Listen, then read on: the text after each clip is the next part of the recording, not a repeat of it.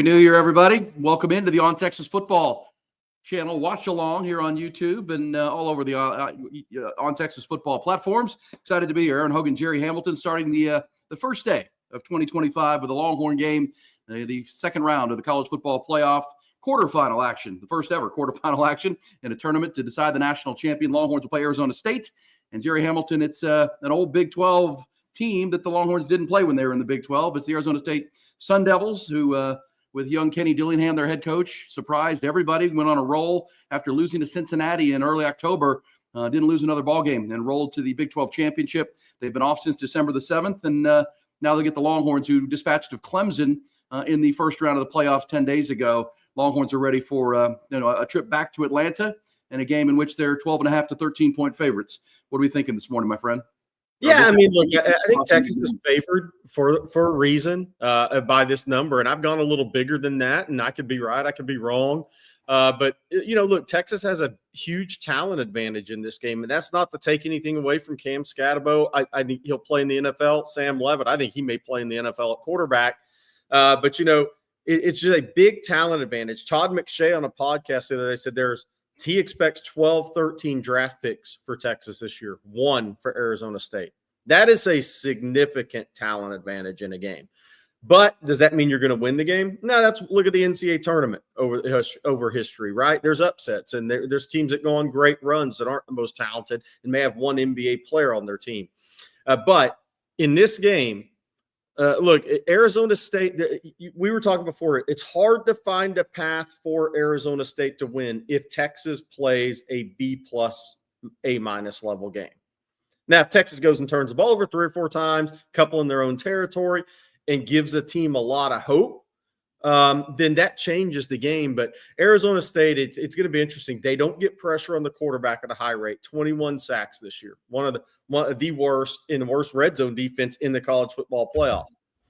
Can they get pressure on Quinn? Teams that haven't got pressure on Texas, got pressure on Quinn, have not really fared well. And this team, Arizona State, while they're good, and while I think they have toughness and culture and leadership, they're not as talented as some other teams Texas has played. So it's a game that Texas is favored for a reason. Then on the flip side, Cam Scatterbo, and I love it. I've been talking about this guy all year.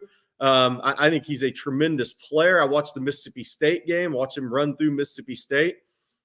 And I think he's so good out of the backfield. He's got a real toughness, a leadership about him, contact balance, all the things you use for running back, who is a powerful back that's a really good player.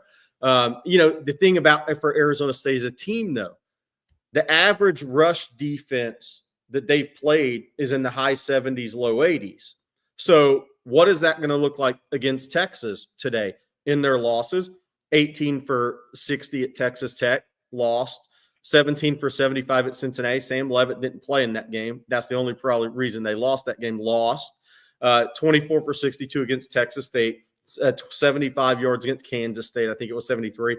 So teams have slowed him down.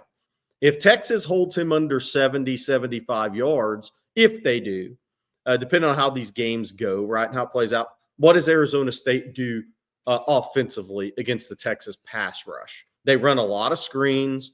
They got to get the ball out of Levitt's hands.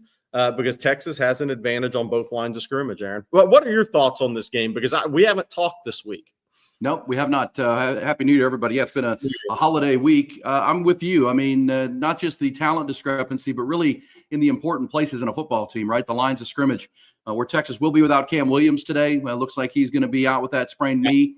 And Trevor Gooseby would get the start there at right tackle, and he's been really good, whether it's behind Kelvin Banks or behind him. So, Longhorns have the advantage on both lines of scrimmage. Arizona State doesn't have a defensive lineman over 300 pounds. Texas should be able to lean on this team and run the football. We saw them obviously against Clemson with Jaden Blue and Trey Wisner over 100 yards. I think they try to pick up with that. And then, as you said, if you get the run game going, you got play action for Quinn. And if you can't get pressure on Quinn, Isaiah Bond should be back, which brings the deep threat and the speed element, along with Matthew Golden and DeAndre Moore and Gunnar Helm, to the passing attack. And we know the running backs will get involved in that passing attack too. But I just think too much talent for Texas. I know I'm not the only one that's made this comparison, but it does kind of feel like last year's Big 12 championship game with Oklahoma State, where Ollie Gordon was the focus. Ollie Gordon was a Doak Walker winner. You kind of felt like if you slow down Ollie Gordon, you're going to have a good chance to slow down Oak State. And then the offense, I think they scored on their first 5 possessions against Oak State. Texas likes to replicate that in this game and really make Arizona State play from behind, which further limits Scatabo.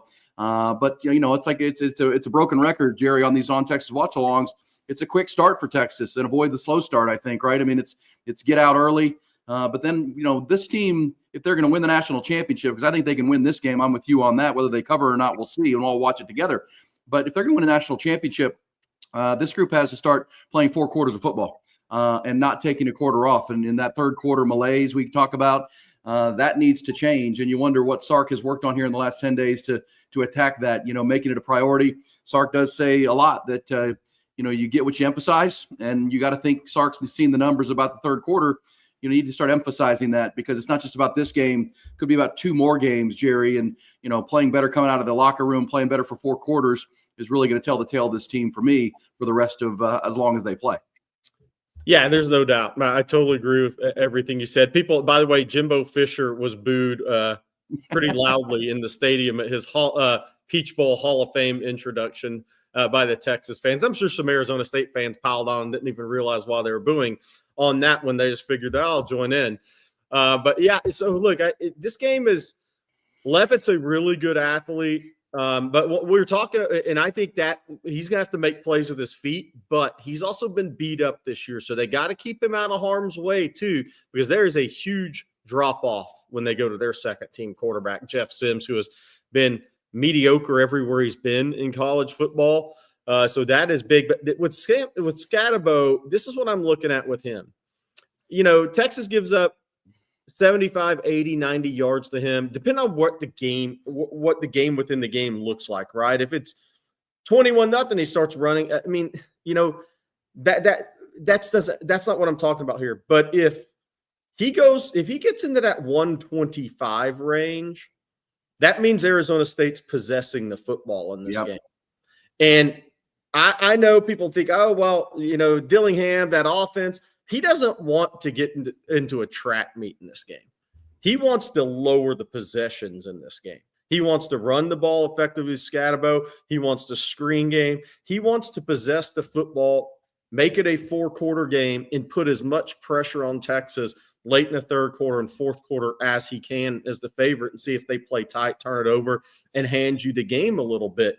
That is what I'm watching with Scatabo, because if he's around 125 rushing yards today, Arizona State's had the ball too much in this game. And that's not what Texas wants. Yeah, that's where that top defense, Michael Taft said it this week. They won the Clemson game, but he didn't feel like the defense played well enough. Cade Klubnik really got after him with the passing game once they fell behind, and that was uncharacteristic. I think Texas wants to bounce back from that. And Steve Sarkisian has talked all week about, these guys played last year in New Orleans on New Year's Day and New Year's night and lost. And that has been, Sark called it borderline obsessed during the offseason to get back to this point. And here they are. I think they want to make amends for last New Year's Day's performance. And with that in mind, we'll send our prayers to the folks in New Orleans. We were all there last year, Jerry, at this very time. And I was on Bourbon Street last year at midnight when we flipped to 2024. And I wasn't there at 3 a.m, but not long. But after that, we were there. So you can't imagine the horror of last night in New Orleans. And thoughts and prayers to all those folks to start. And they're having meetings right now whether the game's going to be played today or played on time. It's kind of up in the air right now. Texas did defer, so Arizona State will get the ball. I was surprised. I thought Texas might take the ball on that, but they deferred. Going to put their defense out there right away and try to set the tone defensively. Yeah, and we know that Arizona State has been talking a lot this week, right? They're very confident. Their coach is young and confident.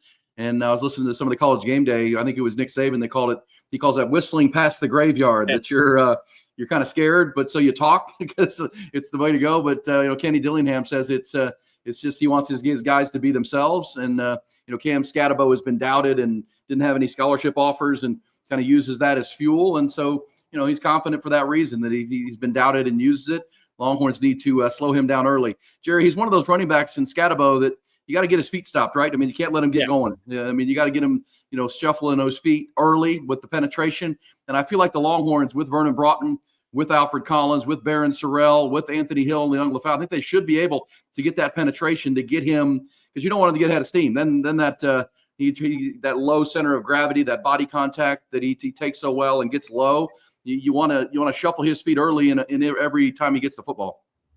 Yeah, so I think how Texas plays their D line today is going to be really key, Aaron. If it's me, it's about gap control and turn his pads east and west. That's what I think it is. And now, because he is not a fast back, he is a downhill, feet moving, shoulder pads going vertical back. And that doesn't mean he can't make some plays in space, but I'm talking ideally as a running back. If he has a weakness as a back, and everybody almost does in this world, he's not a super explosive guy to the edge or a fast player. So gap control, gap integrity, make him turn his pads east and west. That also then can affect their screen game a little bit. But gap integrity, huge with this defensive line today for Texas. 100%. Because obviously Arizona State wants to get Cam Scatabo to the second and third level, because then he can really do the damage with the size advantage and that big head of his and the big legs that he's got. But we'll see. All right, Texas and Arizona State about to begin. The Longhorns did win the toss and deferred, which means they will get the ball coming out of second half. If you can get a 3-and-out here, get them off the field, you steal a possession early, and that'll be the key for Texas. Now, remember last 10 days ago, Jerry, for the game against Clemson. Clemson, took the ball in their opening drive, went right down the field, scored a touchdown with Cade Klubnik. Texas then matched that on their first possession, but you'd like to see the Longhorns defense flip that around here and get an early stop against Sam Levitt and this Arizona State offense. So our first quarter is brought to you by Grande Equipment as they come out in the shotgun formation. And the first handoff to Cam Scatabo and got outside of there you go. There's a 10-yard run on first down. Got the edge against Jahdae Barron that time. Yeah, I got the edge, and again, a 10, 11-yard gain. So first down right out of the gate. Good. He's got really good vision, so you have to be really smart coming off the edge at the corner position, the safety position, linebacker position. You want a gap integrity there. They pushed him outside, but on that play right there, you got to leverage him back in at that point. No, that's a completion. I think Jahdae Barron looked like he jumped that. But as you see, that they do have big physical wide receivers, Jerry. You saw that on the first play there. Good blocking on the outside. That usually leads to longer runs when your receivers are getting their blocks on the edges.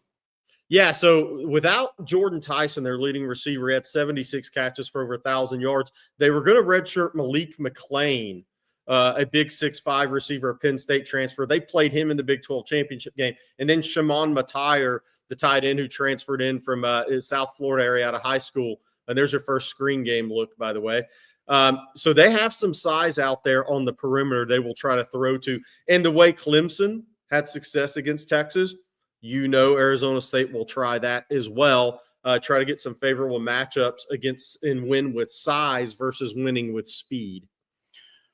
Initial first down for Arizona State. Now the first third down of this opening drive, 3rd and 4, which is kind of certainly where Arizona State would want it. 3rd and manageable. See if the Longhorns can get off the field here. Good pressure by Barron Sorrell. Another one of the screens, and defended well by the Longhorns, and there will force a punt. As good pressure from Barron Sorrell that time, trying to set up the screen to the right, and Longhorn defense was all over it.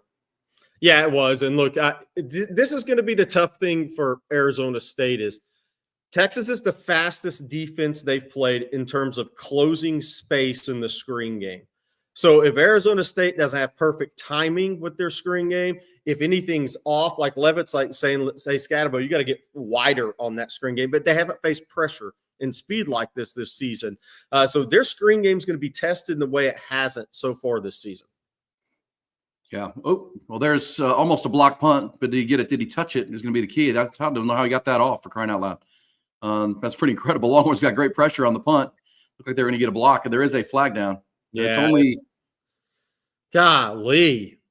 Yeah, I don't know how Blackwell didn't hit it. Maybe he touches it. There's no penalty, but I don't think he got a hand on it. Again, this is like, you get a stop. Why? Why do you go after this first punt? Why? Well, I don't know how you don't get a hand on that and block that punt. It's like he held up. Unbelievable. I don't know why you go after the first. I don't know why you go after the first punt. You have a stop. You're a 13-point favorite. Why are you going after the first punt? I don't get it. I mean, I'm with you on that. Bad Got to play a coaching. better angle right there, Bad just coaching. not block the punt. But special teams continues to be an issue. Punt. Yeah, you don't need to go after that first punt. I think that's bad coaching decision. You have a talent advantage in this game. Use your talent advantage in this game. You just got to stop on defense, make them punt the ball, and take your offense and go drive the field on these guys. Don't give them second chances with poor coaching decisions. You don't do that in this game unless you have to. Yeah, special teams continues to be a problem for Texas, and there's a good stop on first down. Longhorns defense, almost like a sudden change situation. They thought they were off the field, and now they're back on it and get a it says, but if you have an open run, that has to be blocked. I agree with the message there, but you're right. I mean, why take the risk? But it worked. You just got to get the block there if you're Maurice Blackwell. It was running into the kicker, which is only a 5-yard penalty. So the Longhorns dodge a bullet there. It says roughing the kicker on our screen, but I think by the mark-off is only a 5-yard penalty. So it'll be 2nd and 9 here after that early first down. Longhorns trying to keep Arizona State on their side of the field here. Big Bill Norton getting good pressure that time. Longhorns getting good coverage. And Andrew Makuba does a good job there against the receiver. And it'll be another 3rd down, but it'll be 3rd and short, probably 2-down territory here for Arizona State if you're thinking about it.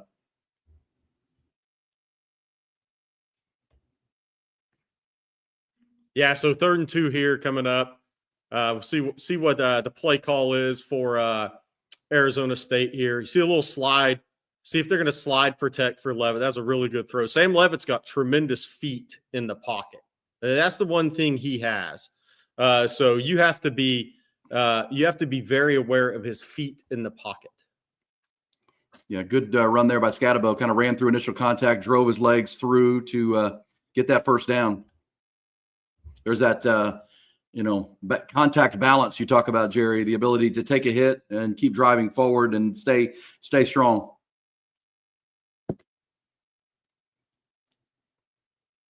Longhorns have to bring their tackling hats today, Jerry. I mean, the first guy just has to hold on and let the cavalry come, because this guy has rushed for over 1,000 yards after initial contact this year. So he's going to make the first guy miss the tackle a lot of times. Yeah. Again, shouldn't have ever gone after this block punt. Arizona State should not have the ball in Texas territory. And now see what if the Texas defense can hold to a potential punt or field goal. But the problem is here, Sam Levitt's a good athlete. Now Arizona State's got to watch putting him in harm's way. There's nothing you could do there. He had to show his escapability. I think we have a flag on this play coming up as well. Hey, that's one of the things I'm going to see. What can Arizona State pass pro today without getting as a face mask on Texas? Another 15. Is Arizona State going to be able to pass pro today without getting holding calls in this game? That's going to be something to watch. 15-yard face. But this is what happens when you go after a punt you should have never gone after against a team that's not as talented as you are out of the gate. This is what happens. This is what happens on a bad coaching decision right here. Yeah, that was unfortunate because Anthony Hill kept his ground there and just kind of grabbed the top of the helmet as he was bringing him to the ground, the shorter player, but can't touch the headgear.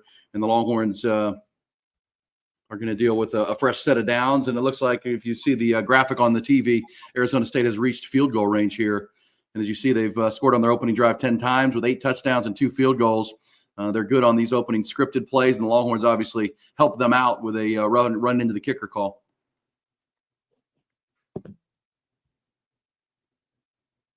So 2nd and 9 here. What's your play call? So you got three wides, two wides to the field side here, tied into the boundary side.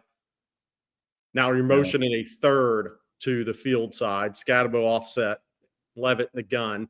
A little play action. They're going play action. They're looking for the screen game again, but Texas flushed out the screen game, and Levitt has really good feet, good athlete. He made the most of that play. He does remind you, we talked about this at the end of our broadcast last time here on the On Texas channel. He does remind you a little bit of Cade Klubnik. He absolutely does. He reminds you of a Cade Klubnik that needs another year physically like Cade did to build up his body armor, as Rod Babers calls it. But there's a lot of similarities in these guys as an athlete playing the quarterback position and their competitiveness and their toughness. Yeah, here comes another third down as the Longhorns are, got them off the field. It looked like on the previous third down play, and ended up with the running into the kicker, and that's why Arizona State still has the ball. It's a quarterback draw here. We saw a lot of that from Clemson. Good defense that time. Vernon Broughton, Anthony Hill there, and it's going to be a decision time for Kenny Dillingham. Yeah, look, I'm not sure. I'm not sure field goals win this game. He's going to go for it. It looks like, or try to draw Texas off. Maybe try to draw Texas off. I would kick a field goal here. It's smart. See, like Dillingham's a really good young coach. A lot of people would have been wanting to go for this right now.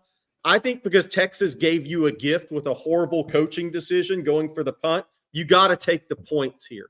Take the points. Texas is giving you points through bad coaching decisions. Take the points. Don't try to get greedy here. Now, they've had kicking issues this year as well.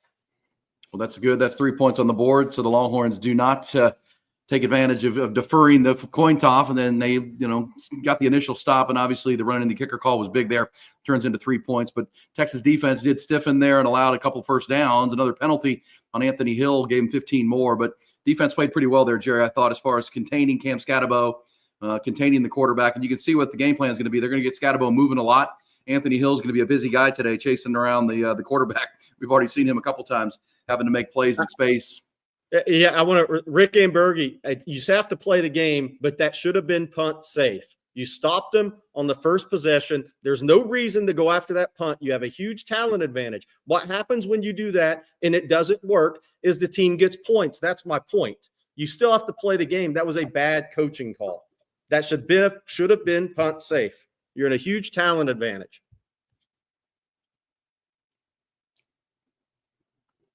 Longhorns will get the ball for the first time here coming up. Obviously Jeff Banks, his special teams, not been good this year, Jerry. And I think he was trying to make a play there early, get a spark. And in the end, it blew up and backfired on him. And Maurice Blackwell, I do think, has to take a better angle on that because he was right there. I mean, he almost could have caught the ball. Felt like he kind of let up a little bit. And, I'm still not sure how that punt got off without being touched at all. Because, again, if he gets a hand on it, even a fingertip, it's fine. There's no penalty there. But just kind of went right under his arm there as the leg got through. Almost like Blackwell got too close to him as he got to the punt on that. And so we'll see. Longhorns will get the ball here with their opening drive. We know, as we said, last game out, Clemson went down and scored a touchdown. This time Arizona State gets a field goal. The Longhorns will come out and try to answer that here coming up. Our first quarter is brought to you by our good friends at Grande Equipment. Sales and rentals. We told about them all season long. They're tremendous, independent and local right here in Austin, Central Texas, and they have been for 25 years. But boy, they play in the big leagues when it comes to equipment rentals. If you have a big major project, they can help you out with any type of equipment. You want to rent it, buy it, refurbish some equipment, or offload. You want to sell some equipment. Grande is great as an alternative to auctions. They can handle 30 and 60 and 90-day consignments. Whatever the equipment situation you have, Grande Equipment is going to be the go-to every time. You see their phone number there, based right there down near San Marcos, Texas, 830-312-5522. But they based in San Marcos, but boy, they're all over the state, all over the world with their equipment rentals and sales at Grande Equipment online. Best way to find them is the website, grandeequipment.com. And if you use equipment on the regular, they do have an app that you can download to your phone. Get right to them. They get right to one of the great people at Grande Equipment, Wes Murray and his team. All right, here we go. Longhorns will get the kick. The drive for Arizona State ended up in a field goal. They did take good 6 minutes off the clock here of the first quarter, and the Longhorns will get the ball for the first time. You want to see the good, sharp, early Quinn Ewers here, Jerry. I mean, you'd like to see the running game pick up where it left off against Clemson, but at the same time, you want to see the confident Quinn Ewers, who has said this week he's as healthy as he's felt all year. And look, Arizona State, I believe, is going to want Texas to take the ball out here. I'm not saying he short kicked it on purpose, but if you're Arizona State, you'd want Texas to return some kickoffs here because there's been some questionable decisions. So I think Arizona State, if you can get Texas to bring the ball out of the end zone, that may be a little bit of a win for you here. But yeah, for the Texas offense, look, I'm looking right away on this first drive. Arizona State has not been a good pass rush team this year, only 21 sacks on the season.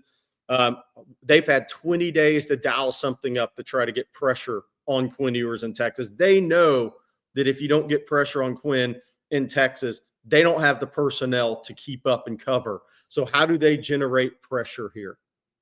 Yeah, on the first play is an explosive to Matthew Golden, RPO action, little slant route by Golden. And as you saw right there, Jerry, if you don't get pressure on Quinn, this defensive backfield coached by Brian Carrington, the former Longhorn recruiting coordinator, they can't stay with the Texas receivers if they don't get pressure on them. No, they can't. I mean, this is a talent mismatch game that Texas is playing against Arizona State.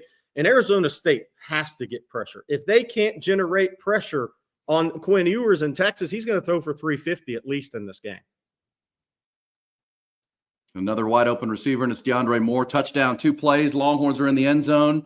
That was easy. Matthew Golden for an explosive play, and then another one, 23 yards. They fake the screen to Jaden Blue and create the coverage they want, wide open, and a good throw to the pylon by Quinn Ewers. It's a 22-yard touchdown pass, a 77-yard drive in 2 plays, Jerry.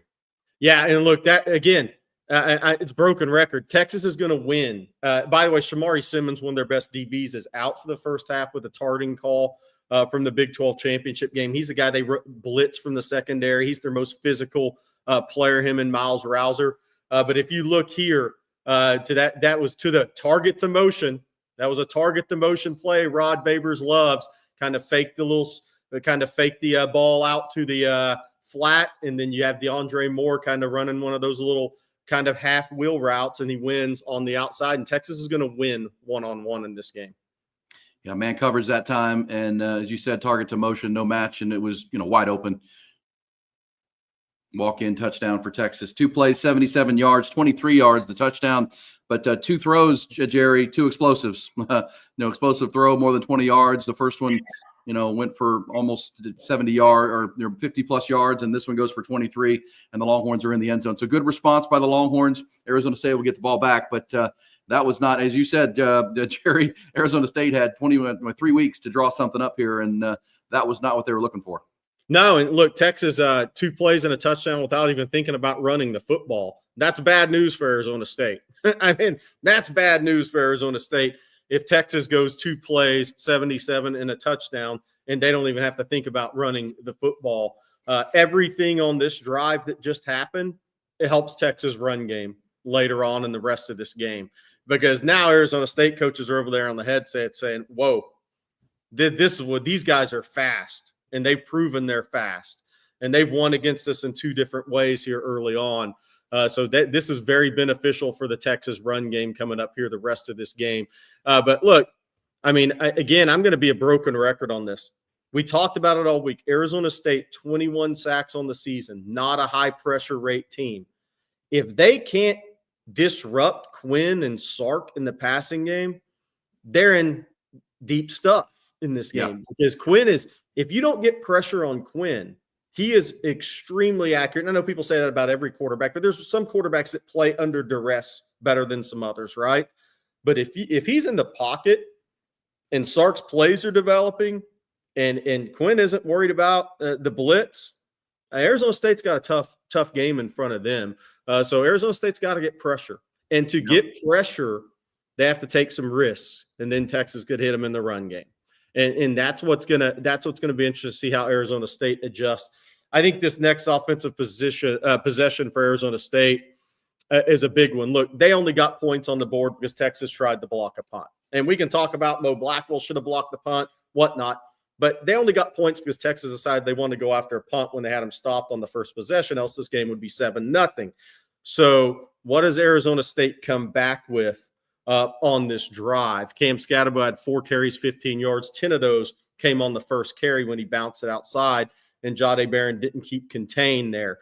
I like the way Texas is playing in the run game early on. If Sam Leavitt is kind of running for his life trying to make plays, that's also a good sign for the Texas defense. The big thing here is Sam Leavitt's made some pretty good throws on that first drive. But where Arizona State also probably just learned something on that first drive against Texas is Texas has more speed, closing angles and closing green, closing space in the screen game than anybody Arizona State's played this year. And that's what Arizona State's going to have to work around offensively, because if your screen game's negated by Texas speed, that's 25% of your passing game right there. So, and without Jordan Tyson, where do you go? You're going to have to throw, I think, a lot of 50-50 balls to Malik McClain. to Matai or get him split out, the tight end, get him split out.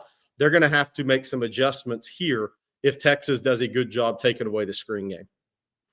Appreciate that super chat, Larry. Maybe chirping Quinn was a bad idea. Yeah, Sam Levitt, very confident this week. Talked about how he wanted to prove he was the better quarterback. And, Quinn Ewers 2 plays and his team's in the end zone. We'll see what Levitt has here on their second possession.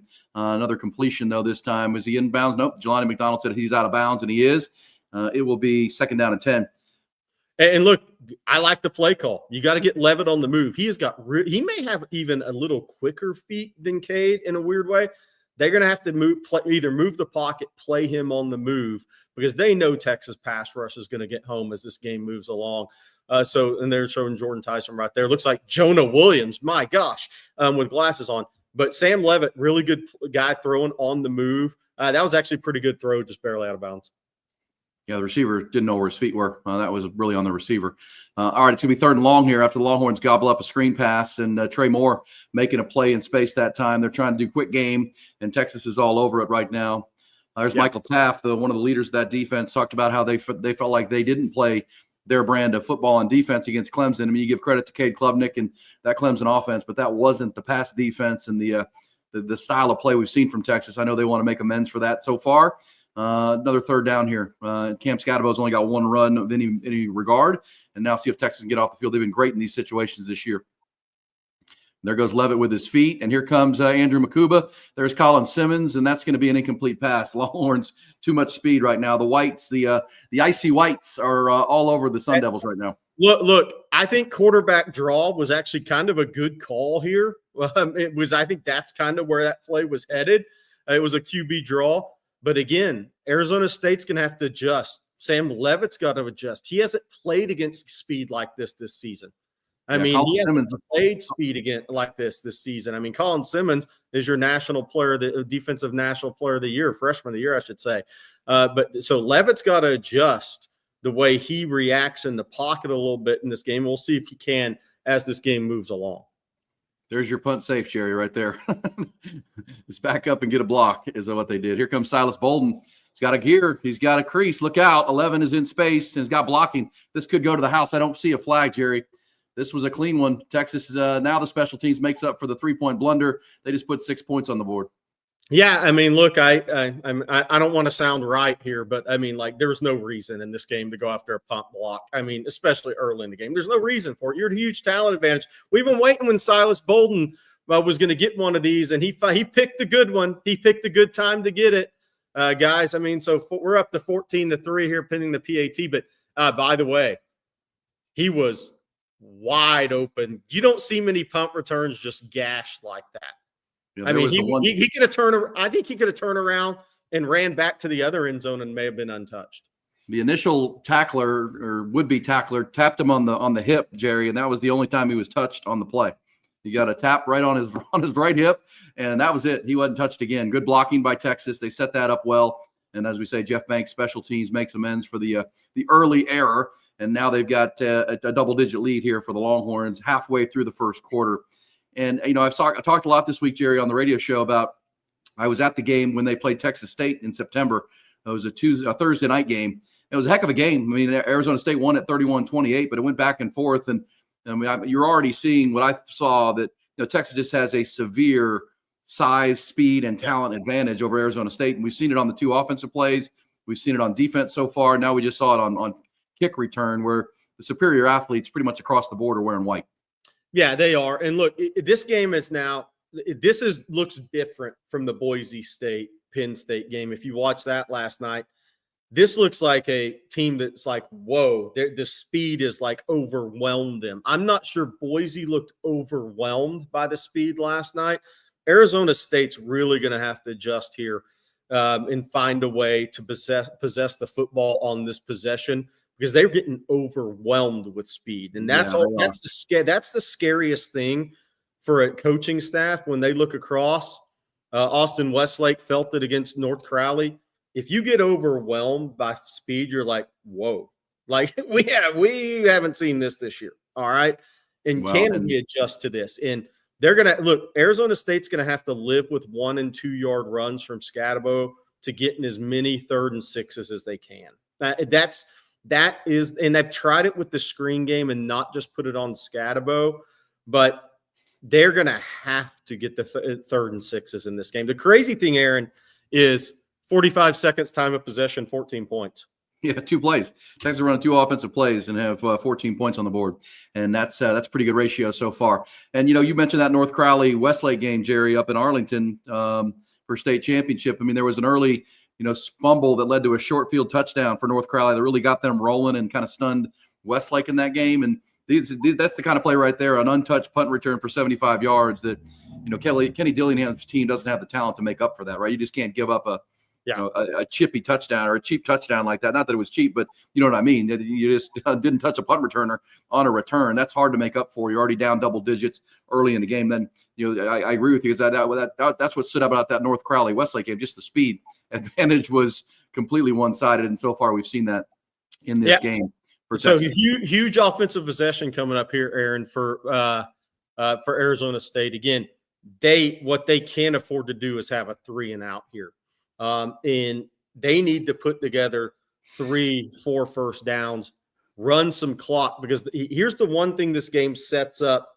If there's one Arizona State fan on this, can you just possess the ball for 14 minutes in the first quarter, 13 minutes in the first quarter? I mean, could the Texas defense maybe get a little tired in the third quarter if you're still in the game? This is a long way to go. Remember, Penn State was up 14-0. Then they fumbled the ball, gave Boise some life.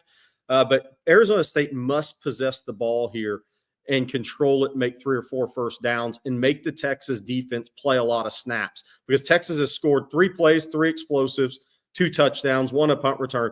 Texas defense has been on the field the whole game.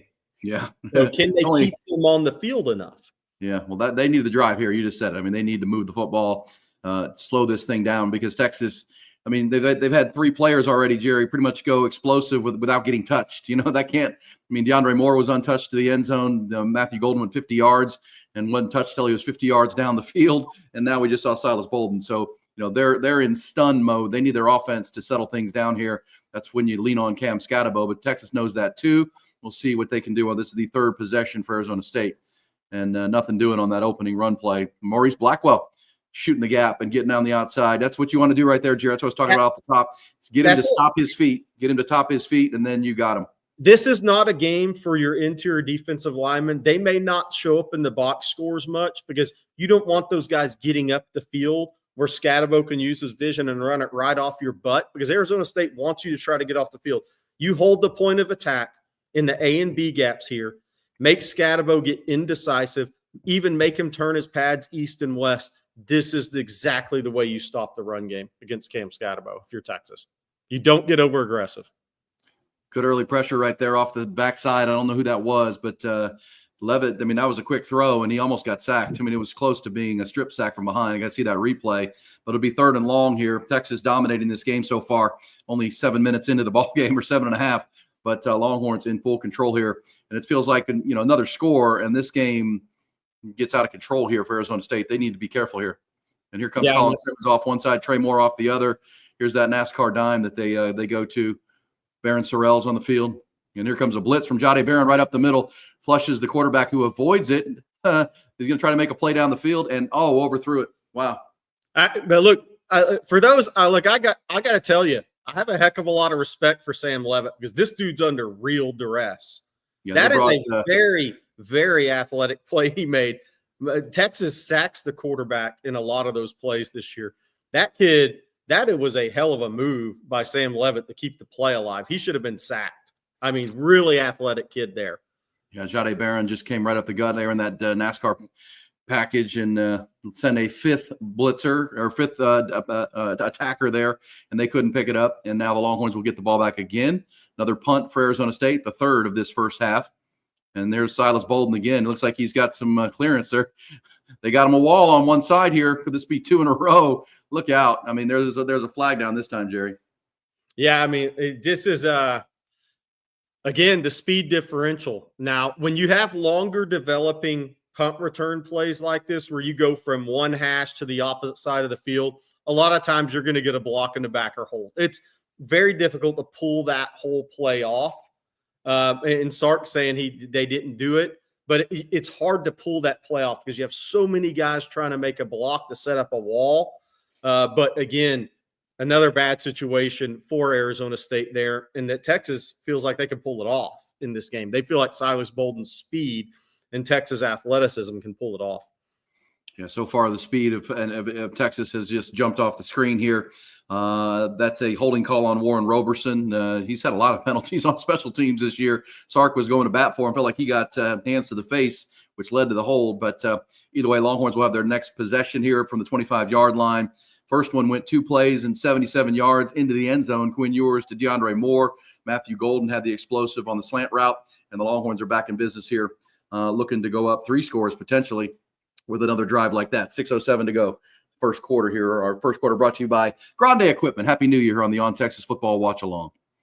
There's the first run play. Oh, actually, it's a sack. Wow. Quinn didn't hand it off. There's Prince Dorba, former Longhorn. 12. Yeah, that's one you probably needed to hand off to Trey Wisner there. Yeah, you got to hand the ball off. That's somebody who knows they're going to have guys wide open in this game. But at the same time, you gotta hand that ball off. You gotta let your run game take care of that and keep you clean. Yeah, that was a bad read by Quinn. That was that was a gap for the running back, and interesting in the RPO decision there. Obviously, the first play of the game was an RPO that went for 50 yards, so Quinn was seeing that again potentially over the top. But Longhorns now their first third down, a 3rd and long here, 3rd and 12 after the 6-yard sack. And then a 4-yard run gain for Trey Wisner on the first running play for the Longhorns. 3rd and 12. Longhorns. This will be a good chance to see what this offensive line has against this pass rush, Jerry. Yeah, it is. And look, it looks like a 4-man pressure in a zone look behind it. So maybe we'll see if they can get home with 4. Going to get a false or timeout. Timeout, Texas. Arizona State took it. Interesting. Jerry, well, we got a second here. What did you make of that game last night? Penn State, man, Abdul Carter, speaking of pass rush, they can get after the quarterback, James Franklin's team. And I thought Drew Aller played a pretty good game. I thought he looked pretty sharp. I know he's planning to come back for another year at Penn State, but that's one of the better games we've seen him play. Threw some really nice throws, big, strong kid. Andy Koltanecki, the new offensive coordinator at Penn State this year that came in from Kansas, has really done a good job of revving up that offense and giving it more of a dynamic feel to go with that great defense. Yeah, I would have liked to seen him run the ball more early in that game last night against Boise. And I know what coaches say 7-man box, blah, blah, blah. Yeah, but Penn State, I think, would have ran it effectively anyways against Boise. Where you get in the issues with Boise is when their pass rush gets going on you and they get you in the obvious downs. But the Abdul Carter injury, that's big for next week, seeing where he's at with the shoulder. James Franklin was on College Game Day this morning and said that he wasn't sure yet. They're going to get back to Penn State College today and take a further look at that. But that's a big injury for the next game for Penn State. Didn't affect them much in this game, obviously, but that was another big talent advantage game. That's what that game was a big talent advantage for Penn State at multiple spots in that game. And those 2 running backs are really good for Penn State. And I think Drew Allers, he has a chance to be the number 1 pick in next year's draft, in my estimation. He is such a more confident player. He throws the ball down the field really well. He had a couple of throws to Tyler Warren that were incomplete on really good coverage that I thought were high-level NFL throws. I mean, throwing guys open, and then the coverage is just really good. Maybe a guy, Warren got a hand on a ball, or another Penn State receiver got a hand on the ball, but he made some really high-level throws that were incomplete in that game last night. Penn State's look, they have a really solid football team. I think they have the guys who can rush the passer if Carter's healthy. I'm not quite sure maybe they're as big as I thought they were in a couple of areas, just as far as terms of the size of that frontline team. But they're very good. They're very talented. And look, we always say this, and I've joked about James Franklin too on Texas football and the coffee and football when we're having fun. But I'm happy when these guys get a win like this. This guy's been successful for a long time, and you want these guys to get over the hump. All right, 3rd and 12, incomplete, and the Longhorns will punt for the first time here. That was that first play sack really set Texas back, and Quinn's got to make a better read there, better decision, but wasn't very good blocking either on that sack for Texas. But on this 3rd down, this was a touchdown. Quinn just made a bad throw. Guys, this is a touchdown. He hasn't beat, and he just underthrows him. It wasn't an accurate throw. It was late. That could have been a touchdown. That was not a good throw. Yeah, that's another disturbing situation for Arizona State because Ryan Wingo just ran right by the cornerback on a 3rd and 12. Yeah. I mean, that was too easy. And he grabbed his towel, so it could have been a flag for holding. But even with that, if that ball is thrown out in front of Ryan Wingo, that's a touchdown.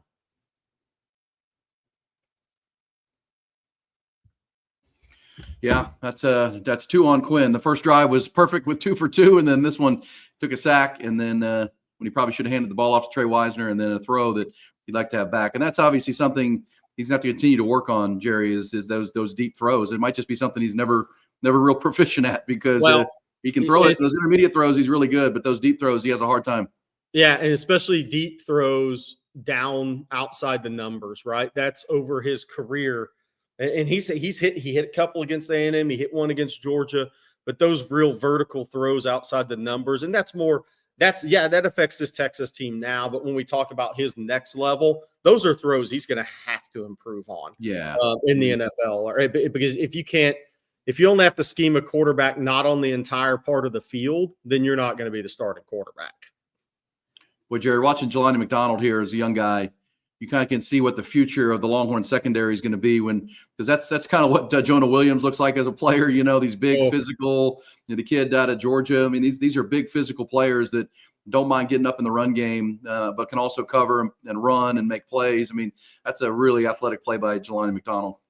Yeah, and that's another thing. So the Arizona State guys that block on the edge, the wide receiver guys, I'm not saying they haven't faced good players this year, but they haven't faced players with this talent level. So there's an adjustment there. Maybe in week 7 against Kansas or when a different game, that wide receiver is able to make that block and Scatabo makes 6 yards on that play.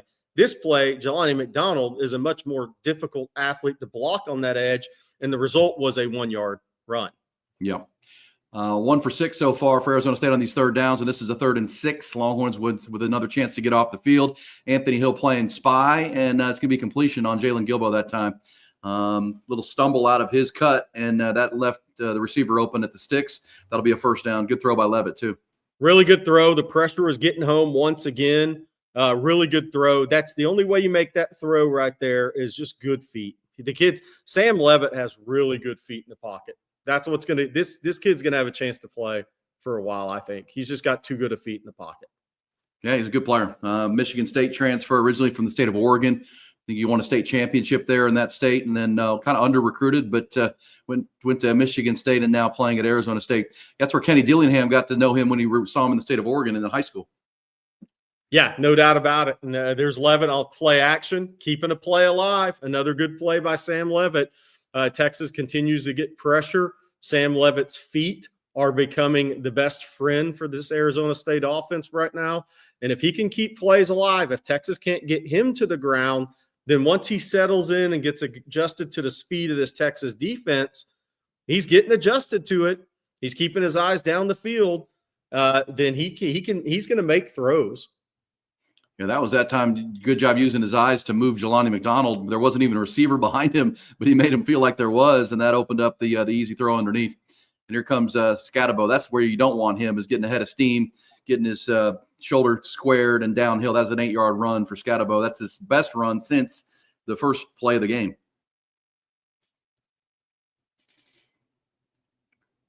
Yeah, and that was more of an eye look, and just say we're going to run it right downhill.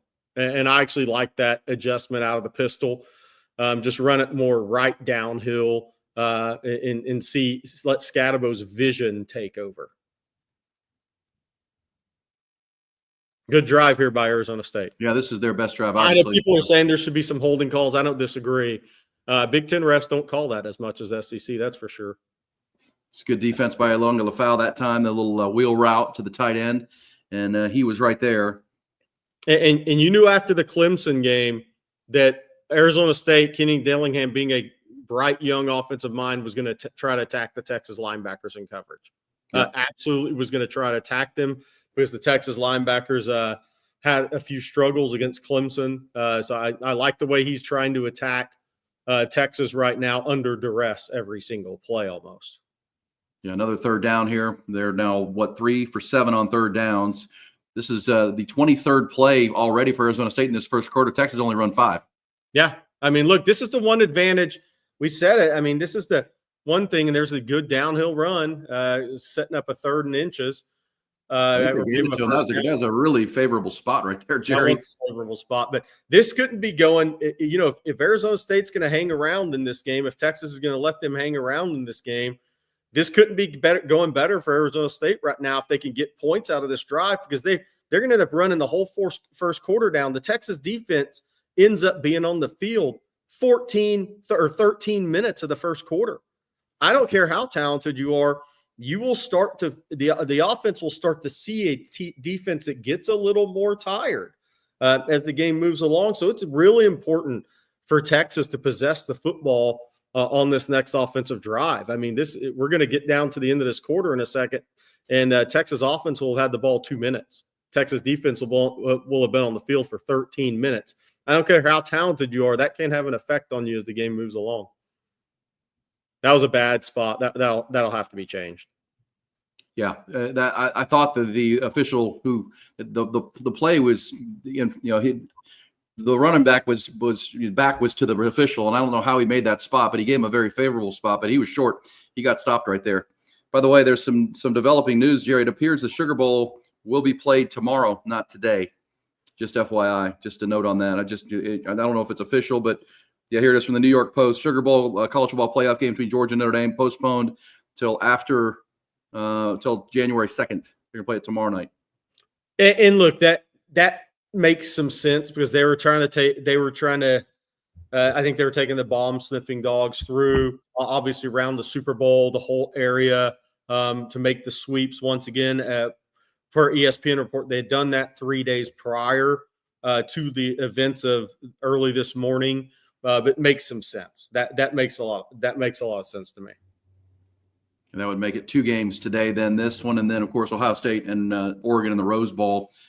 Just moving it back one day, if that indeed becomes official. There's some early word that's going to be the case.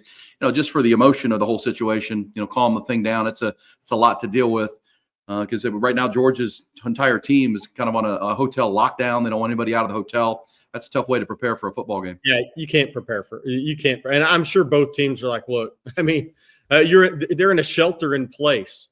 You're not really going to be prepared for a football game. Right. Yeah, there's too much on your mind. And obviously everyone woke up to that, the horrors of that. And I know, as we said off the top, a lot of Longhorn fans were in New Orleans, including yours truly, last year on January 31st or December 31st into January 1st, like we saw last night on Bourbon Street. Just a terrible scene. That play was upheld, so the first down was given, but incomplete pass on first down. It's 2nd and 10 now as the Arizona State Sun Devils approach field goal range here. And it's imperative Texas holds them to a field goal attempt. Yeah, field goals, Texas feels pretty good. Their offense, but again, the number of plays is what you're looking at here now. Time of possession, that's going to run out the first quarter, and Texas has run 5 plays, but they scored 14 points, a 2-play drive for a touchdown and a punt return for Silas Bolden. Then the Longhorns went 3 and out. Meanwhile, Arizona State on this drive for sure controlling the ball. They have run 25 plays to this point, and will they run a play here before the quarter's out? I don't know. Looks like they will. Yeah, 3rd and 4 here. Huge play for the Texas defense. Ball in the Texas 27. Two wides to the field, 3 wides, motion to the field side here. Good defense by Manny Muhammad, and that's going to make up a 4th and short. And Kenny Dillingham's going to – there's Manny Muhammad jumping a route on a slant all over it. Gained 2 yards, but they needed 4. Texas will go to the quarter break. Meanwhile, Arizona State will think about going for this. Got to feel like Kenny Dillingham, after what he just saw in that first quarter with the team speed, Jerry, that might want to consider just going for this. Field goals probably not going to beat Texas today. The field goals are probably not going to beat Texas. I'd be surprised if he doesn't go for this, sitting as it's 4th and 2. Again, he'd be putting a lot of faith in his defense right now. which I'm not sure I would have. Obviously, Texas did only scored on one of their possessions, but again, I don't think field goals are going to win this game. Yeah, hey, Aaron, while you go over these stats, I'm going to. Yep. First quarter, the Longhorns, gained 75 yards all through the air. 77 passing yards came on 2 plays on their first drive. Then there was a punt return of 75 yards by Silas Bolden, pretty much untouched. Great blocking set up by Texas, and Silas Bolden, the little guy, the Mighty Mike, streaking to the end zone. And Arizona State did manage a field goal, and the field goal came courtesy of a Texas running into the kicker call on the first drive. Texas was going to get off the field in that initial drive, and the running into the kicker call on Maurice Blackwell gave Arizona State a first down. They moved it into field goal range and kicked the field goal. Last time they had 4th and 4, elected to kick the field goal and not go for it. When they come back out of the first quarter break, it's going to be a decision time for Kenny Dillingham. It'll be 4th and about 1.5 yards, it looks like to me, after Manny Muhammad made the tackle on 3rd and 4. Grande Equipment brought you the first quarter. We appreciate Wes Murray and his team for all the work that they do. They're at Grande Equipment. If you need heavy equipment of any kind, whether it's a piece of equipment, one piece for a project you have out at the lease, or the deer lease, the ranch, the property, whatever it might be, doing something at your house, you need a lift of some kind, they've got that for you. And if you do heavy construction, they've got you covered with major equipment too.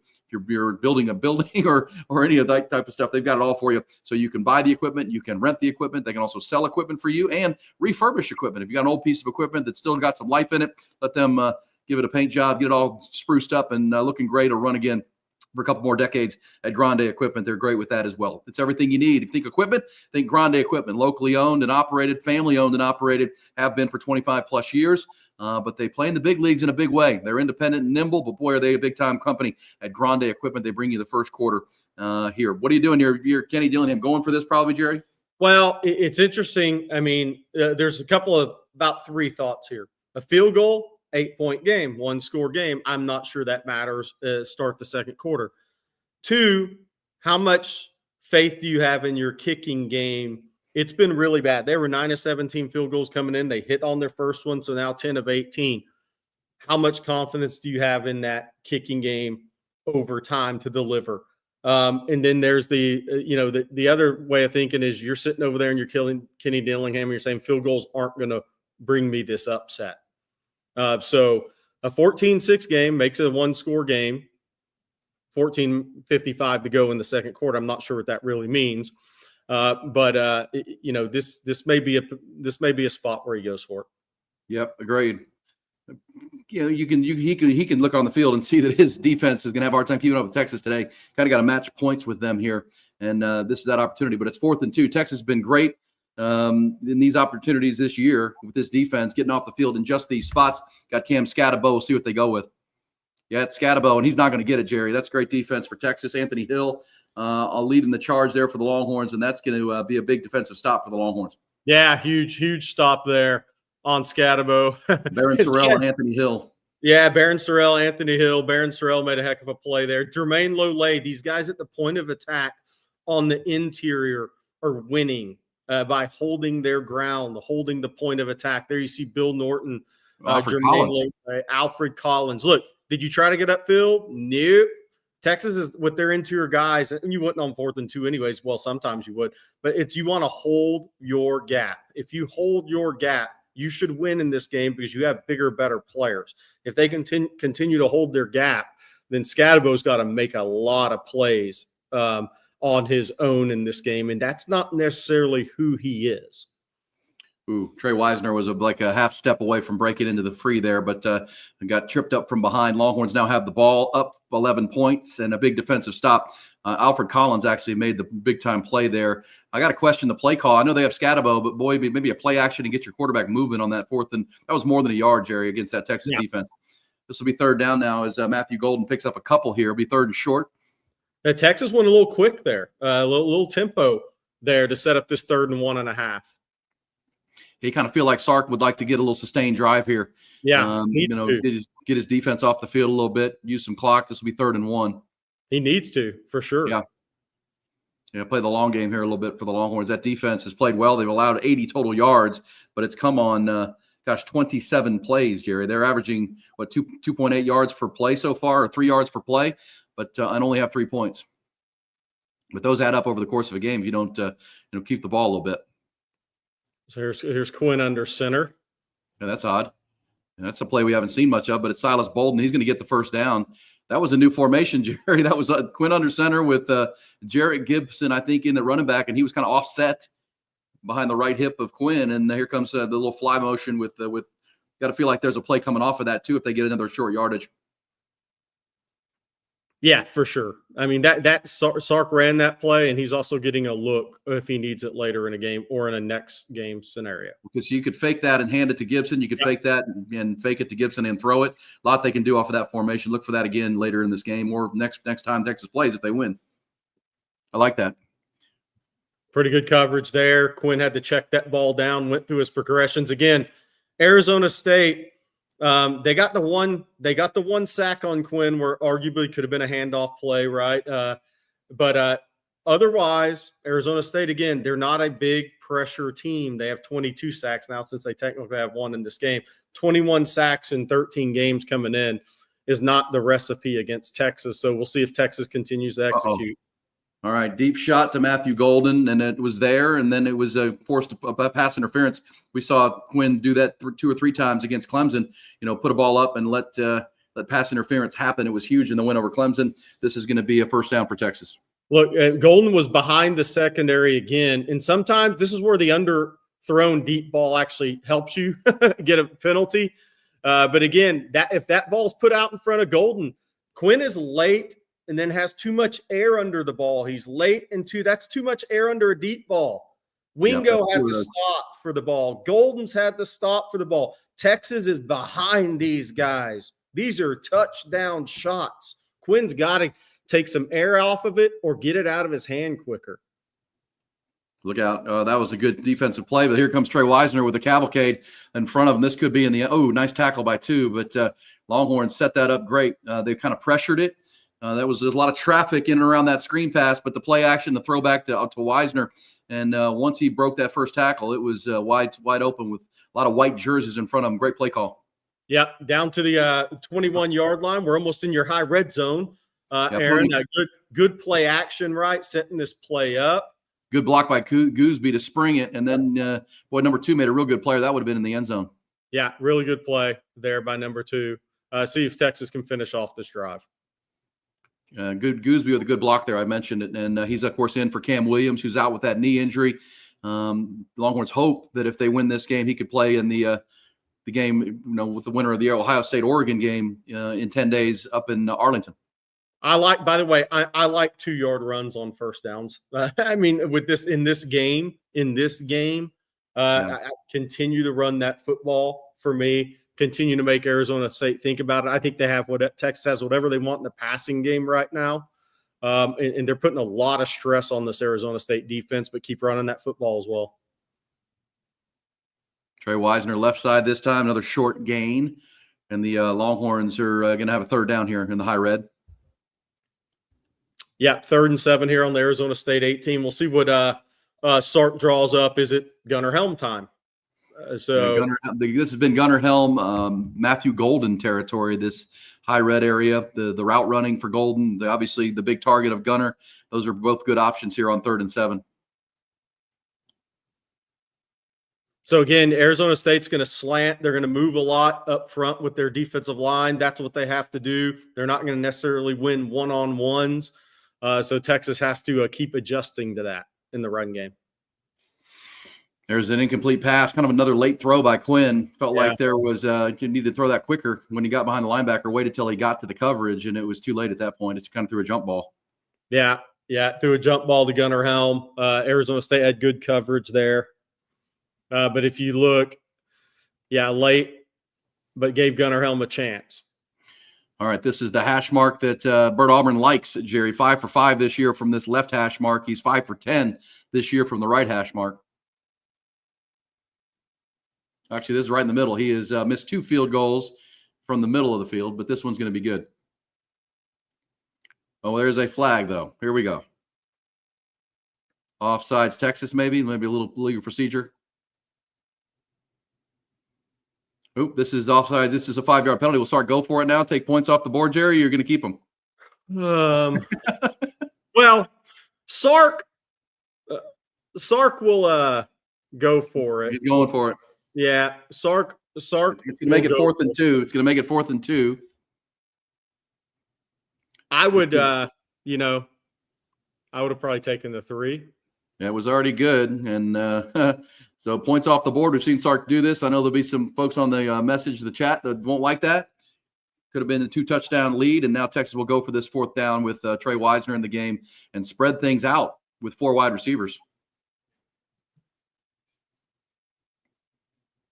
Let's see if it works. See if you can try to draw them off sides.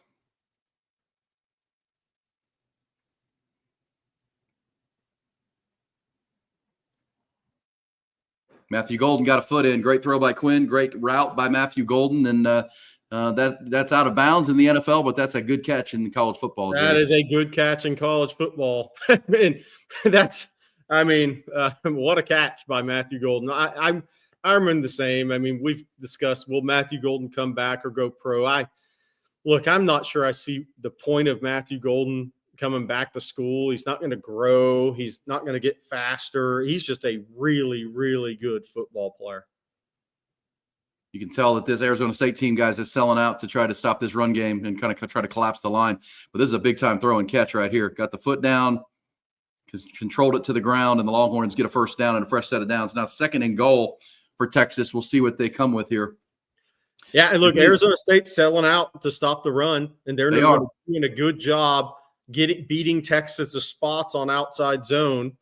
So they're doing a good job here. That's been a point of emphasis for them after what they did to Clemson on those outside zone runs. And there's a good run. That's going to get it to about the 3-yard line for Trey Wisner. We'll see what they come with here. If anything, Jerry, this is chewing up some clock here. The Longhorns have controlled the ball here. Yep. They didn't have the ball at all in the first quarter, and now here they are chewing up really the first six minutes of the second quarter with their possession. That's given the Texas defense a chance to get a blow. You wonder, do you immediately start to run, or when you get down to the 3-yard line, it's 3rd and goal? If this is two down territory for the Riverboat Gambler, it's Steve Sarkisian. We'll see. We're actually at the 4-yard line. Let's see if he runs the same type of thing he ran to Matthew Golden like he did against Michigan here. Yeah, a little roll right and throw to the pylon. Did Texas take a timeout that time? I think they might have. I think they were sensing blitz there.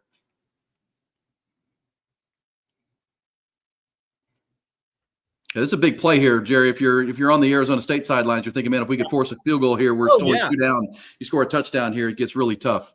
Yeah, no. This is a huge play for Arizona State defensively. You absolutely have to force a field goal. If you're Texas, I'll say this. Texas has possessed the ball. This has been a good drive. The Texas defense gets a little rest. And I hate to keep harping on that, but I don't care how much more talent you have than the other team. You don't want to play twice as many plays in the first half as your opponent, because you can get worn down in a situation like that.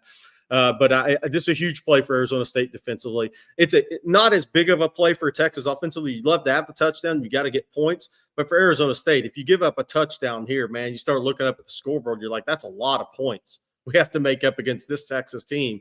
By the way, I commend Arizona State, what they're doing defensively. They're selling out to stop the run.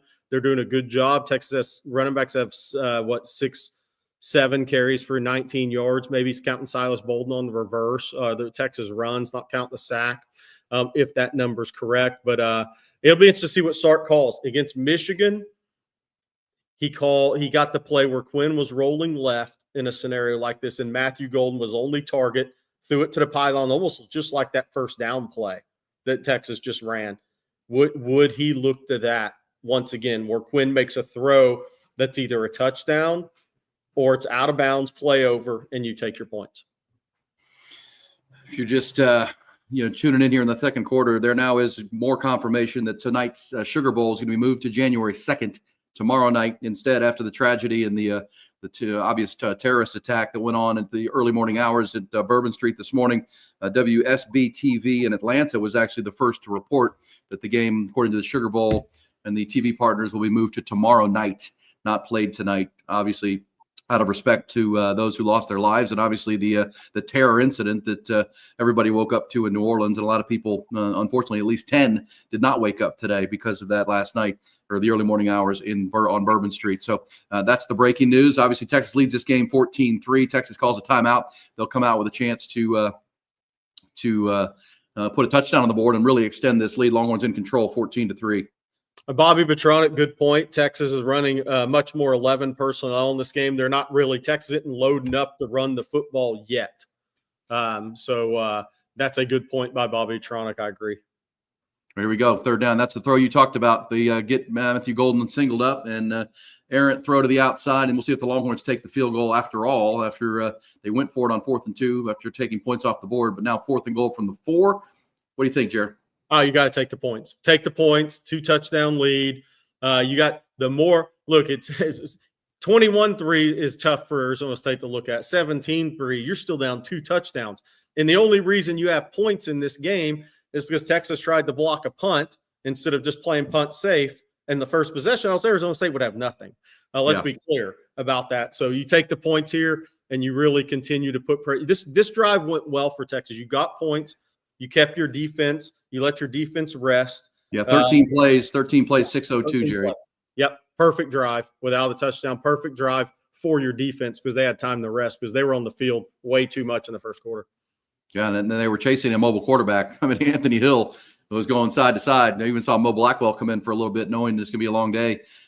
Chasing Sam Levitt, they're going to move him out of the pocket quite a bit. But yes, the Longhorns scored on their first drive in 2 plays. That one went 13 for the obviously the Arizona State defense is stiffened here a little bit. Couldn't be worse than they played on that first drive. They gave up two explosive plays on 2 pass plays. But the Longhorns now up over 125 total yards for the game. The big story so far for me, Jerry, is Cam Scatabo, 9 carries, 26 yards, under 3 yards a carry so far. Texas containing the big back, got him off the field on 4th and short just a minute ago. That led to the field goal. Longhorns contain Scatabo, and every time you extend this lead, makes it harder for them to lean on that running game. Yeah, no, it does, and that's the key is can you get Arizona State in the obvious passing situations in the game, not passing downs, but obvious passing situations. But if I'm Arizona State, look, I remain same in this. I'm looking at a 17-3 game. I have to run the football. I have to get it to 3rd and 6s in this game. If I have Levitt out there running for his life on 2nd and 12s in 3rd and 2nd and 15 after a sack or something, and in 3rd and 15s, I'm going to get blown out. I have to get into 3rd and mediums in this game. How do I get the 3rd and mediums and give Sam Levitt a chance to make plays for me? That's the key. They got to keep giving the ball to Scatabo. They got to kind of live with the 1 and 2 yard gains or the no yard gains, but they have to try to get this to 3rd and 6, as many 3rd and 6s as possible. So 2nd and longs, 3rd and longs, this won't end well for them. They're 3 for 8 on 3rd down so far, but that's a lot of 3rd downs already. Tells you how many possessions they've had. That could be holding, but we'll see if it gets called. That little stretch play, that little horizontal play is not going to work much against this Texas defense. No, that looked like Jelani McDonald got held that time. Yeah, I mean, look, that might have worked against Arizona. That's not working today. Yeah, too much team speed for Texas right now. They're playing physical. You can see Scatabo on the sidelines. He's frustrated already. He did a lot of talking ahead of this game, but so far has not had a huge impact.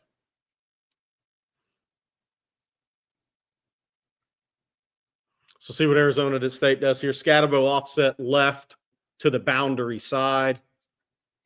Yeah, Colin Simmons to the field side. You mentioned it. There's Colin Simmons, the National Freshman of the Year, the Sean Alexander Award, awarded during the break here. A lot of people thought that was going to go to Jeremiah Smith, the Ohio State wide receiver, but Colin Simmons scooped in and took it worthy. I mean, what a huge impact he's made on this pass rush, even as a freshman. Yeah, no doubt about it.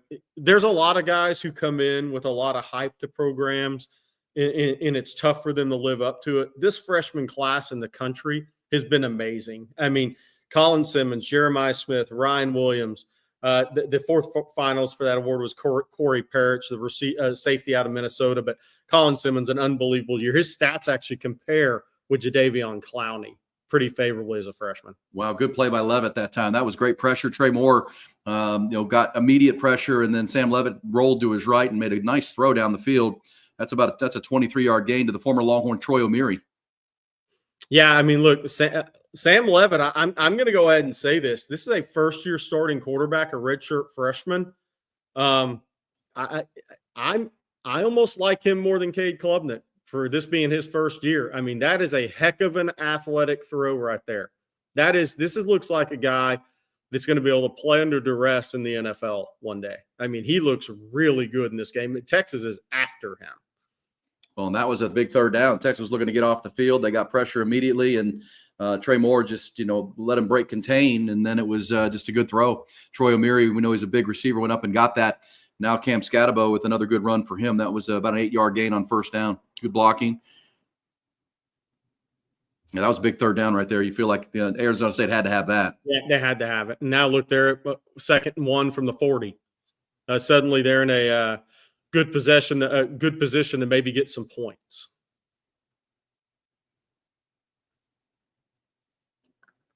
All right, there's a first down on 2 carries. Scatabo, that's probably his 2 most effective back-to-back runs we've seen. Yeah, no doubt about it. And so, look, I mean, Arizona State, Sam Levitt's legs, his playmaking are keeping Arizona State alive right now because Texas is good in good pressure. He's just a good escape artist. I mean, there's a couple of plays that he could have been sacked on, or a quarterback you'd played this year would have been sacked on. But he's done a great job keeping plays alive. He has really good feet. I call it basketball feet, right? Those guys who have those really quick reactive feet and keeping plays alive and making throws off of it. Really, when he can really throw it going right. Oh, wow. That's a big drop right there by the tight end. That was a wide open play. Nice play call. Kind of a change of direction with the play action and then throw back to the tight end. That was a big chunk play that just the tight end could not corral. Wow. That was a great play design. Great play design. Tremendous throw. It feels like Arizona State's starting to shake off the rust from the 3 or 4 weeks off, and they're playing better now. Texas needs to rise up. This young quarterback's playing a good game, but that didn't help him at all right there. Now it's 2nd and 10. Longhorns like to get off the field here. Yeah, they want to force a long field goal. That would be a win on this possession at this point. But this kid is nimble. Longhorn defenders, man, they're gonna sleep well tonight. No matter how this game ends, they're chasing this guy all over the field. I am extremely impressed by this kid's athleticism in this game. You saw it a little bit, but you said, okay, what's he going to do when he plays against really high-end athletes? Well, this guy's feet are just tremendous. I mean, he's just got great feet, and he's able to give himself a chance to make plays. A big third down here. They converted the third down previously to get themselves where they are now, which is outside of field goal range. They're just outside of it. They're 4 for 10 on third down so far, and they're not in field goal range at this point, I don't believe, unless they're going to try a real long one. Longhorns bring extra pressure. Incomplete pass, great play. Michael Taff, he knew where they read the defense or the quarterback. They brought extra blitzer, which made him get the ball out of his hand, and there was Michael Taff right on top of it. Now, here's the crazy thing. You can't – this isn't really – I'm not sure this is field goal territory for Arizona State. They're not going to punt this ball 17-3. What do you do? Yeah. It's 51-yard field goal. And they've been 10 of 18 on field goals this year. You assume I don't think he can kick a field goal here. So I think he's got to go for this 4th and 10. Or try to pull Texas off, try to get it offsides or something. Maybe just try to get a pass interference, something to keep the drive alive. Yeah, this is risky, but watch for the playmaking ability of the quarterback. Here comes Colin Simmons, lets him get outside. Good play by Trey Moore that time. Longhorns are going to stop him again on 4th down. Trey Moore that time didn't bite on the fake. I mean, he got under Colin Simmons on the pass rush, and then there was Trey Moore to clean it up. Longhorns are starting to figure out this guy's paths to exit, and the Longhorns get the ball back with 5:09 to go. And remember, the Longhorns do get the ball coming out of half here, so this could be one of those get some points before the half and get a possession coming out of the half. Longhorns already up 2 scores. This is key. We talked about this all week. Texas has an advantage in the kicking game in this game. Arizona State's kickers were 9 of 17, and I think maybe 1 of 4 from 49 yards this year. That would have been a 51-yarder. Kennedy Dillingham had 0 confidence his kicker could make a 51-yarder. You're in a second-round playoff game, and you don't have any confidence your kicker can make a 51-yard field goal indoors, no wind, no nothing. That's a good place for the Texas defense to be. Yeah, 100%. But that's back-to-back fourth down stops for the Longhorns. The first one was on a short play by Cam Scatabo. Alfred Collins made the play. That time it was Trey Moore. Longhorns are starting to figure out the exit strategies here of Leavitt right there. When they flush him, now you've got Trey Moore waiting for him to flush out either side. Looked like they had Anthony Hill ready to go the other way on that and kind of figuring this kid out a little bit. Longhorns will have the ball back. And as I said, with 5 minutes to play, this is one of those go into your 4-minute offense, Jerry. See if you can punch something in here, and you get the ball coming out of the intermission. That's the big part for me. If you can go down and get points now, assuming that's the last score of the half, then you have the ball to start the second half as well. So, again, as people are having some fun with Scatabo, like Scatabo's a tough kid. He's actually had a pretty good drive there. And that's why I think Arizona State has to keep giving him the football. They have – look how much duress Leavitt's playing under. They have to get Leavitt as many 3rd and 6, 3rd and 7s as possible.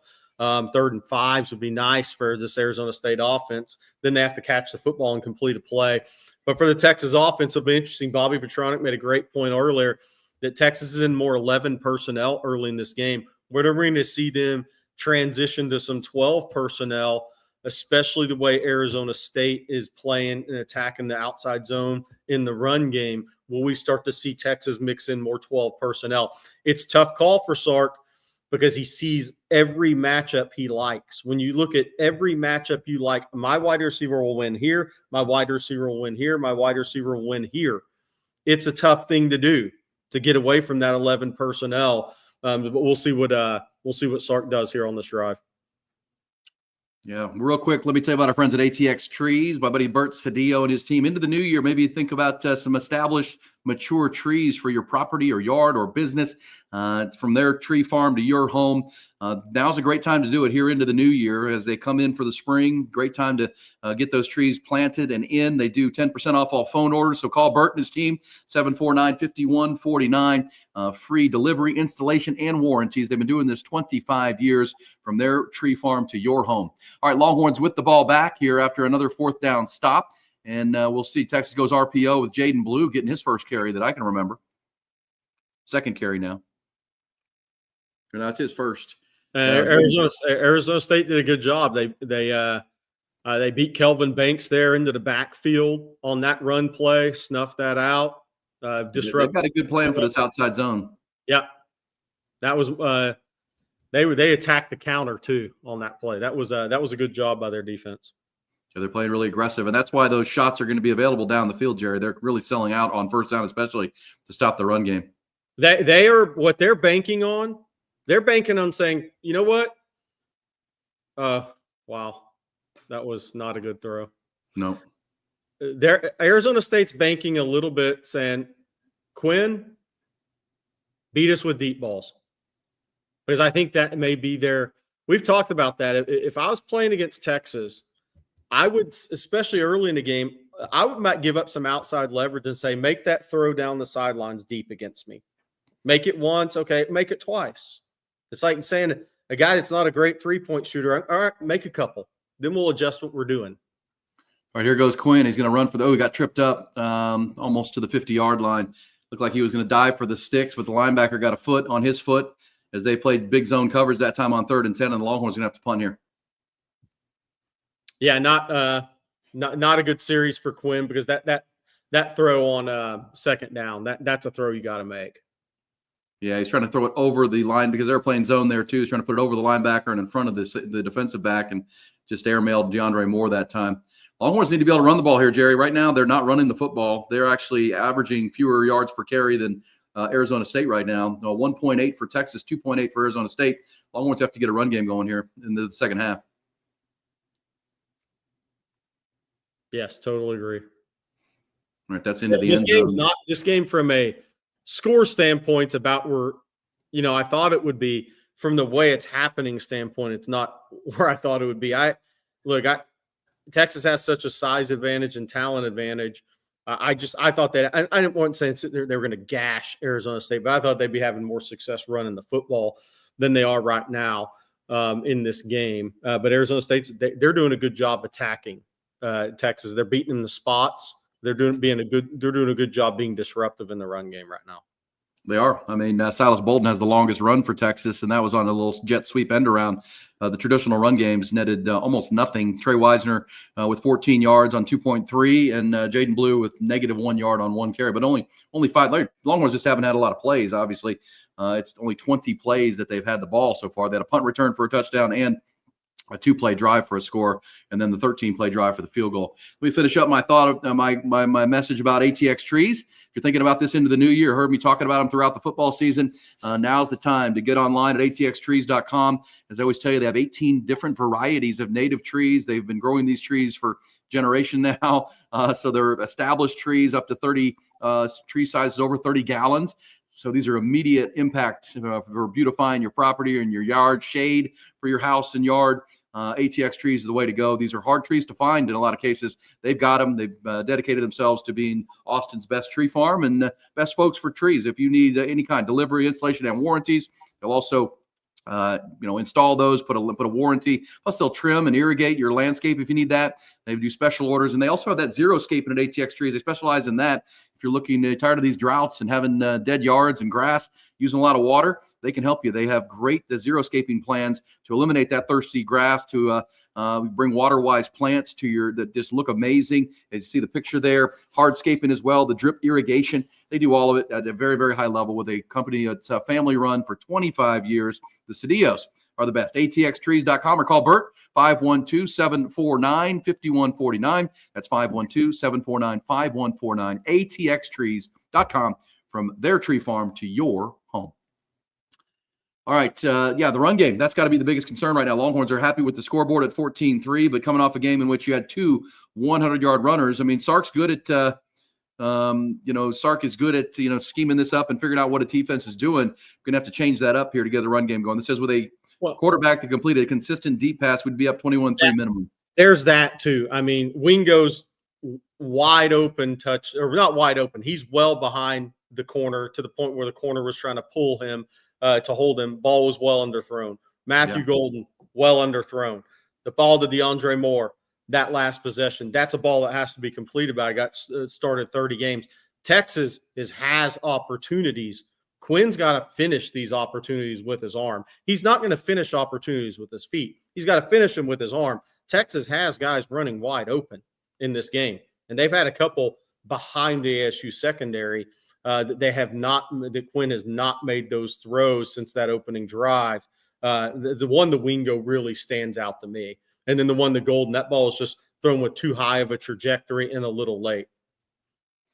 All right, there you saw the official announcement from Reese Davis. We told you about it just a little while ago, that the Sugar Bowl would be postponed to tomorrow night. That is now official with Reese Davis making that announcement. But that's known. I know it's a horrific tragedy, but there's going to be a lot of folks having to change travel plans and get an extra night hotel room and all that goes with that. There's a lot happening in the city of New Orleans, and our prayers are with those folks without a doubt. Hello, Rod Babers. Happy New Year. Happy New Year, guys. How's everything going? It could be a little better, Rod. 14-point lead, you'll take it, but no run game so far. That's Texas in a nutshell, right? You watch the game, and then you look at the score, and they don't line up all the time. Yeah, you're right about that. Good tackle right there. That's why you hold on. Jelani McDonald's playing a good game right now. They've really contained Cam Scatterbo. Hey, Rob, what are you seeing that this Arizona State defense is doing to collapse that outside zone and those counter plays? Well, they've actually done well versus the outside zone. Actually, we said this earlier in the week, right? You go look at the best teams running outside zone in the Big 12, whether you're talking about Utah or you're talking about Kansas.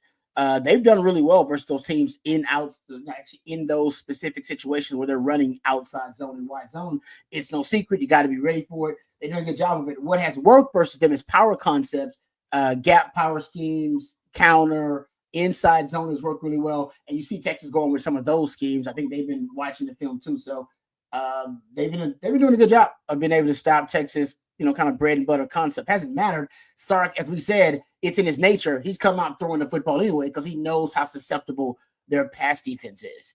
And he came out attacking that the backup nickel because Shamari Simmons was out. He attacked him. That first touchdown, I believe, was on Montana Warren, who's the backup. So, I mean, like I said earlier, the script is, I think, the right script, but you're about to run out of the script, and then we get to the third quarter. And if you don't have a lot of cushion by the third quarter, that concerns me. But Arizona State can't move the football. I mean, Cam Scatterbo's having temper tantrums on the sideline. Big fake punt, guys. And it got Texas special teams again for the Longhorns. They went fake punt, and it was hard to believe they didn't get an illegal man downfield that time. The punter held the ball. That was a roll of the dice. You kind of could feel Kenny Dillingham knowing if I punt the ball here and Texas scores before the half, plus they get the ball. But Longhorns weren't ready for it. Look, I mean, Arizona State only has points in this game because of Texas special teams. I'll harp on it, and then they just got beat on a fake punt for here. And you're right, Aaron. The lineman did a good job. Maybe the one far side, the lineman did a good job not being downfield. Yeah, they just waited, and then the big man cut through, and that seems like a play Texas should have diagnosed or at least had a guy. That's good execution, guys. Nobody expects you to go for a fake punt that deep in your own territory. You're right about that. The reason he did it, because like you said, sheer desperation. So that's why it really worked. It's because nobody expects you to go for it that deep in your. Where were they at? What was the yard line? Complete. It was right about the 25-yard line. That's pretty deep in your own territory. Georgia was inside their own territory too when they decided to go for it. I'm just saying that's why they caught him by surprise. Texas was like, there's no way they're gonna fake it this deep, and they did. You got to have scones to do it. That's good for Kenny Dillingham, but I think it's more out of desperation. But it's a good call, and it was a great execution. It really was. Good play, and they disciplined by the offensive line not to get downfield on that play and let it develop, and kind of put the Texas defenders in a box there. Come get the punter, or because he might run, or they dropped the guy in coverage. 32-yard gain when all was said and done. The Longhorns had gotten off the field. That's twice now, guys. They've gotten off the field on a traditional third down, only to see them, get a penalty for the first time that led to a field goal, and now this one a 32-yard play on a fake punt. So they're now 1 for 3 on third downs. Kenny Dillingham knowing, you give the ball back to Quinn right there, Jerry, and give the ball back to Texas. They score. Even a field goal plus the ball coming out of halftime. They had to have something there, and they made a play. Yeah. So Rod, my concern for Texas offense right now is Quinn is not. He underthrew 2 deep balls where guys were behind and won. Yeah, and he got a PI. He got a PI on one. Yeah, the Wingo, he's got to hit that ball in these games. If they're going to play man and sell out to stop the run, you have, man. At some point, you got to make that throw. Yeah, I mean, Wingo's 2 yards behind the guy. Guy's grabbing his towel. I mean, that throw's got to be made if this is how Arizona State's going to play Texas. No, I agree. I wrote that in my notes too. The Wingo one, it stood out to me. I was like, man, that's a throw NFL quarterback got to make. You're an NFL quarterback, brother. You got to make that throw all day, every day. It ain't got to be perfect, but considering how much he had stacked the DB and how much separation he had, all you had to do was throw it out there to a spot, and he would have got it, and you underthrew it. So, yeah, I'm with you. I mean, that's part. And I didn't like the throw to Golden. I didn't like that one. I didn't like it. The fourth down conversion. It was. Listen, I love the play design, but the DB. He misplayed it and didn't have the skills for it, but that was a risky throw too. That was risky. Yeah. All right. After the fourth down conversion, now there's an 8-yard run off the left side of Scatterbo. Got a nice stretch play that time. Got blocking out in front. Looks like Anthony Hill got held again, but they didn't drop the hanky. Very few penalties in this game so far. Hey, they're gonna let you play. You should know that. Yeah. They're gonna let you play. Big Ten doesn't really call holds like the SEC does, right? Big Ten adapt to it. They're gonna let you do it. I wonder if Sark starts to use a timeout or two here, or just try to save some time for his his side. They're gonna let it run here. Yeah, good stop that time. That was second and short, and Leonga Lafau stuck his head in there. It's gonna be 3rd and short now. Because they're gonna go for it on 4th down with 3rd and short if they don't get it. Based on how this team is playing. And that was a collision right there. Lafau, that was a collision. It was like 2 Rams up in the mountain. All right, quarterback sneak and see what the spot is. Yeah, he got it. He snuck through, but the clock is now becoming a factor. Not really, 2 timeouts, so they got plenty of time. But Longhorns would like to get off the field here. Hey, Rod. Sam Evans athletic, guys. Dude, I'm just saying this. You look at his stats, 13 of 24 for 81 yards. He's playing it. Texas speed's overwhelming Arizona State. That kid's a hell of a player, though. He's got great feet. He's running around. Great feet, man. Yeah, I agree with it. There's a good throw on an out route. Got out of bounds. Manny Muhammad in coverage, but good throw out to Guillory. Hold up. Where's are we? Hold up. Let me see this person. So look, here's the key. The key here is you can't give up a touchdown if you're Texas. You've already flubbed up on the fake punt. You got to hold these guys to a field goal attempt here. You have to. Agreed. You can't give up a touchdown here. Yeah, clock's your friend. Nothing behind you. You got to contain this quarterback too, and not let him make a playoff schedule here. That's what you got to do. I think they've done a good job of that, putting the spy on them, but they will. So, all right, now they're gonna have to use a timeout here with 27 seconds left. That's I don't know if that's gonna be a sack or a short gain. That's a 1 yard loss, so that is gonna go for a sack for Anthony Hill. Yeah, they got the NASCAR package out there, so he ain't got time to throw it. They ain't got much time. Yeah, I like this. I mean, and now Trey Moore's starting to figure out that when Colin Simmons gets pressure, that kid's going to flush. And now Trey Moore's starting to figure out which way he flushes. Yeah, you just got to replace the spy, right? I mean, yeah. Depending on how they play it, you just got to get kind of gap exchange. All right, one more timeout left for Arizona State here. And as you said, Jerry Ackerley, I think you force a field goal here, knowing you get the ball coming out of half, you feel okay giving up that fake punt. But you would like to have more than 17 points. And let's be honest, guys, the 7 of those came on a Silas Bolden punt return where he was pretty much untouched. The offense has only put up 10 points and 130 yards so far. No, yeah, and they're missing the throws you have to make. I mean, that's the key there. They're missing throws you have to make. The quarterback started over 30 games. And no run game. You're in a college football playoff. And you're not under extreme duress. You got to make those throws. Yeah, and the running game is because they've done a good job versus the wide zone. And the counter to the wide zone is literally the counter and the power schemes. You got to go downhill on them. All right, we're going to have a 3rd and 4 here coming up. A big third down here for Texas. If you can, because now the clock becomes a factor because they had to use their last time out here. They really have to be careful. Barron almost got a hat on a football there that would have caused a fumble. Good job by Barron being low man. Hey, Rod, what do you think about not running as much 12 personnel in this game? Texas offensively. Sark just sees matchups. He thinks he can win. Yeah, he knows he doesn't think he's going to win. He knows he can win. I told you guys, y'all like, man, you'll go to run. It's like, man, it's in his nature. He's going to come up there and want to throw it because they don't have great coverage skills. They don't have great coverage defenders. So it's just matchups everywhere. And matchups galore that Texas has the advantage of. But like you said, if you don't make the throws, then what does it matter? So I can see him coming out in the third quarter and going, screw it. I'm just going to run the rock and we're going to run downhill on. We got the size advantage. We got the mass advantage. It ain't pretty like Sark likes it, but you know what? We're just going to run the damn ball on them. Our defense is going to hold them, and we're going to win an ugly game. Another good pressure, good coverage by Texas, and you got to get him. He's dangerous, though, man. He's so dangerous. Dude. Basically when the play breaks down every time, and then you have to defend the second play in the scramble drill every time, and that is unpredictable. Nobody has any idea what the hell is going to happen in the scramble drill. That dude's definitely playing in the NFL. He's making NFL feet in pocket presence and just playing the game plays right now. He's playing he better. He doesn't have areas to throw it to, really. He does, but he's playing better against the Texas defense than Carson Beck did. Yes, he's right about that. Better than Beck is right now. No doubt. It's showing it. He's just this would be the ballsiest fake of all time, but I think he's got to try to take the points. Nah, you got to take them points, man. Oh no, nothing ugly. That was a bad kick. Did it get blocked or did he? They got Warren Roberson. Warren Roberson got it. Yeah, they're one of the worst kicking teams in the country, though. They're horrible at it. Rod, I kind of went off, and I'm not necessarily a conservative guy, but I want to say this, but I did not, and you can talk about Blackwell. Oh, he should have blocked.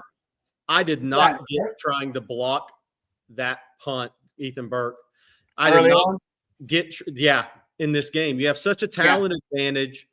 Why were you overly aggressive? That's the only reason Arizona State has points on the board in this game. Very true. I will say this though. He was there. I know he was there. I know he was there. Oh, I agree with you. I agree with everything you said. I agree with you 100%.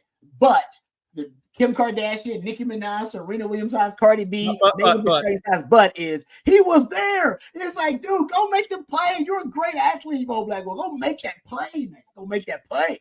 All right, so there's the halftime, 17-3 Texas. I agree with you guys. And that's been kind of the story of the first half, guys. The special teams has been Jekyll and Hyde. I mean, they've returned a punt for a touchdown. They blocked a field goal. But then on the other side, they ran into a kicker and they just gave up that, but that didn't cost them points. But Texas up 17-3. Yeah, and 17-3, and quarterback did not play well. I know it's 6 of 10 for 114, but after the first two throws, did not play well in this game. Quinn has not made the throws you have to make if a team's selling out against a run in a game like this. When you have guys behind the defense, Texas offensive line, whether it's 11 personnel that Texas goes to 12, they're going to have to block it up a little bit better. Defense, I think defense is really doing well. I mean, considering, look, Arizona State has points because you went for a fake punt and it didn't execute it, so you got a rough.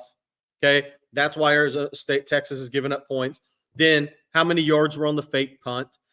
As many plays as Arizona State ran in the first half, Texas defense, I think, has done tremendous in this game. Scadabo's a good player.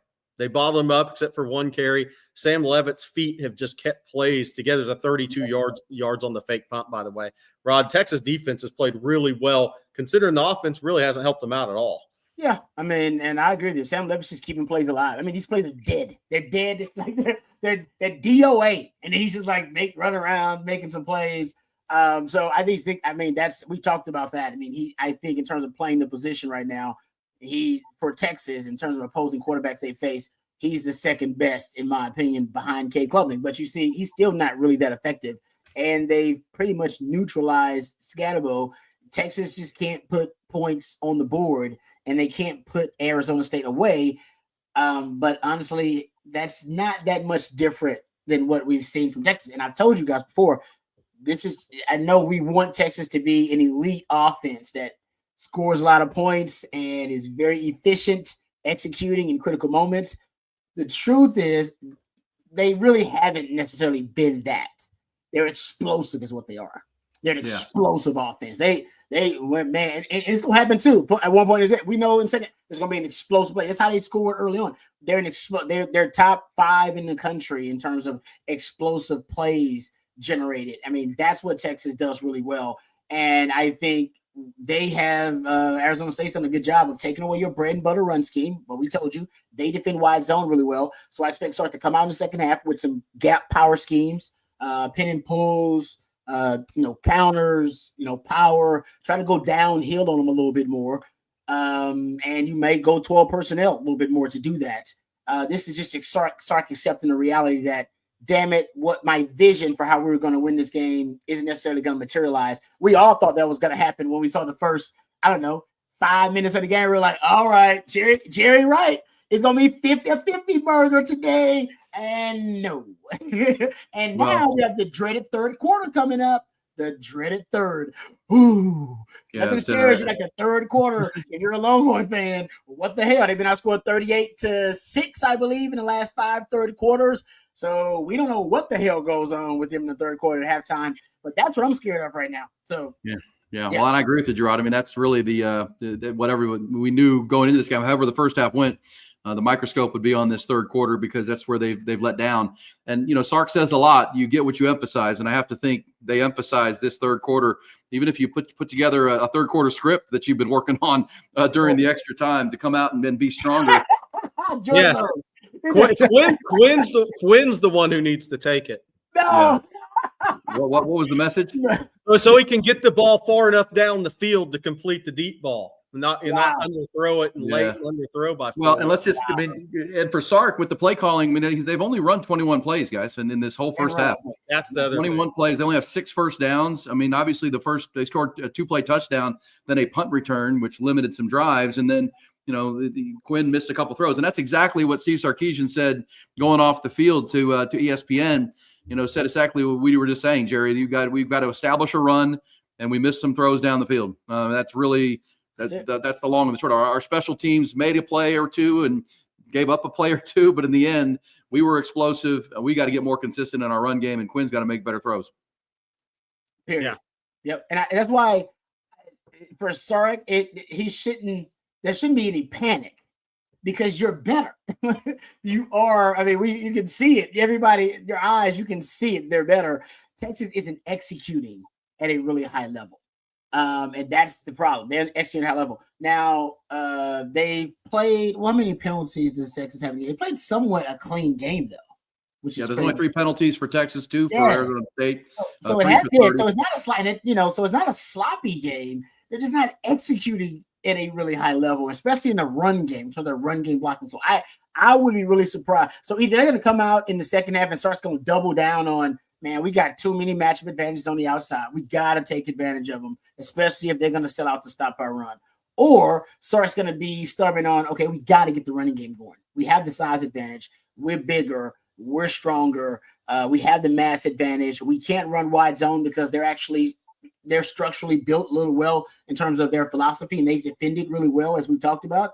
So we got to get with our power and gap schemes and get downhill on this group. So it would have been interesting to see. I don't know which way he's going. Actually, I thought he would attack that nickel, the backup to Shamari Simmons. Yeah. I thought he would attack him more. Is it Warren? I believe is his name, Montana Warren, some other. I thought he would attack him more. That's where the first touchdown came, if I'm not mistaken. Was on him in that matchup, and they didn't attack it as much. So I'm not sure where Sark is going because you got the advantages in both.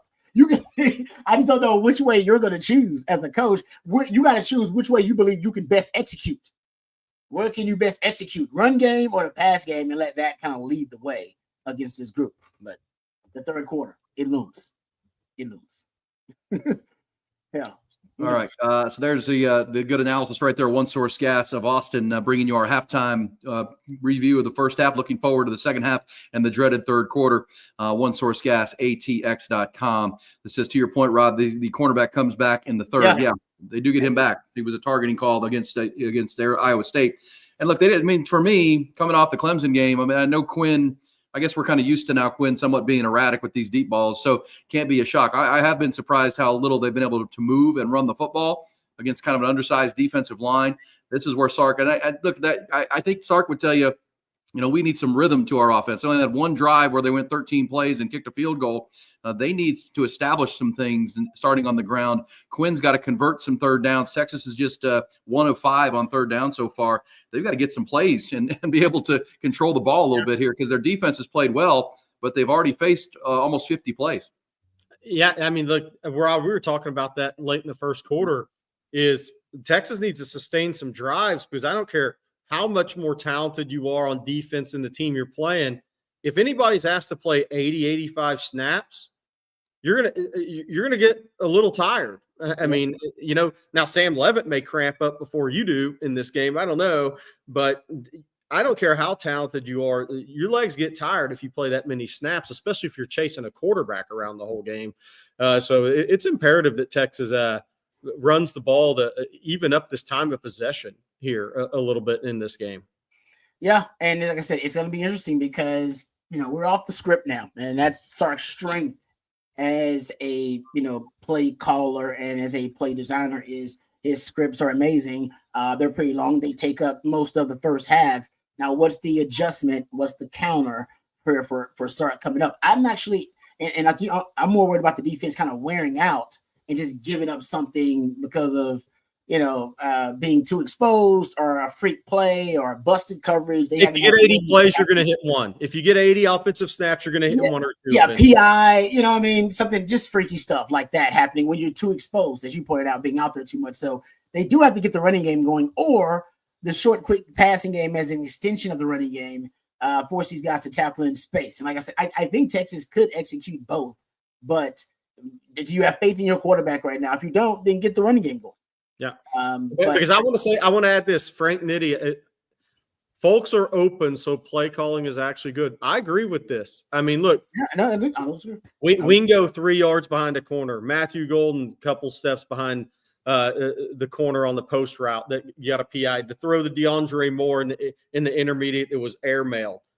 Guys are open in this game. I mean, and the throw to Helm, it looked like there was a crosser open on that play. There's guys open. The Sark's going to it because every time he watches a play, sees his guys open. Quarterback's got to make the throw. Got to make the throw. And I'll also but you got to make the throw. But if your quarterback is a little off, then that's on the play caller to recognize it and go, okay, you know what? We got to take another route here. If he is off on some of those down the field throws, is he off in the short throws? Maybe you can get the short game going because you can get the intermediate and the deep game going. Sorry, go ahead. No. I was just going to say, I'm going to give a shout out to number 2 for Arizona State, Xavier Alford, the former Longhorn. He made a play on a screen pass that saved a touchdown. Yeah, that they ran that throwback screen to Wisner, and it was there, and he had Gunnar Helm and 2 linemen ahead of him, and Xavier Alford went low, beat one of the linemen and made a tackle. If he doesn't make it, the Longhorns are up 24-3. Or would have been 21-3. That was a great play by Xavier Alford, and that's the one thing I'll say for Arizona State after the early 2-play drive. They've come to play on defense. They're flying around with the football, making it tough on Texas, as Jerry has said, beating them to spots in the run game where Texas has to rev that up. And we all know what this third quarter becomes. This drive to open the quarter. Sark won the toss and deferred. You got to do something with this, because if you can go down and score a touchdown on this first drive of the second half, you're in a really good place. Yes. If you have to punt early here or something doesn't go right, all of a sudden Arizona State has belief because they're only 1 touchdown away from being back in this game. Yeah, you need points. You need points on the first drive. Even 3 points in this game going against the Texas defense, that's still a lot for Arizona State. So I'm with you. They go down and then a drive also, if it milks the clock, great. That's added bonus. If it doesn't, added bonus. But I'm with you. I think you need points. Arizona State gets a stop early on. That's momentum for Arizona State. They feel like, hey, man, we played a horrible game, played our worst game of the year, and we're still in this game with maybe the best team in the country. You don't want that moment. Yeah. You don't want that moment. Well, and the other side of that, Rod, is that, if you're Kenny Dillingham, you're saying, man, we've thrown the kitchen sink at these guys. We ran a fake punt in our own territory. We went for it on 4th down a couple of times and didn't get it. We only have 3 points, and those came courtesy of a penalty on Texas. 2 penalties, because remember, after the run into the kicker, Anthony Hill got a face mask call. So it was 20 yards, came on penalties that set up that field goal that they made. So if you're Dillingham, you're like, damn, I mean, we've thrown everything at them. We're still down 2 touchdowns. So the emotions of this game and the momentum, I think, go either way early in this second half. Texas could kind of deflate that team with an early drive and a touchdown, because Arizona State has thrown a lot at them so far. Yeah, I think a touchdown, you almost put them away. And I said that earlier in the week. I was like, man, they're going to throw everything at you, because Dillingham knows there's going to be a Sark run. They haven't had the run. They haven't had the Sark run. If you can stay away from the Sark run, you got a chance to beat Texas, because the Sark run usually puts you away, especially with this defense. And they haven't had it yet. It's been you felt like, oh man, it might come in. So I think that's why Dillingham, as we point out, he threw a lot at you early. Like, hey man, I'm riverboat gambling early, because while I'm in it, I'm gonna throw everything at Texas. Now I wonder what he's gonna bring to the table. For Texas, it's about execution. Third quarter has been there. Honestly, it has been kind of the albatross of this team for the last month or so. I don't know what it is. I don't know if Sark has figured it out. He hasn't, because it still was an issue last game. So we'll see what the third. They've been emphasizing the third quarter. Somebody finally asked him about it. I've been talking about it for the last 4 or 5 games. Somebody finally asked Sark about it. He's like, we're going to emphasize it. All right. Sark says, you get what you emphasize. So I want to see a damn good third quarter. And you just need points. You go down 10-play drive, that'd be great. Milk some time off the clock and get 3 points on the board. Or if you get 7, I think it almost feels like that's a coup de grace. Like that game will be over. The way Arizona State's playing. Like that would be, to me, 24-3 against this defense for Arizona State in a just taking Scatterbo out of it and putting it all on Sam Levitt playing hero ball. Have y'all seen that? Come on, man. That ain't going to work out well for him. That's NASCAR package all day long. All right, so they can't allow that to happen. So I feel like if Texas can go down and score a touchdown, not saying the game is over, but you're in that close to a finishing moment against this Texas defense. Oh, sweep the leg. Trace, sweep the leg. Uh-oh, I got to get my helmet. Oh. Got to go get it. Every time. Thank you, Trace. That's what the mindset we got to be in. Sweep the leg. Sweep the leg. Love it. I love it. Yeah, there you go. Thank you, Trace. I appreciate that. We appreciate that super chat and getting us in the right mindset. I got to get in the mindset, baby. Game mode here. Not joy mode too. We'll take it. Either way. It's all about having a good time and performing well. Performing at a high level. So Rod, what do you think coming out of this? It's out of the half. Do you think Sark goes more 12 personnel? Do you think he tries to get the run game going, or does he tell Quinn at halftime, man, we got to hit guys. We got guys wide open. They're not pressuring you. No. We got to make the throws. I agree with you. I think he'll go more with the running game. I would start out going with 12 and trying to reestablish the run. I can't figure out why Texas really can't run versus there. So it may just be because they've stopped and stonewalled their bread and butter concept, but still Texas should be able to get some of their power downhill concepts going out of the pistol. I'd be surprised if he didn't, but you definitely have, and now you're getting Shamari Simmons back on the other side. Yes. Players in that He's their blitzer. He's their secondary blitzer. He is a good blitzer from the secondary. So if you're going to throw it, it'll be, I think, more RPO concepts and play action early on, something making them react off the running game. You don't want to just – I don't know, you just put the ball in Quinn's hands and say, Quinn, go win it for us in straight drop back situations. That would be crazy. So I think you're going to go with the running game. The running game is what has solidified your identity every other game other than Georgia in the last, 4 games or so. It's been against Kentucky, against A&M, not against Georgia, but against Clemson. You've been able to rely on that running game. And I think that's what you got to go back to if you're Texas. Run the ball, man. If you can't run the ball, and by the way, if you can't run the ball versus Arizona State, you ain't going to win it anyway. No. You ain't going to win it anyway. You ain't going to beat Ohio State. Exactly. You ain't going. We need to know this now. I need to know it now. All right. You can't run the ball versus Arizona State. I need to know it now because I don't want to find out versus Oregon and Ohio State in the next round. No, let's get it done. Do it now. Let's go. All right. So, again, we're getting ready for the second half. Hold on. 17-3 Texas, Arizona State 178 yards, Texas 133, 5 penalties all told. Look, I agree in the chat, but these Big Ten refs don't call holding. That's the one thing we saw last week, right? Totally. And that's the weird thing about college football is you want refs to call the game the same way no matter what conference they're from. In the SEC, they call holding. Mm-hmm. Big Ten, we've had 2 weeks in a row, totally different ref football game, which is always one of those arguments around referees to me is, and it happens in the NCAA basketball tournament a lot is, what conference are these refs for? How do they call games in this conference? Why are they calling games different? I mean, that's always a great discussion. But the Big Ten refs, they let a little more go in the holding department. I agree with that. I think it's about the ecosystem, right, of football that you officiate. You get. I don't even think it's intentional. I think it's just more about the situations they end up in and the style of football they play in that ecosystem, and you get kind of programmed to call games a certain kind of way. And I don't think it's good or bad. I want them to be consistent. So I, as a player, I know how they're calling the game.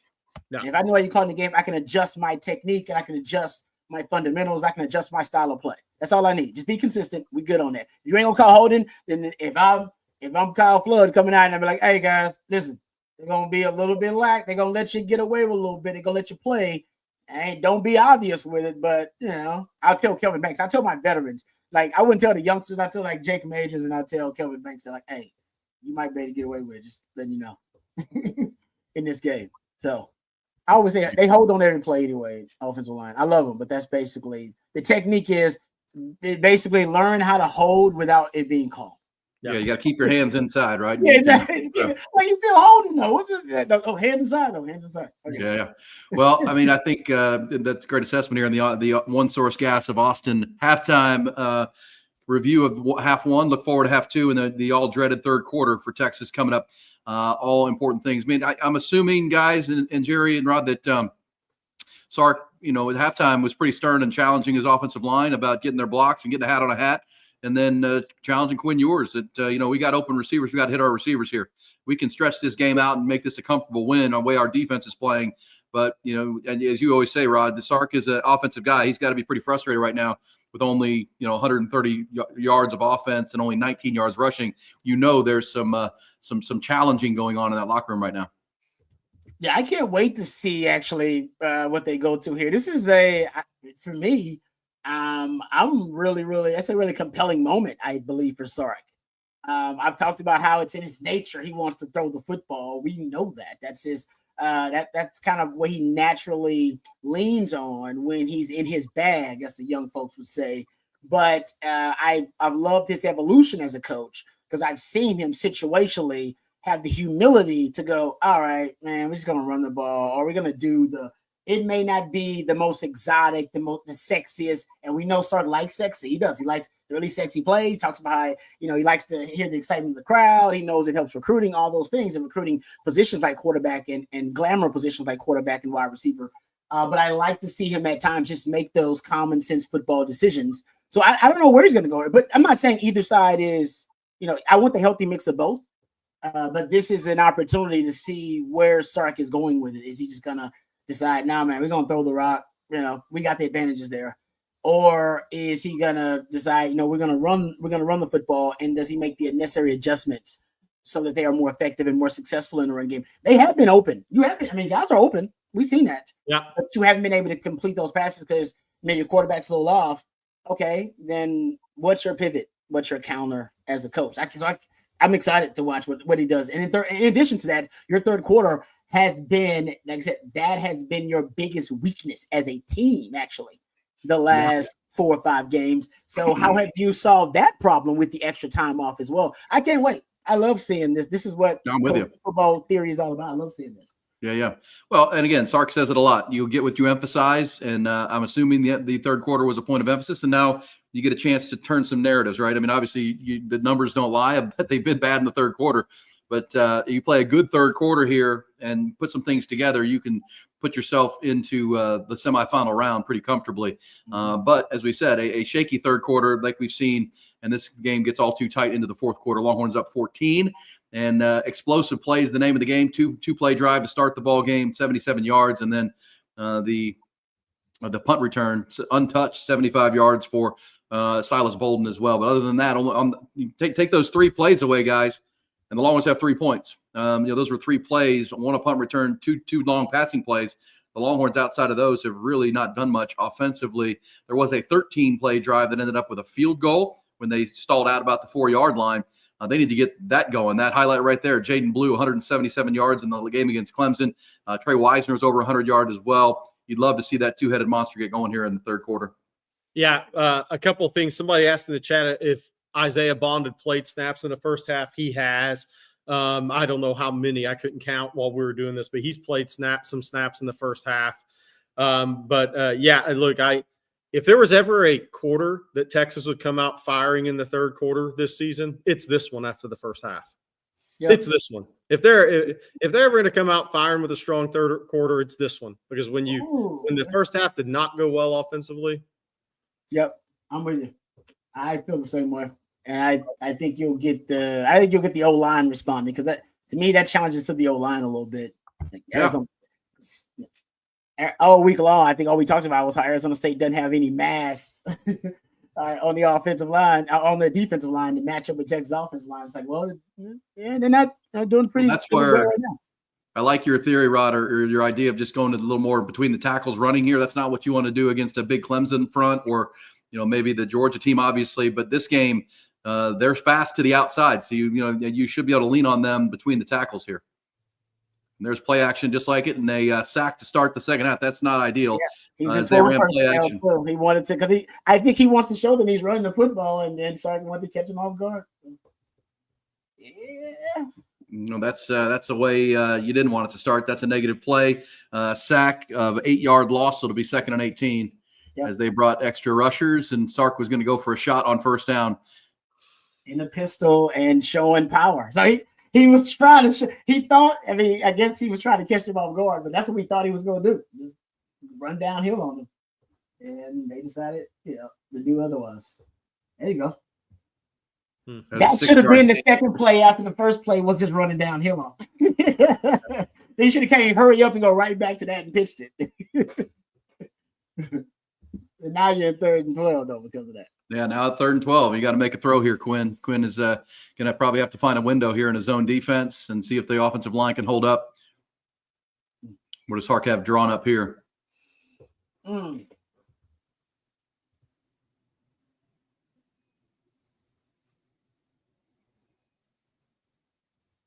Well, that was not the third quarter start you wanted right there.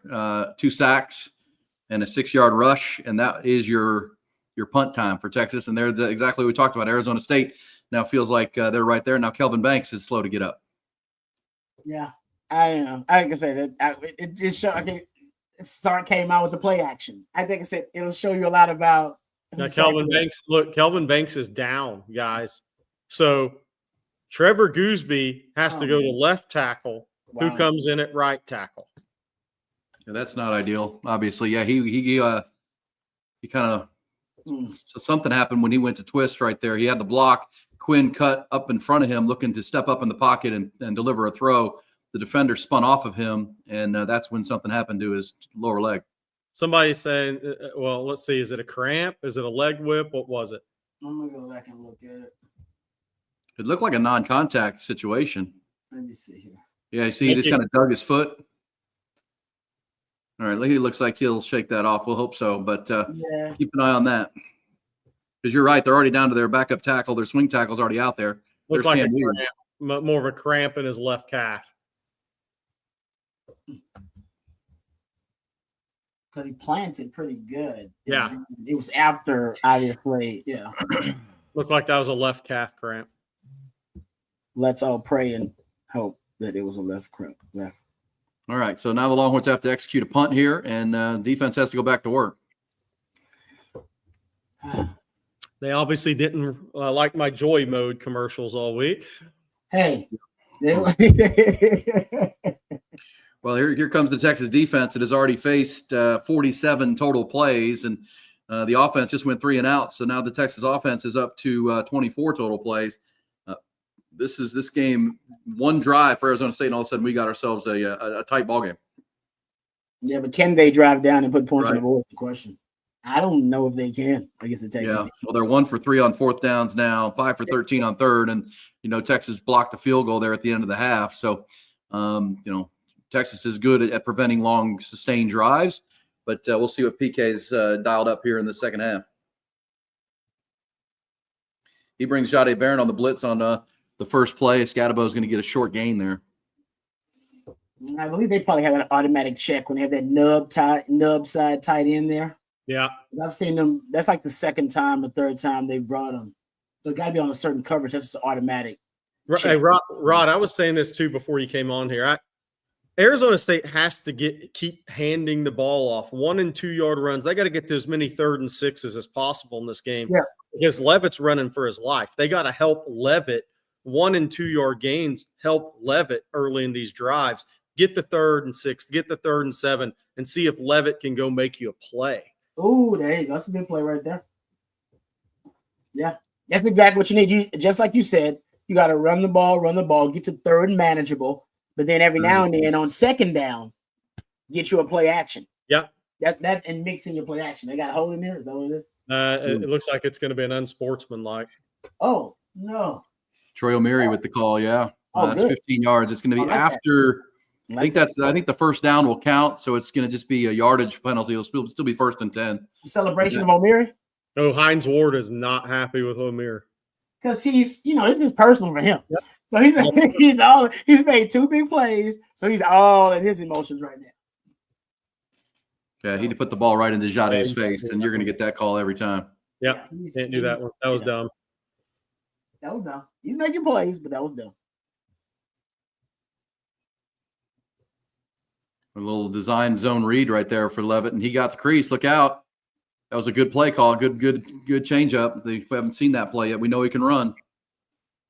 I said during the week he's got to have – I would have the highest highest amount of design runs that he's had in the game in his career in this game. If I was them, I'd run the hell out of him because he's athletic.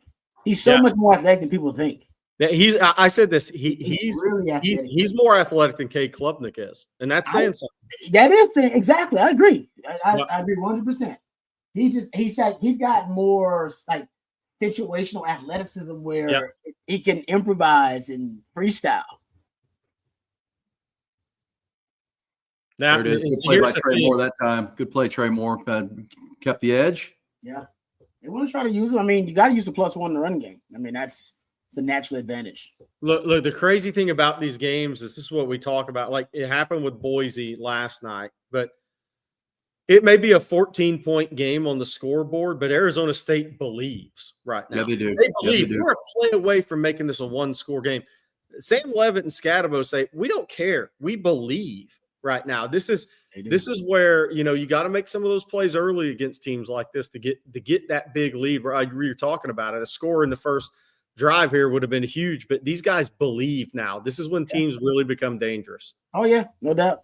Yeah, you ain't so bad moment. All right, from the Rocky movies. You ain't so bad.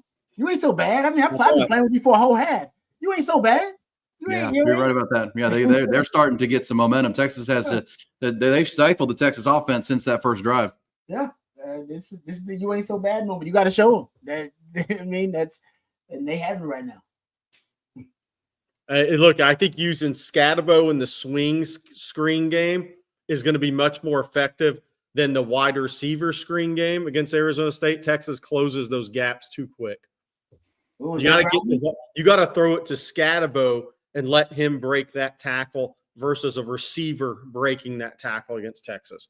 Yeah. I look for Scatabo to catch a lot of balls in the second half. Oh, yeah. He probably should have. Yeah. All right. Big second down here, Texas. He does throw it away. Smart. Some QBs don't. They keep it. I tell you, I will say this: Arizona State's got a chance with this kid at quarterback. He's a good player. If they can keep him, Jerry. I think look. This kid's making a lot of money today, win or lose. I think they'll have to. Big run there by Scatabo. They're starting to get some momentum offensively. We talked about this one drive. You had a big scamper of 30 yards by Sam Levitt, and now you got a 12-yard run there, and now Michael Taft's down, I think.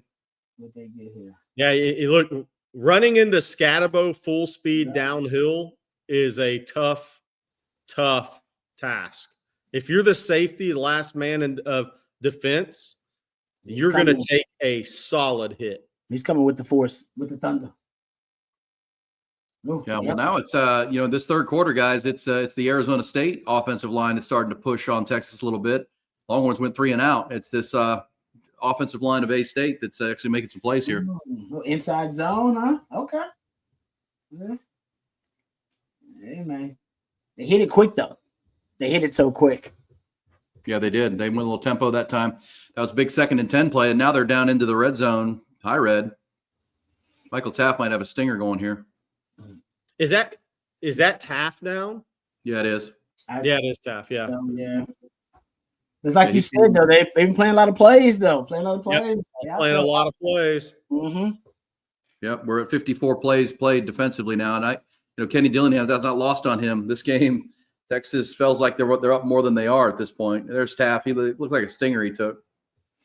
Well, that third quarter, they know that too, by the way. Your opponent knows that's your weakest quarter. They know for some reason, psychologically, physically, spiritually, you are not at your best. You're really good in the fourth quarter. But in the third quarter, for some reason, you come out flat, and you have been most of the season, and they know that, and they figured this is their time. They make a move. This is the time to make their move. And they're trying to land. They landed some blows right now. Yeah, no, they are. Yeah, I don't know what Sark does at halftime, but I think it's worth studying. It's worth it really is. It's worth it, whatever it is. For him, it's worth it. This is the best drive that Arizona State has had. By the way, Arizona State's next yard will put them up over 250 total yards. Texas not yet to over 130. A little run blitz that time. Good job, Anthony Hill. Nice scouting report there. That's going to make it 2nd down from the 5. Goal to go situation here in the early third quarter. Our third quarter on the watch along, brought to you by Grande Equipment, sales and rentals, equipment of any kind. GrandeEquipment.com is the website. Got to feel like this is 4 down territory, guys, for Kenny Dillingham. Oh, yeah. The way he's been coaching it, yeah, no doubt. No doubt. Yeah, he gave his field goal kicker a chance in the first half. He can't do it. Yeah, exactly. It's like, yeah, you know what, dude? You're good. You stay on the bench for now. We got this. Yeah. He needs 7 here. Good play call. If he can get 7 here, Texas is going to start feeling the pressure of this game. 100%. Yeah, I like that play too. It's a 1-score game at that point. I agree with you.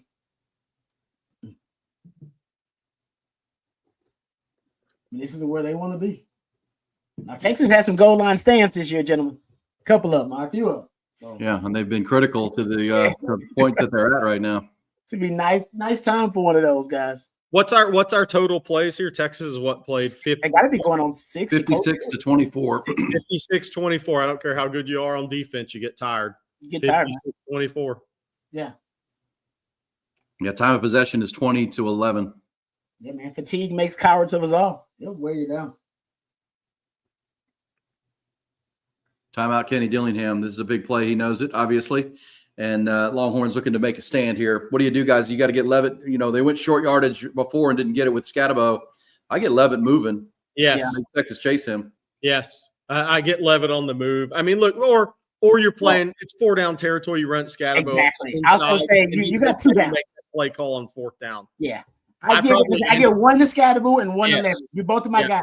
So I got to give Scatabo 1 chance. I'm going to give Levitt 1 chance. So I'm with you. I let him run around and dance around. I got to play for that.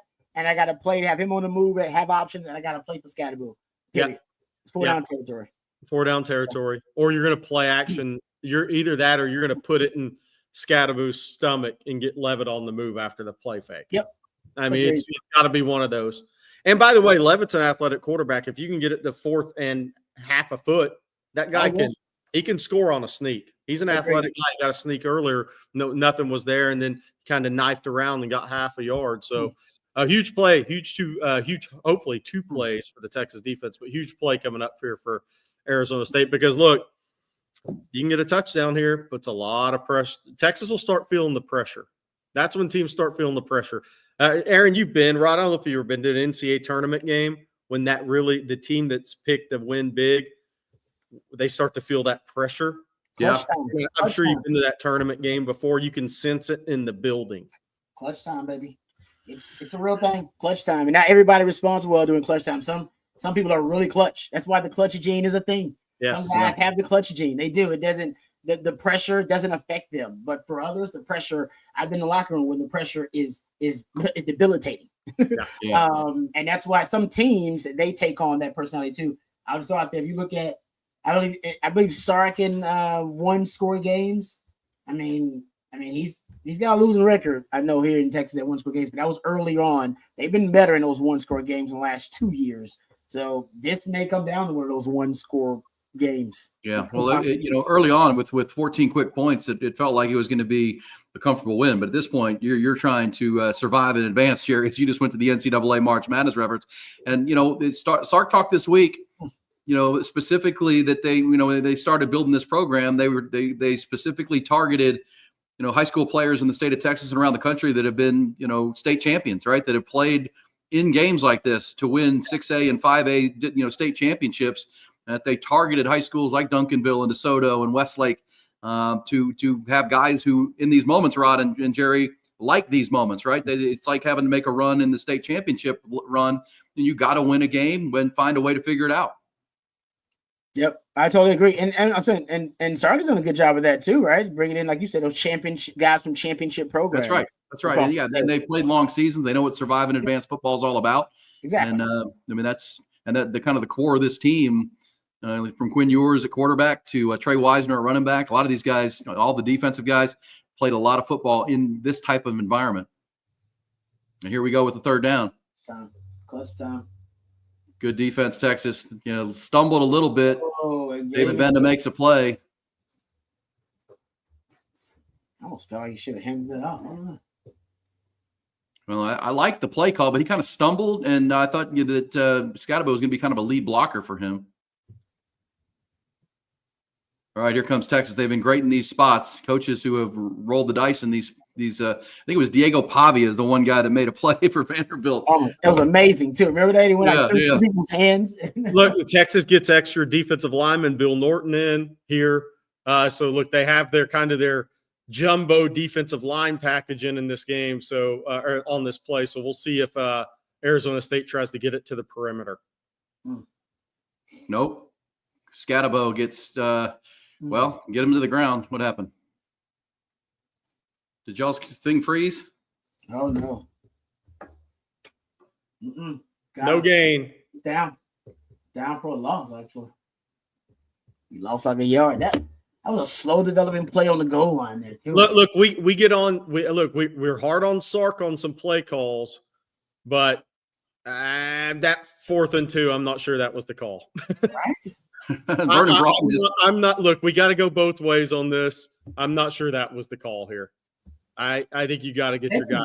I want to say Texas blitzed though and hit it it was like a beautiful. Well, Vernon Broughton came off unblocked, and looked like the play was supposed to go to the right, and Scatabo went back to the left, and that's where Vernon Broughton was. Gave him a shoulder.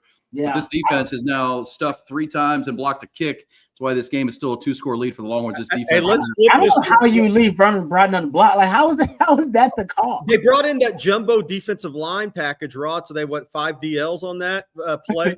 But hey, let's flip this real quick. If you're Arizona State, you're bringing the heat on Quinn on this. If you give up a long touchdown, if he actually makes the throw he's supposed to make, if you get a one-on-one, but I'm bringing heat right now, Rod, on this play. Aren't you bringing heat on this 1st and goal? First down, Texas has the ball on the 2-yard line. You got to try. I would try. Get a tackle for a loss. Bringing the heat. You're bringing the heat. You're bringing the run blitz. You're bringing the numbers on this play. And if they hit you on a 15, 20, 30-yard play, you live with it. But you're kind of going for broke a little bit here. I mean, this defense has – how many goal line stands have we seen from this defense this season? Oh, my gosh. I mean, Clemson, is that one against Clemson? I want to say they got like 4 or 5, something like that. Yeah, I think that's right. I think that's right. That's crazy. This is actually D. Wees with one of the funniest comments. The whole defense needs Lambos. They do. The defense needs some Lambos. Yeah. That's as funny as me predicting 52-23 at this point. I agree. Hey, look, you win some, you lose some. Yeah. And I've lost this one. They still drove down the defense, so their 3rd quarter wasn't great, but the goal line stand is amazing. Now we got to see the offense do something. Yeah. Nobody can stop me. Well, yeah. Ryan Matthews, this is a good one. Quinn through the hole for a 98-yard touchdown. We don't have enough time for that play to develop. All right. You need to start running downhill on this group. Like I said, I thought they were going to do it on the first drive. They were in pistol. They came out in 12 personnel. They faked like they were running power. They should just start running downhill in this group a little bit. You got to start taking the 3 yards in a cloud of dust, man. It's ugly. Nobody likes it. It's ugly. But sometimes you got to accept that you got an ugly baby. And you just need to move on and dress that baby pretty. You got an ugly baby. It's all right. And today you got an ugly baby. It's dress all right. it pretty. You take it to the photo shoot for the magazine. Tell them to go sing on American Idol. More than anything, guys, going 3 and out on that opening drive and then facing another, 15-play drive. This defense is standing on its head, but at some point the offense has to help them. I mean, that's right. You got to move the football here. And if Rod's right, I mean, I think we saw they come with the blitz last time on the play action and got Quinn, and that's what started the drive. Whoop. Oh, boy. This is not good. What are you doing? What are we doing? What? Oh, wow. That is not what you were looking for. This game is trending in a bad direction, gentlemen, because Texas can't block Arizona State right now.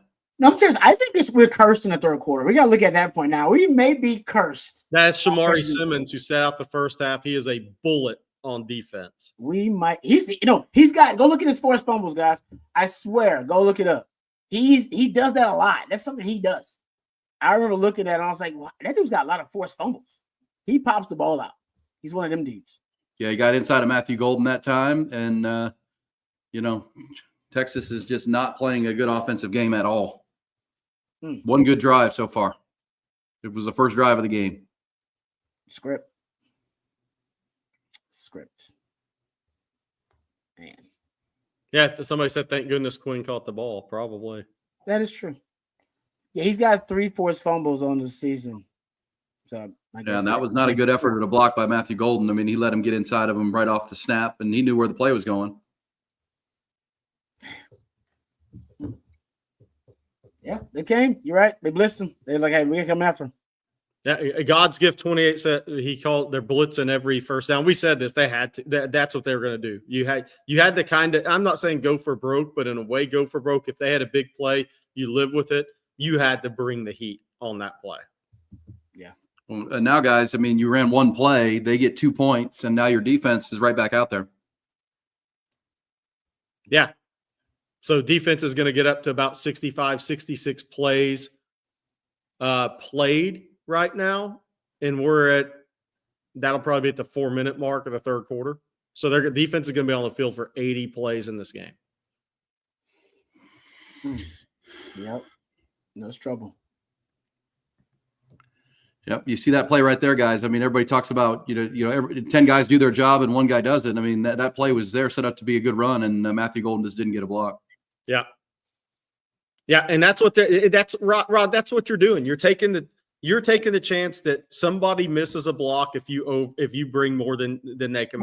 It's trying to create chaos. You're just creating chaos. You're saying, can one man win in this situation? Because if one man wins from the 2-yard line, you might get what happened. Yep.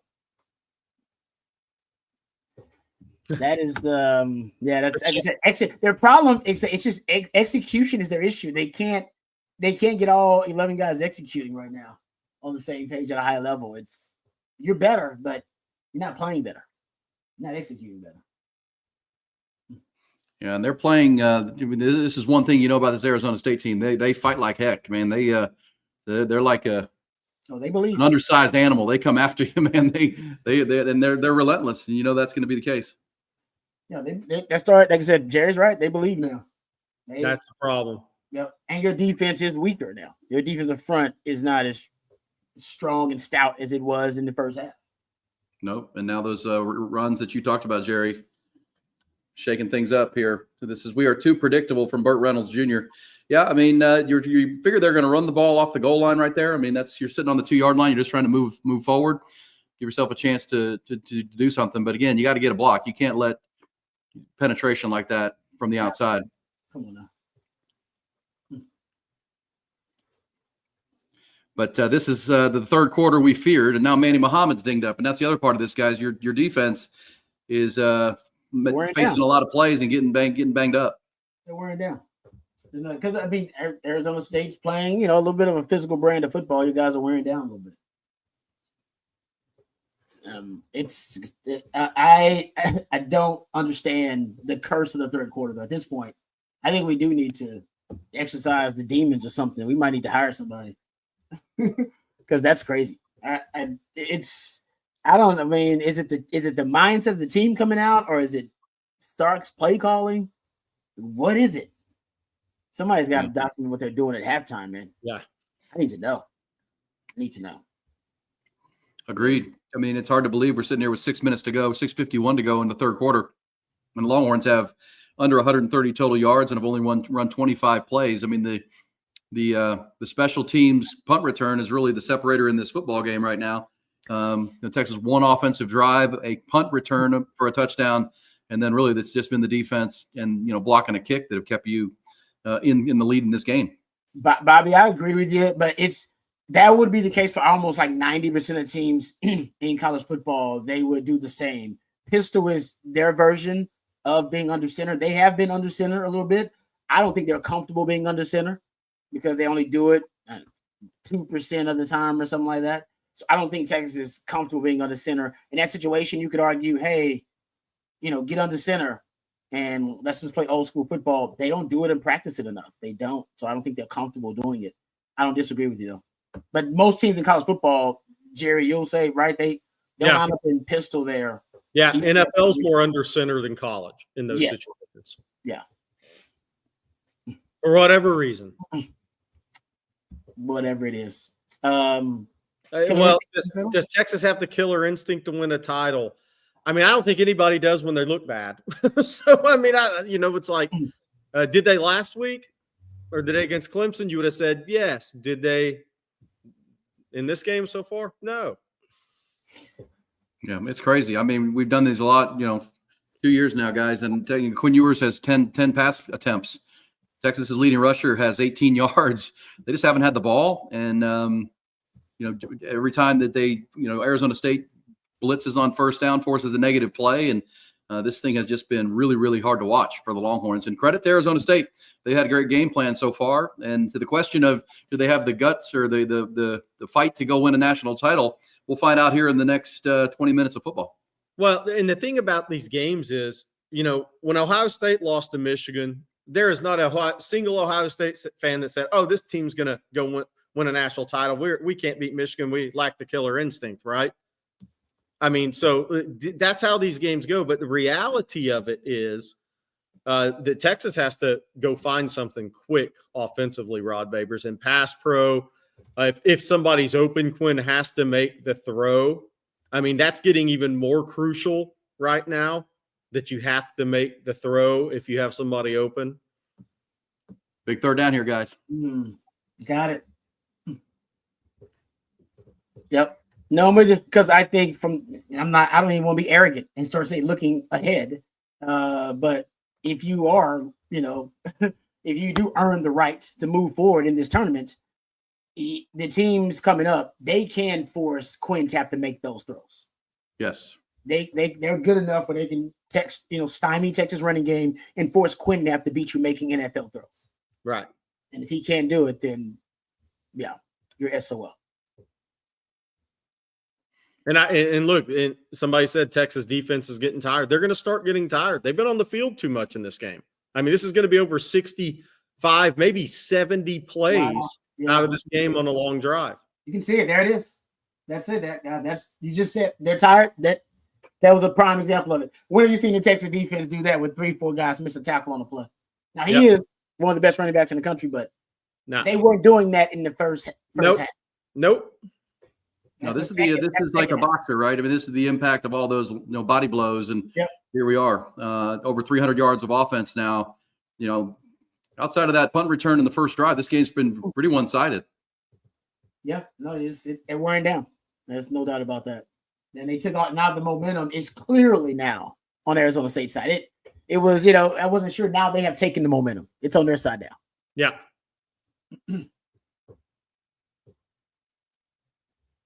Yeah. Look, this is what happens. You let a team believe, and this is the game you get into. Yeah, Cam Scatabo now over 100 yards rushing at 21 carries. That 33-yarder we just saw popped it, and that was his long of the game. The Longhorns have contained him for most of the game, but that's why you said, Jerry, early, keep running them. Got to keep running them. 1 and 2 yard gains. You had to help Sam Levitt out in this game. You also had to possess the ball. One of the things we talked about all week was if Cam Scatabo has 30 touches in this game, that means Arizona State's possessing the football. And what's he at right now? 26 touches with 4 minutes to go in the third. He's going for 35 touches in this game. That means Arizona State's possessing the football in a big way. I mean, that's Arizona State's path in this game, is to possess the football, limit the possessions, and get it to the fourth quarter in a one-score game. And it looks like that's where we're headed. Yeah, and ironically, he was under center for that big run. We were just talking about getting under center so you can go downhill. He was under center. Yeah. Well, here goes another big third down, and he is under center again, guys. 3rd and 3 from the 15. Mm-hmm.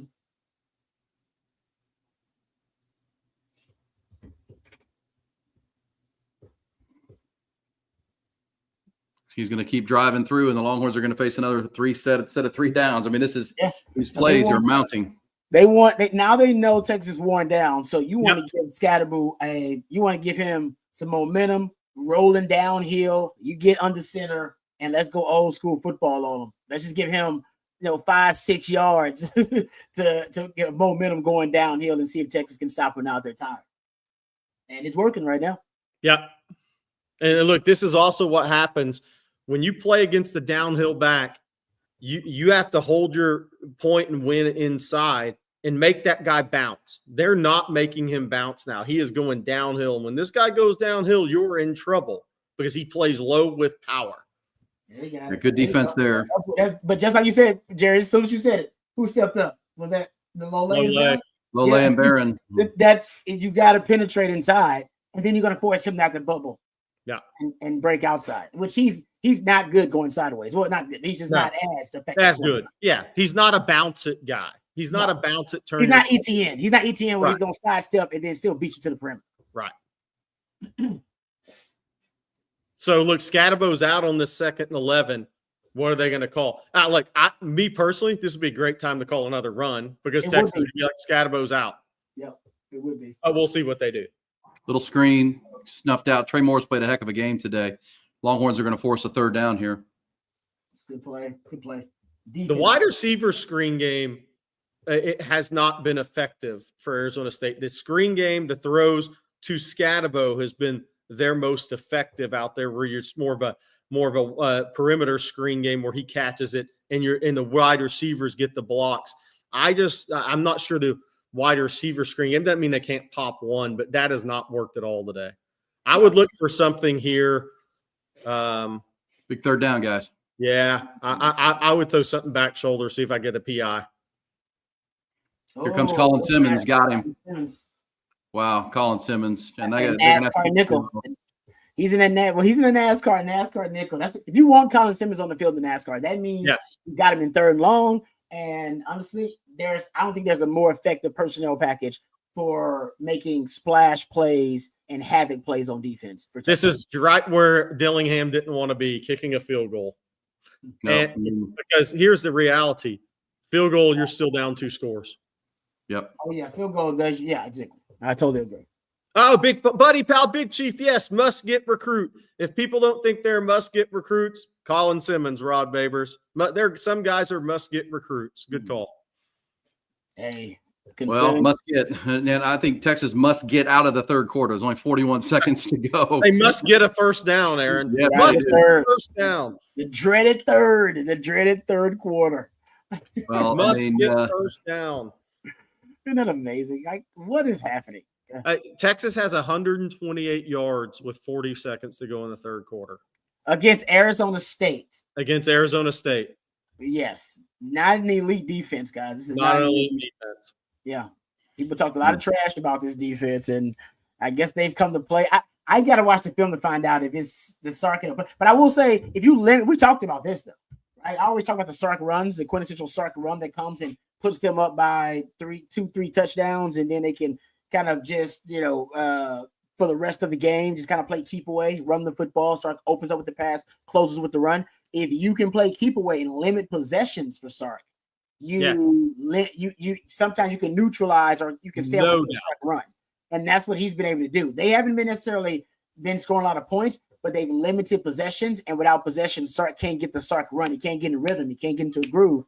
That's a great way to beat Sark. They're not going to – I don't think they can do it right now because they're just not playing well enough. If Texas just has a meltdown in the 4th, maybe it'll happen. But that is how you beat Texas. I mean, that's how Washington did it. Well, a field goal. So now it's 5-0 in the 3rd quarter. Texas does not have a 1st down. They've actually gone backwards. Bad 3rd quarter too, wasn't it? Was that a bad 3rd quarter in the Washington game? Is it -4 yards in the 3rd quarter, Aaron? Is that right? That's right. But wasn't that a bad 3rd quarter in the Washington game last year too? Didn't you have a terrible 3rd quarter? They had the back-to-back fumbles to start the 3rd quarter. So that was the 3rd quarter in 2020. It's haunted us for now a year, 2024 and 2025. Damn it. Yeah, it's been a problem. And, Sark's the one I keep saying of. He says, you get what you emphasize. It's pretty clear they're not emphasizing it because it's not getting better. And this was a bad one. Now, the defense, I mean, we can't sing their praises enough. I mean, they've been on the field for 70 plays now or 68. They've held this team to 8 points. They've blocked a field goal. They've forced a field goal there. They have not given up a touchdown. So, I mean, you still feel good if your offense can generate one drive here. You still are right back where you want to be in control of this game. Yes. Chad Wilson said this. Bobby Burton just sent a text. Onside kick here. Why not? Why not? Why not? You're not. Why not? Why not? Why are you keeping it in the holster, Dillingham? You got lit at this point. Unless you just say, we kick it down there and, their offense hasn't been doing much though. So that would be the only argument against it. Like, Why not force them to have to march it? They haven't done it. Yeah. They haven't marched down the field yet. Can they march it down the field on you? Can we? I don't know if we can. We haven't done it all game. And here's the thing. Plays. Oh, wow. See, they're kicking it high short too. Like those two last high short kicks they've done, they're trying to put Texas in conflict for two returners or the up back and the return man to make a decision. Helm caught the first one, second one didn't. So they're kicking it short too on Texas. They're doing everything they can to see if Texas will make a mistake. Smart. Yep. Yeah, that 14 yards rushing. I mean, this offense does not like playing in this building. That's pretty clear. This is back to the scene of the crime against Georgia, and this is not the Georgia defense, and they still are playing a terrible offensive game so far.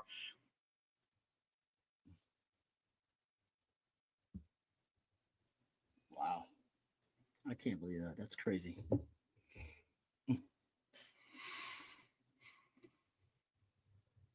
But again, guys, the Longhorns established, I know we haven't seen it since the first drive, but it's established one drive here. They can, put this game back into the real comfort zone. But they've got to execute that. Came out in the pony, though, to get it going. Came out in the pony. Oh, I like it, though. There you go. Ooh. Let's just get to the end of the third quarter. It's over. The quarter's over. Oh, thank you. Quarter's over. There we go. We get past third quarter, everybody. Hey, positive yards in the quarter. Positive yards. Yeah, there you go. Hey, a first down, y'all. A first down. Yeah. That's baby steps. That. Baby steps. Hey, Sark, what did Sark lean on when Sark was like, I got to pull us out of this hell? This is the third quarter. The pony package. Thank you, Sark, for listening. There you go. Good for you. He's been listening. He knows what's going on. He's no dummy. Dean Lacey, offense should be fresh. Dean Lacey, yeah, offense should be fresh. That's true. Yeah, 100% fresh. And there you go. Absolutely. I can't say enough about this Texas defense. They've defended their goal line with a passion again today, and that's why Texas is still leading this game by 2 scores here. Here we go. Texas, if they get it one more first down, they'll be over 150 yards of offense here in the fourth quarter. There it is. Yeah, never been so happy to put my 4 fingers in the air. That's exactly right. Yeah, I look. I'm taking some on the chat. I love it. 50 points. Hey, I didn't say 50 offensive points, by the way. I said 52-23. But yes, it's not getting close to that. Texas has been bad. Hey, win some, you lose some. You can't make a 23-footer if you don't take one. Well, a lot of bad teams that can't shoot the ball, baby. There's a lot of bad basketball teams that won't shoot a ball. Well, yeah. I mean, I made the joke about this is the site of the Georgia game, but the offensive line and the blocking scheme has been as bad. I mean, look, this is an Arizona State team that's not. They have, what do you say, Jerry? 21 sacks on the year. They've got 3 sacks. They've forced 6 tackles for loss against Texas. I mean, they're 100th in the country in tackles for loss. They don't get a lot of tackles for loss either. Yeah. This is just a bad offensive performance. The bad offensive performance. Yeah, it's not just the third quarter in this game. This whole game has been ugly offensively. Thank God for the defense. And these special teams gave you some points, even though special teams has been inconsistent. But there's no doubt the offense has been a liability. You've been a liability. You've actually been hurting your team a little bit in this game. So that's unfortunate. Not sure what that's about. And we thought Texas had found something in the running game, and we thought Georgia was the only one who had the antidote. Somehow Arizona State figured it out too. I guess they had a lot of time, though. They had a lot of time to prepare for it. I got to go back and watch the film and figure out exactly what they did, but they did a good job. I don't know if Sark has any other choice but to kind of rely now maybe on the passing game. I still think you could run it, but you just may not get a lot of yards. You got to settle for the 4 yards in the cloud of dust kind of thing. The question is Sark willing to do that and just win it ugly and accept he's got an ugly baby? I don't know. Well, I mean, again, one offensive drive here, you've already gotten a first down. If you can go down and stick this in the end zone, you're probably going to win this football game, and you can live to play another day. But you have to execute if you're going to move the ball. And look, Jaron DeWalt, they're just sitting in the house every play. They should at this point. Until Quinn makes a throw down the field again, they should send the house. There you go. See? That's a good first down run, though, right there, guys. That's 6 yards on first down. Yeah, no, he's at 12 personnel in pistol. What we thought he was going to do the first time, they did this time was an RPO look, but that's kind of what they need to do. I mean, there you go. Now you're generating a little zone blocking and cut back on it. Nice job by Wisner that time, running left and running right, cutting back up the middle. It ain't going to be pretty, but it's okay. It ain't what you thought it was going to be. This is kind of what you just need to do. Yeah. And your offensive line's got to, play like a Joe Award finalist. Yeah, which they have not so far today. But he's lined up at 12. He's like, we got the math advantage. Let's just be bigger. And look, take the check downs, take the little stuff. Let's just be bigger. And this is, probably what you probably should have started out the second half with. Yeah. Well, and give them credit. You went play action and they blitzed the heck out of it. And the question is, should you have been play action or should you just you're right. Just hand it off. Just hand it off. No, you're playing play action. Just hand it off and let's run downhill. It's like I said, it's ugly, but it's gonna be third and short. They have matchups on the outside. I think Sark is really he really wanted to take advantage of those matchups on the outside, and it just hadn't been able to do it today. 3rd and 1.5. Hey, Jerry, when do they go back to that offset Jarrett Gibson play? Probably not, but we'll see. That was a nice tendency breaker. I liked it. Yep. And we talked about it in that first half, Rod, that those other plays that come off that, right? When they handed it to Silas Bolden. Yep. But you could hand it to Gibson. You do a lot of different things. You play action. But here we go. Arizona State looks confused on defense right now. Oh, let's go. Why they come on? What are we doing? Oh.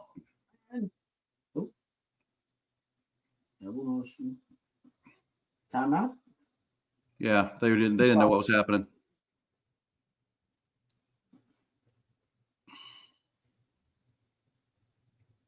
All right.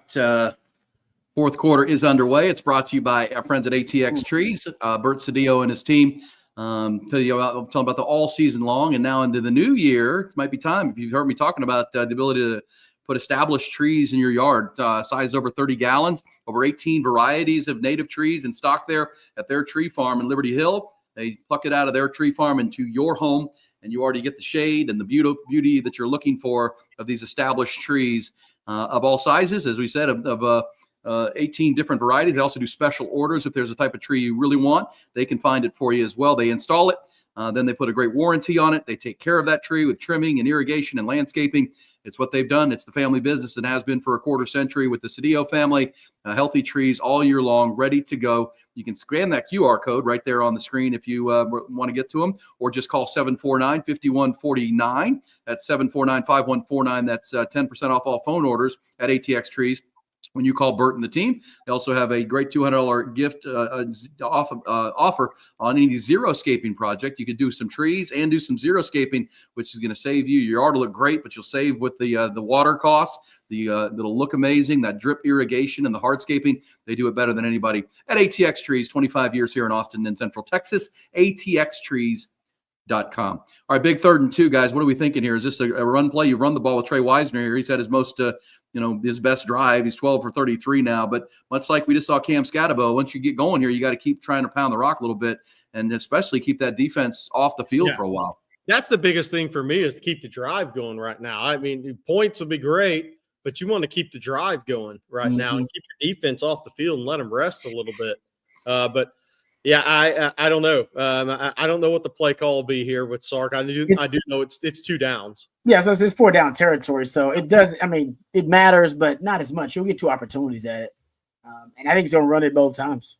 Like I said, if he can't do it versus Arizona State, then we need to know now. So I don't have these delusions about the next round. I need to know if you can't do it versus Arizona State, then there's no need for me to worry about you doing it versus Ohio State or Oregon. Yeah, okay? look, I know I'm not having any delusions about Ohio if the Texas plays Ohio State. No, I'm talking about the run game. Like I said, I think they're going to beat know. Arizona State. I do believe they're going to win this game. I'm not saying that they're going to lose game. No, I know. I'm just saying in terms of if they don't believe they can run the ball 3rd and 2 on Arizona State.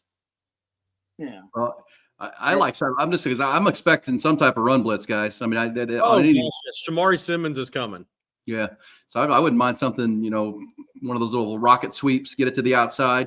See if you can get Troy Wisner or Jaden Blue on the edge a little bit here, because you feel like they're going to try to run blitz you, slow this down. But we'll see. Here comes it's Wisner in the game. Let's go. It is 11 personnel with Gunnar Helm flanked out. Saddle up then. No, they're going to pitch it. There we go. I was saying, you need to know. You need to be able to have enough creativity in your play calling, and especially when you have a talent advantage like this. 32 game on the line, clutch time in the playoffs. And you can't get 32. Man, don't get me started. Don't. I'd go off on this channel. Now play action. Going to take a shot, guys. I don't like that he threw it in double coverage, though. There's got to be somebody else open. We throwing in double coverage like that. Gunnar Helm's wide open in the flat. If somebody double covered, somebody else is open. Like, that's just the reality of double covered. Gunnar Helm is wide open in the flat. I don't know. Yeah, oh my gosh. One of those predetermined. He was going to throw that ball from the snap. Totally predetermined. Yep. Which is not a good thing. Nope. First down to Gunnar Helm. Predetermined. Well, at least it'd been a one-on-one, him and some other dude. He definitely would have gained 7-8 yards. Oh, wow. Yeah, they were thinking screen there for sure and jumped all over it. That's just tendency of Texas, though, after, like, shot on first down. Right? It's shot on first down, screen on second down. But that sound like Sark in a nutshell? That's a little predictable there. Yep. Well, I mean, we're now deep into the fourth quarter here, early in the fourth quarter. Quinn Ewers still kind of feels like he's kind of sleepwalking out there a little bit. You'd see some fire from this Texas offense. Here comes the blitz. Of course, they're coming with the blitz, and you got a one-on-one, and that's your guy. Woo! That dude is so clutch. Clutch. They picked it up and a good catch. Yep. That's what Sark wants, right? Sark's like, if they're going to blitz me and they're going to sell out, stop there and load the box, I got matchup advantages galore on the outside. My guy should be winning, but the throw's got to be there, and that was an NFL throw. Yeah, and that was an NFL throw. If you're Arizona State, you'll give up outside leverage and make Quinn make the throw. He's got to make the throws. Got both feet down. Boom. Yep. I dig it. He's got to make the throws. They're going to give up outside leverage, outside the numbers. They've been doing it the whole game. All right, make the throw, Quinn. First half, he didn't make the throws. They were late and short. That was a great throw by Quinn. Yep, they're going to force you to make NFL throws. Force you to make NFL throws outside. NFL throw. Yeah, prove to me that you're an NFL quarterback. If you are, okay, you're going to beat us with that then. Had that pony package. I like the pony package coming in. Now that you're here, you got to punch it in for a touchdown, because this is where you can take the heart of these guys a little bit. Hey, it's not the third quarter, so I'm sure they will. A field goal, they're still like, all right, guys, if you punch it in for a touchdown here, though, you're three touchdowns. Hey, that was the Notre Dame play. They tried to go back to with the rollout, and they get them one-on-one, isolate on the outside. Looks like we got a flag, guys. I think that might be pass interference. Gotta be. Or holding. Gotta be. He had his left arm around his body on that one. Yeah, that was the Notre Dame play. That was to get to the pylon. In clutch time, what did Greg Davis once say? Even though y'all hate on Greg Davis, think players, not plays. Yeah. Just give me the player. I'll find ways to get him the ball. Give me the player. Think players, not plays. They're going Matthew Golden now. It's like, hell. Wow. Whoa. Offsetting, guys. Offsetting. What? They got DJ Campbell with a face mask in the trenches, and the pass interference call. So it's going to be a replay. Second down.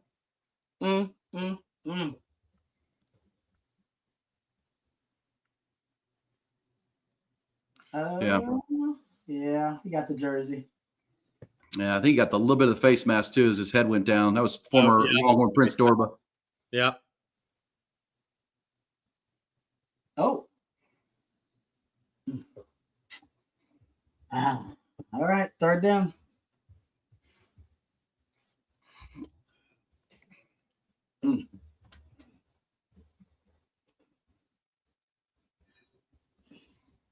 Think players, not plays. Yep.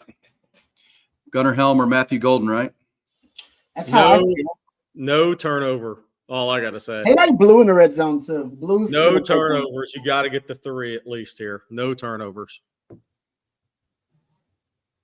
They're trying to isolate Golden on the outside. He's 1-on-1 up there. They like it. No, he bailed on them. Ooh. Go, Quinn. Go. Ooh. Boo. That's going to make a play, son. Touchdown. Oh, man. Big play. Go make a play, son. All right. Quinn Ewers and the Longhorns are in the end zone for a third time today. Quinn Ewers threw the first one. He ran for the third one, and the Longhorns are back up 3 scores. Called his own number. My guys weren't open. Call my own damn number. It's all right. Good job. Hey, the good news here is we're only 3 scores away from my game prediction being close. Yes. Hey, you know what, though? If the margin's right, the margin's right. You know what I'm saying, Jerry? That's what I'm saying. Nobody was open, though. Like, it was nobody open. And they just lost contain on them. Nobody was open. Good for you, Quinn. Good job. Good play. By the way, in this chat earlier, I think I saw an A&M fan in here. I'm glad you're having the chance to watch football in January. Because otherwise you wouldn't. So thanks for being here. Football that matters, too. Relevant football. Good for you. Ooh, beautiful. All right, guys. That was the drive Texas needed. We talked about somebody asked, does Texas have the grit and the toughness to win a championship? And that's one of those. This team has an amazing ability to look great and then all of a sudden look like a cluster bomb, and they turned it back around. That's a 12, 13 play drive, 76 yards. Quinn Ewers had some moments on the drive that kind of gave you pause, but boy, the throw to Matthew Golden, the touchdown run, and the Longhorns are back up comfortably now over Arizona State. You give the defense credit for keeping Arizona State out of the end zone, and the offense responded and did what they needed. Their defense got a rest as well. I mean honestly, for the way this game is going right now, that 24-8 for Texas against the Texas defense and Arizona State, I mean, I feel pretty confident saying Texas is going to move on. And Texas has been, like I said, they just have been the worst third quarter team basically in the country offensively. In the last 5 games, that's what's really kind of holding them back from being a team that blows a lot of these teams out and ends up winning by a much bigger margin, is that the third quarters are really ugly. So I don't know how they fix that. That's kind of, to me, going forward, that's the big issue you got to worry about. I don't know how the hell, because everything else for Texas, the running game, I got to go back and watch it. I think that just may be their scheme. They may have, like I said, we talked about it during the week. They do match up well with wide zone teams and stop wide zone. What they haven't stopped is inside zone. What they haven't stopped really well is power gap counter schemes. And why Texas wasn't able to run downhill and have more power success, I don't know why. That's what I got to go look at, because I thought that would have worked, but it didn't. All right, 16-point lead for Texas, and obviously, if you're doing the math, I mean that's a 2 scores and 2 2-point conversions. If you're Kenny Dillingham, that's what you're thinking. You need 2 8-point drives here if you can get it, but you haven't scored a touchdown yet. So even though you have 300 yards of offense, you haven't put it in the end zone, and that's where this Texas defense, they've been at times, guys, and but haven't broken. I mean, they've forced Arizona State 1 for 4 on 4th downs. They've blocked a field goal. They had the goal line stand. I mean, that's what's kept Texas here. And then it really just took one drive. Arizona State is 7 of 17 on 3rd down. So the Longhorns are winning those money downs on defense right now. And that's why the Sun Devils only have 8 points. Yeah. So look, coming back, this will be interesting to see what does Arizona State do. I've said the whole game, Rod, they got to keep handing the ball to Scatterbo. No. Maybe it's in the screen game now, though, because the clock is not your friend. So now it's gone from staying in the game in the 4th quarter. Texas just punched it in. That was a huge touchdown, which changes, I think, how Arizona State has to approach this drive. Yeah, they held them to a field goal. I think they could still maybe try to run the ball a little bit. Yeah. I'm with you. With 10 minutes left in the game, you're 2 touchdowns and 2 points away. Yeah, you're kind of in 2-minute mode for the rest of the game, because you got to get 2 scores and get the ball back. From Texas in that time span as well. So I think they'd be in 2-minute spread out mode. But where Sam Levitt can be dangerous now, though, too. He can be dangerous. Well, I mean, learn your lesson from the Clemson game, guys, and just go NASCAR, we're going to spread you out. Go NASCAR. NASCAR. Somebody's saying that Scadabo's vomiting violently on the sidelines. I did notice that. Somebody asked about Manny Muhammad. Manny Muhammad was back in the game. Michael Tass back in the game. Kelvin Banks back in the game. So nobody's been lost for this game, to my knowledge. Well, there were at least 2 holds on that play, guys. Texas. There it is. I mean, that's what you have to do. I think you have to get the ball to Scadabo more in the passing game here, instead of just the inside run. Now, that doesn't mean you can't pop one, but I think the game, your strategy had to change drastically with that Texas touchdown. Yeah, I mean, with every handoff, you're helping Texas, though. I mean, that's And- just and you hand it off. That's 45 seconds right there. I'm good with that if I'm PK. I'm good with that. Hand it off. They just handed it off. I mean, and he made a big run. Look at the clock. The clock's milking. I'm good. Hand it off. Fine. See, he's having to get out of the game again. He's definitely not feeling well. Yeah, I wonder what it is. It's crazy. It's got him throwing up. Yeah. I wonder if he took that shot when, I don't know, Mike got hit in the stomach or something. Yeah. Vernon Broughton hit him pretty hard on that one goal line play. Yeah, it's true. QB draw here. No, they barely got it. They got it. Little handoff, first down, clock will stop. But did Barely he get the first down? Where's the spot? They barely gave it to him. Nope. Yep, they barely gave it to him. But the clock is moving. Yeah, clock is moving. Yeah, Texas Clock's likes moving. this. If you want to be methodical, that's I good. was like, every handoff, I'm like, okay, good. Get yourself 5-6 yards. I'm fine with that. But that 40 seconds is way more valuable than your 5 or 6 yards right now, man. You need that time. Yeah, you haven't put the ball in the end zone yet, and you need to be in the end zone 4 times here. Yeah, exactly. When you go 2-point conversions. Yeah, so I'm like, yeah, handoff is a win for Texas. I'm cool with that. Hand it off. Go ahead. Give it to your guy. I'm with you, especially when you have that quarterback that was giving Texas fits running all over the place. But exactly. Like, yeah, I'd much rather have to deal with you handing the ball off right now, down 2 touchdowns, than deal with chasing Sam Levitt around, playing scramble drill every damn play. Right. By the way, so Scadabo, 29 touches, 136 yards in this game. It couldn't be going to script any more perfectly than Arizona State as far as their chances to win the game, Rod. They're still down 16. Exactly. I mean, they've doubled right. Texas in time of possession, doubled them in time of possession, have 100 yards more than Texas, and they're still down 16. And you know what? In their formula, Jerry, what would have helped them close that gap? Turnovers. They're usually great. They're 17th in the country in takeaways. They usually get 1 or 2 in a game. And it really monopolizes the momentum for them, gets them an easy score, easy field position. They haven't gotten that. So that's why Texas, because Texas usually gives them away, right? Texas usually has one of those per game. They're 111th in the country in giveaways. That's been a big key as why Texas has not allowed them easy field position and easy score. And that's one of the things that's really hurt the Texas defense this year has been short fields and easy scores. So that has actually been a good thing for them. Yeah, no doubt. Yeah. Hey, who has the sacks today? Does Colin have 1 or 2 in this game? I think Texas has 3 sacks as a team. I think Trey Moore has 1. Sacks, yeah, Trey Moore 2, Colin Simmons 1. Okay. So Colin, somebody asked in the chat if Colin got up to 10 for the season. He's up to 9 with that. He'll get 10 before the season because he'll be in too much. He'll get 1. He'll get no turnovers in this game, guys, for either side. But the 4th down stops, you could argue, are turnovers, and they've got 3 of those. And I got to tell you, this fact that Sam Levitt doesn't have a turnover in this game, as much duress as he was under in the first half, really impressive. Because a lot of quarterbacks would force a bad ball under the duress he was playing under. Totally agree. Yeah, that was not a good throw there. That's going to be 3rd down or 2nd down. He was open. That was O'Meary again, just underthrew it. Yeah, that's the worst ball he's thrown today. Yeah. I was like, he had time, too. That was actually one of the muddy pockets. Maybe he needs duress. He's probably tired. Yeah. Just leave him alone. Just leave him alone. By the way, if Texas could force the first turnover of this game, it could really pretty much seal the deal. And the Longhorns have been opportunistic in that regard when it comes to meaty big turnovers late in games. Oh, nice. Ball in the air. Ethan Burke again. He blocked the field goal. So you up third and long.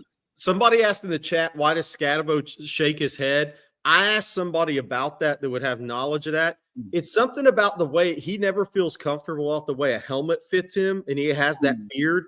He always does that. It's nothing medical or anything with him. It's just something he's always done. You know why? He's got that dog in him. Don't your dog do that too?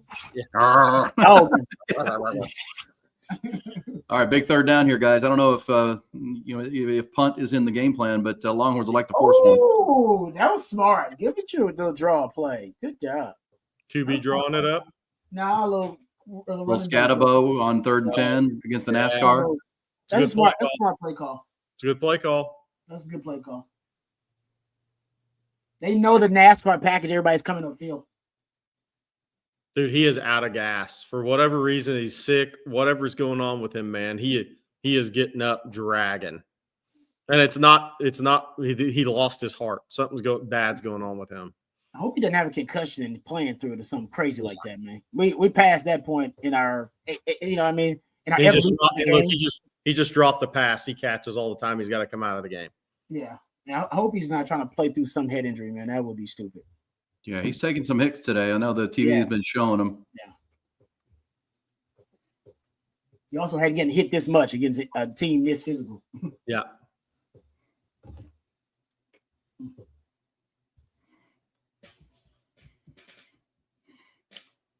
Longhorns are just happy to see that clock rolling. It's obviously stopped right now on the drop pass, but here comes Jade again, another nickel blitz, and makes another tackle. I don't know if it's for loss, but certainly it's for short gain.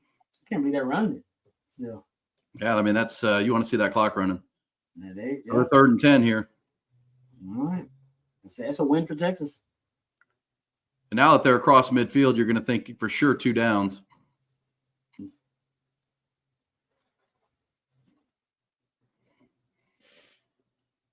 It's a good decision there. All right, 4th and 3. Maybe. Clock running. They seem to be taking their time too. Yeah, they're not in a hurry. Urgency. They're trying to just keep it within the number. They're like, just keep it within the number. We're good. Yeah, this current drive has gone 9 plays and it's taken over 3 minutes.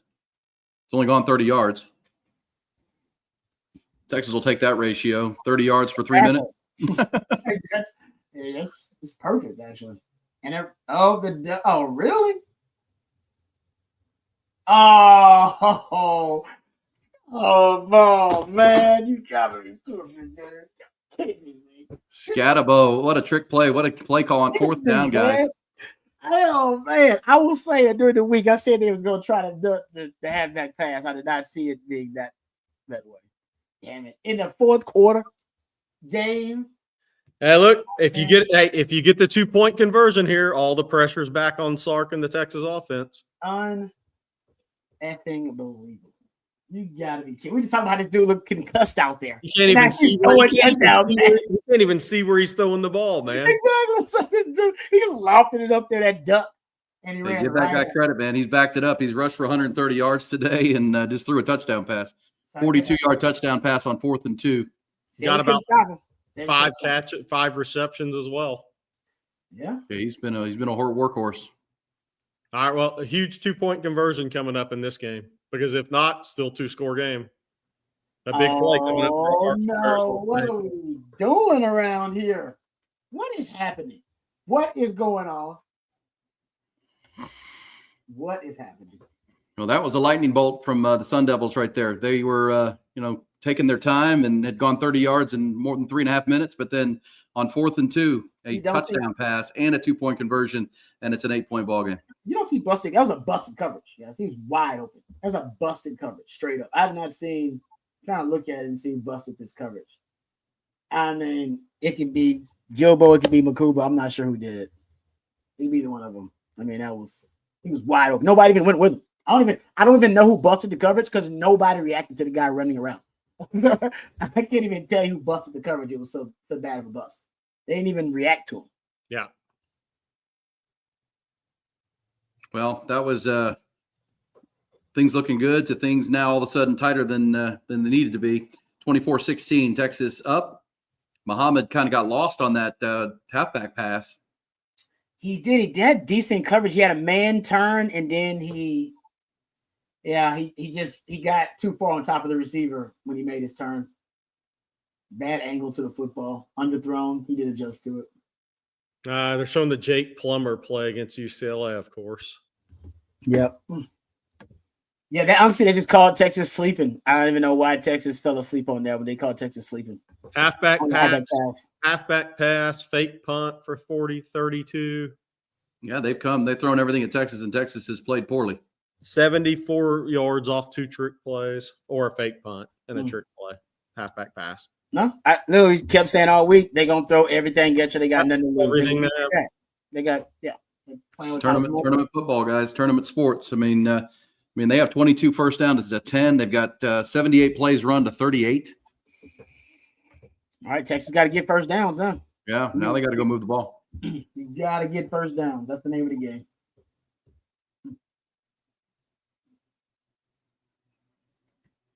They've been pooch kicking down to about the 25. Let's see what they do here. You got a flag?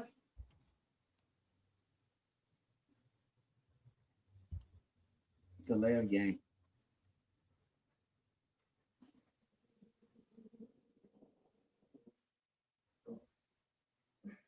They pooch kicked it again. Smart. Texas adjusted on that. They put Silas Bolden as an up back there, adjusting to the pooch kick. I think that was a smart move by Texas. It was.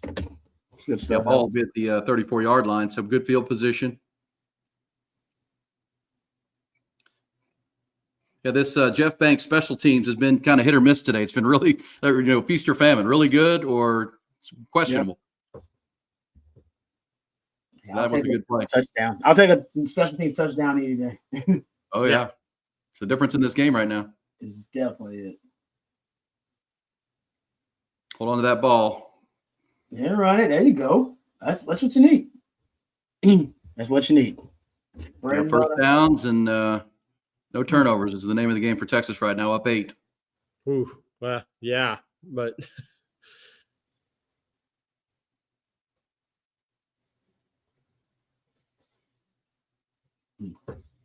about to go under the 6-minute mark here of the fourth quarter. Longhorns clinging to an 8-point lead, coming off their best drive since the first drive, and now they want to follow it up with another good one. They got a good first down play and pretty good field position to start it. Let's go, guys. Come on. Come on. First downs. Let's go. Oh, my gosh. Come on. Oh, my gosh. Come on. Well, there you go. That's what you couldn't do, Quinn Ewers. What are we doing with these? I don't understand. It's a bad decision to call that play. It's an even worse decision to throw that ball. Boom. Both of them are bad. Both of them are bad. That's a bit. Bad play call. Bad decision by the quarterback to throw it. Threw it into a double. Threw it into a double again. They're all bad. Threw it into a post with the safety help again. You can tell they've been practicing that play all week, and somebody's been telling them it's going to be open. I don't know who's been telling them it's going to be open because it ain't open. You ain't reading the play. And if he's double covered, what's to say? If he's double covered, then somebody is open. Who's open? Somebody's open. Yep, that was not a wise decision. Feels like another premeditated throw for Quinn Ewers that was going to be the spot, and whether it was open or not. And they've tried it all game. Texas now clinging to an 8-point lead and doesn't have the ball after a interception, the first turnover of the game for Texas. Does his defense have one more big stop in him, gentlemen? Could have taken the check downs, a couple of them open. Anyway, yeah, the defense has got it in them. They've been coming up clutch all year. They're saying whether he had control of this football. I mean, I believe he did. Oh, checking is it targeting they're checking? Oh, they checking the targeting on Bond? Because he did hit him. He hit Bond. He hit him. It's a good point. He hit him pretty hard. I wondered that. He tried to take his head off. Yeah, that might be 15 yards. Oh. But it wasn't helmet to helmet, though. But he hit him in the head. But it wasn't helmet to helmet. I don't think it was helmet to helmet. I love it. Where the funny comment, where was that? Lone Wolf Longhorn, Jerry jinxed us with the score prediction. Either that or the quarterback that started over 30 games just can't get it done. But yes, I should have not bet on that part of it. That's where I messed up.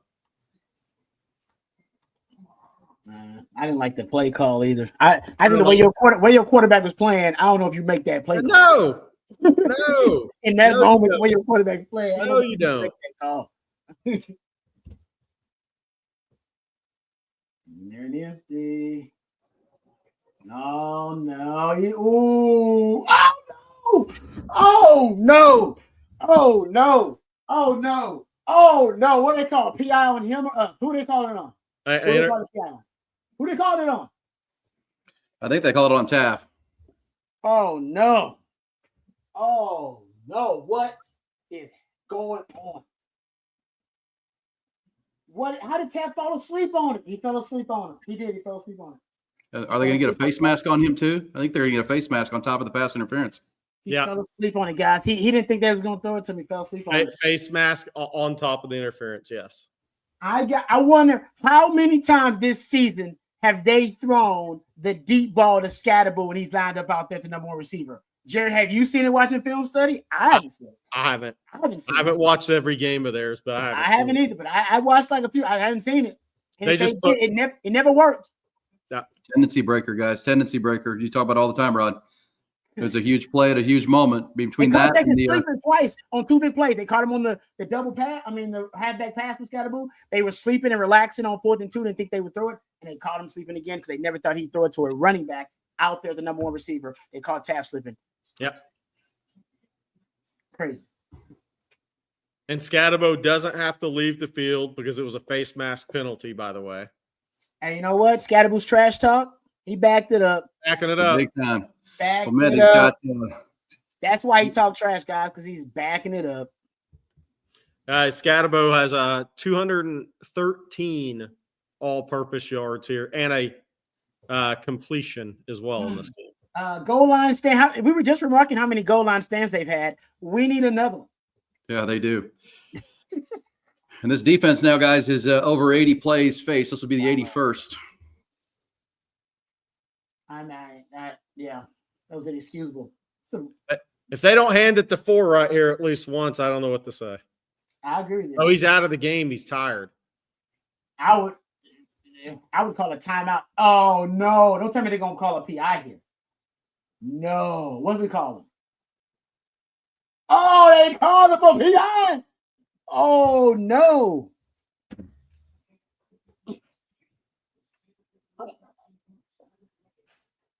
Wow. Y'all, anybody got some water bottles to throw on the field? Yeah. Otherwise, we're screwed. Yeah, it's not good right now. Oh, this is a tired defense, guys. I want to see the play. The secondary, the strength of your defense. Where's the PI though? He grabs him. I guess he hooked him there at the end. He didn't have to do it though. That was so. Yeah, he didn't have to do it. He did it. He did not have to hook him though. He had good coverage. He had, and the ball was almost uncatchable. It was almost uncatchable. That's it what seemed like it was borderline uncatchable. That was very ticky-tacky, man. Yeah. But he did technically hook him. Yeah, I think it was. I mean, it wasn't a good throw. He couldn't have made it. But he wouldn't have made it. He wouldn't have caught that. Well, here we go, guys. The Texas has now been doubled up in total yardage, 440 to 210. The most consistent parts of your secondary who have been clutch all year, they all have had very regrettable plays down the stretch here. Taft, Janae Barron, and Malik Muhammad. All your top guys. Here's the crazy thing about this game. If they punch this in, there's still going to be 4.5 minutes to go. Yeah. Still. So Texas has to mount a drive to win the game. They're worn out, guys. They're tired, man. You can tell that. I haven't seen the defense like this. I haven't seen this defense like this. They're worn out. They're tired. They can't. And what is tired? And when you're tired, the first thing that goes, guys, is your football intelligence, your IQ. And you start grabbing, you start holding because you're tired. Yeah. Yeah, and you start making mental errors. Hey, Aaron, what'd you say the play count was? They're over 70 now, right? It's 80 to 40. 80 to 40. 80 to 40. That's time of possession is the time of possession is going to be doubled up. Sends in a super chat. Not a single call on ASU. Has there been a single offensive holding call in this game though? They're not calling. No, I don't think they've called any of that. No. Yeah. Well, here we go. You know where it's going, right? Oh gosh, yes. Oh, you better. I mean, if you don't, you're crazy. Yeah. I think he's in. Yeah, he's in. Yeah, they got to give it to that guy, man. He's the one that brought you back. He's been unbelievable. I mean, he really has. It's one of those legendary performances by an individual player. I mean, he's throwing it, catching it, running it. Yep. This is one of those performances. You're right. One of those all-time greats. It's like remember the Dominican Sue what he did to Texas in like the Big 12 title. Either they won or lost. It was like that dude. Yeah, he's been the difference in the game without a doubt. I mean, he's backed up his talk and he's been phenomenal. All right, here's here we go. Yeah. Here we go. All right, D.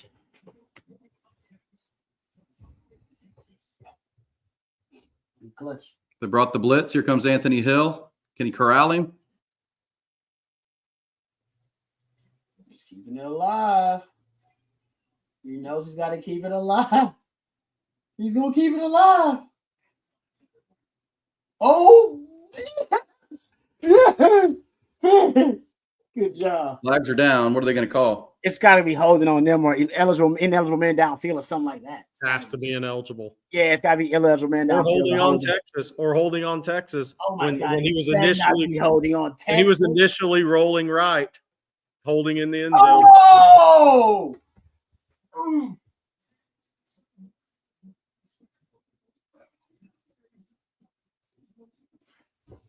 Got to defend it again. Who was it on? Manny Muhammad. So now ball's at the half-yard line. 1. Do you run it here? Do you hand it off? Yeah, you give it to Scatterable, man. He's your guy. I can't. I mean, but that was Sam Levin's athleticism that led to that play. That's all it was. That was just him making something out of nothing, being an agent of chaos. That's all that's the one benefit of having a quarterback that can do that. Most quarterbacks they're going down. Eddie Lee, super chat. Rod said it, Sarkey go. Why go deep? Change the momentum. I don't know. It's in his nature, and I hate it too. I love him, but I hate that it's in his nature.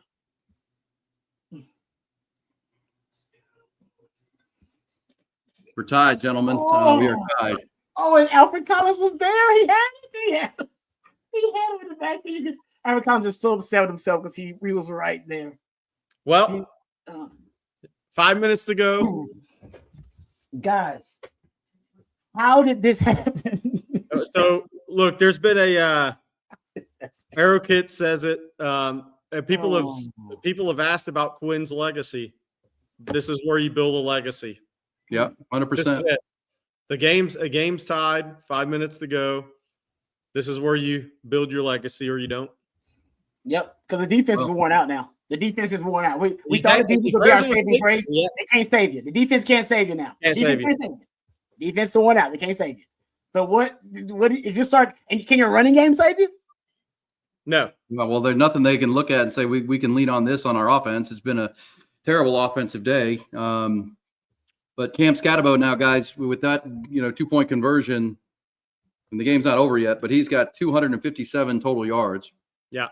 From scrimmage, 132 on the ground, 83 through the air, threw for 42 and a touchdown. I mean, this is an all-time great performance. This team he backed it up. He backed it up, man. He backed it up. And honestly, I think Sam Levitt, he's impressed me too, because I didn't think he could play hero ball and keep them in the game, and he's played some hero ball and made just enough plays to keep him in the game. Well, and that's the one thing we talked about all week. What was Arizona State's path? What was their path? It was controlling this game in terms of Scatterbo getting a lot of touches, which means you control time of possession. If they can do that, that's their path. But Texas has to turn the ball over. Now we've had both of that in the fourth quarter of this game. That first quarter when Texas had the ball 2 minutes. Yep. Aaron, we talked about it. that was a lot of plays for the Texas defense to be on the field. So if you didn't come back and control the ball in the second quarter, at some point, I don't care how talented a defense is, they get tired. And they're tired. Yeah. And so I haven't even seen the defense make this many kind of mental errors and, on a drive, miss this many tackles. I think it's just like you said, they're just tired. They're exhausted. They're worn out. Yeah, 81 plays now. And I mean, the time of possession is 37-17. Wow. Yeah, the Texas offense has really hurt this defense. The defense gave it every opportunity. And if they want to lose this game, it's the offense's performance today that you got to point the finger at most. Yeah, I can't wait to see what Sark's schematic response is. What are we going to rely? What is he going to rely on here? What does he trust? Because this is when you go back to what you trust. And I think he's going to be a players, not plays situation here. I got to go back to the guys I know can make plays. Well, and that the big fear you have is can you trust Quinn Ewers right now to make a good decision and a good throw? That's the problem. Yeah, like I said, those deep throws, though, guys, those have to. If those are not predetermined reads, they are right. They have to be. Like, the guy's not even open. It'd be different if he split the double team or something. The guy, the DB he's in phase. He's playing on upfield shoulder of the receiver, and there's a man inside. It's like nobody looks at that and says that's open. So that's a predetermined read. That means he's told in practice, hey, throw this to this guy. He will be open. And that guy's not open. All right, that went out of bounds. Their little strategy here is going to give Texas good field position. They don't want to kick it deep to Texas. But, you just said it about legacy, Jerry. This is, Quinn's had a rough game. The offense has been bad today, but you take it down with 5 minutes to go and score a touchdown. I don't want to say all's forgotten, but it kind of changes the conversation into the upcoming week. Yeah, but we'll see if they can do that. Yeah, we'll see. We'll see if the offensive because again, Arizona State, they better stay with what they're doing. They better bring the house, bring the extra guy, keep putting that pressure on Quinn and the Texas offense. Don't start sitting back now. Oh, make them drive the field. No, keep doing what you're doing. Make Quinn beat you. Got empty formation. Go to what I say. Players, not plays. We go empty. We're going to give the Trey Wisner on the outside, basically glorified sweep play. We're going to go players, not plays here. Guys I can trust. Yep, you need a drive now. And I'll say this, guys, if we still have 5 minutes to go in this game, you don't want to get to overtime with them having that battering ram at running back and your defense tired. Self-inflicted wounds is what you also don't need right now. Yeah, there you go. That's a false start on Cole Hudson. It's the last thing you need right now.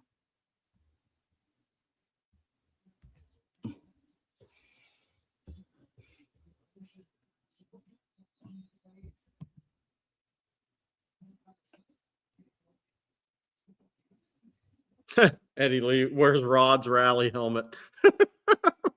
Let's go. Actually, I said I only wear it for certain situations. Oh, there it is. Boom. Rally helmet. Let's go. Right. Third and 2. Here we go. Third All and right, 2. Eddie. Let's go. Third. It works. It works. Hell, we're gonna start doing it all the time in clutch situations. Let's go. Come on, Quinn. More like the shift. Oh. And we think players, not plays in big moments. We think players, not plays. We're going to go simple. Trips to the field. Spread it out. Players, this guy's going to be open. Gunnar Helms' first big play of the game. Look at that. Simple. They ran trips to the field side, came back to Helms slant, backside slant. They wanted to isolate him one-on-one. Hey, do the same thing. Matthew Gold is probably going to be next up here because he's another guy they trust in crucial moment. Oh, that's how you start the wide zone right there. That was wow.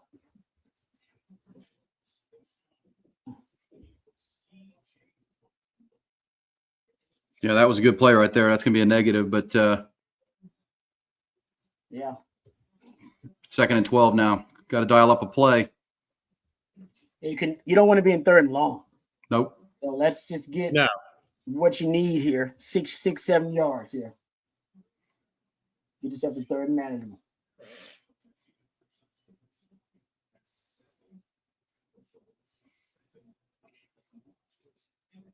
Oh, targets to motion in. Let's do it. Let's do it. Like I said, targets to motion in. Let's do it. Targets to motion in. Let's do it. We go with guys we trust. We're going players, not plays, in clutch moments. Y'all hear me? These are lessons we teach you around here. Players, not plays, in clutch moments. Targets to motion. Guys are open. That's a predetermined read. Boom. Predetermined. Let's work it. Come on now. Yep, they've gone to Wisner, they've gone to Matthew Golden, and Gunnar Helm so far. The guys they trust. Rod, everything is predetermined with Quinn right now. Sark's putting it on himself and not Quinn. And that's smart. That's smart because you know what? I don't want him reading the defense right now. Nah, we're gonna scheme it open for you. I'll scheme the guy open. You just throw it. Yeah. They'll let this go to the 2-minute timeout, guys. Arizona State has 2 timeouts for somebody asking. All right, I gotta go to the bathroom. I'll be back. All right, now we ain't just depending on Bert Arvin to go win us a game. We gotta score a touchdown. No, I think Sark's thinking 6, but at the same time, when you're what's his bad hash? Is it the right hash he's bad from? The right hash. Yep, he's missed 5 of his hash. Let's get over there. Get that left hash. Let's do that. He's missed 5 of his 10. Yeah. From the right hash. I believe he's been perfect from the left hash, and he's been pretty good middle. It's really that right hash. To the left. To the left. Yeah. That's what we want. To the left. Yep, no doubt. I'm with you on that. I only want to see Bert Arvin out there unless it's for a PAT. I'd rather see him score a touchdown here and put it away.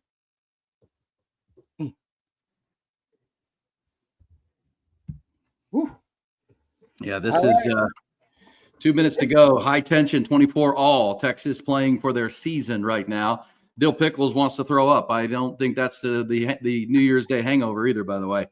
I think Scatterbull was throwing up at one time on the sideline. Sometimes you got to puke and rally. Y'all know that lesson. You puke and you rally. Got to come right back, come back stronger. Yeah, this guy's been amazing. And, Quinn Ewers has put him down the field here. We had a completion to Matthew Golden just now. You had Gunnar Helm with a catch, Trey Wisner.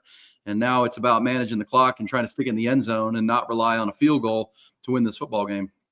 By the way, you said puke and rally. Isn't that what we're doing in the chat's doing right now? That's exactly what a lot of y'all are right now. That's exactly right. Bama Bell says, y'all want Milrow? That's pretty funny. Thanks for joining the chat. We need some jokes right now. Seriously, yeah. Oh, man. I don't know. I think I don't know. Like I said, Jerry, you've been preaching about it probably longer than anybody.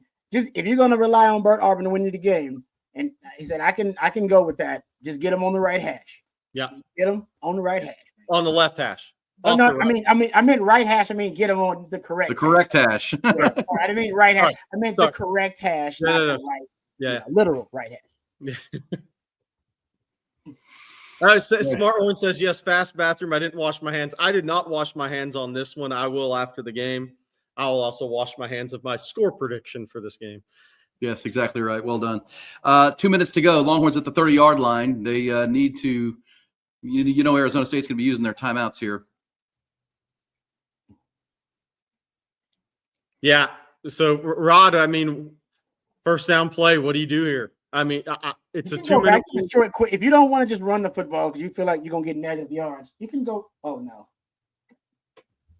Well, that changes things. Cole Hudson with another false start. That's 2 on this drive. So he's in and DJ Campbell's out, by the way. What? Because he is in at right guard.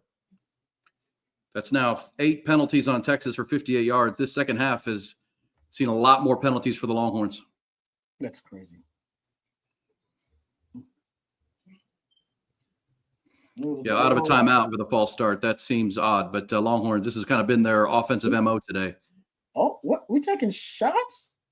I know we don't players not plays, but we're going to take a shot downfield. Okay. See, this is my thing, though. The short, quick passing game is what kind of got you going.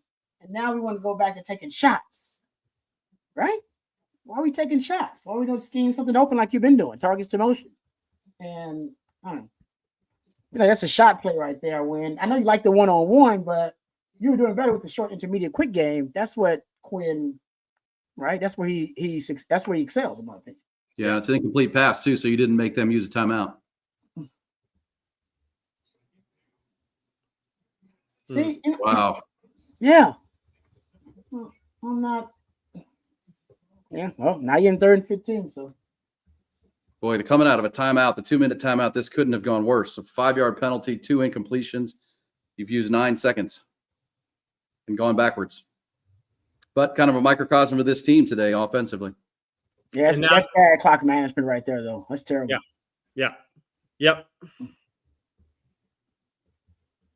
I mean, you're going to give them a legitimate shot if you don't convert here.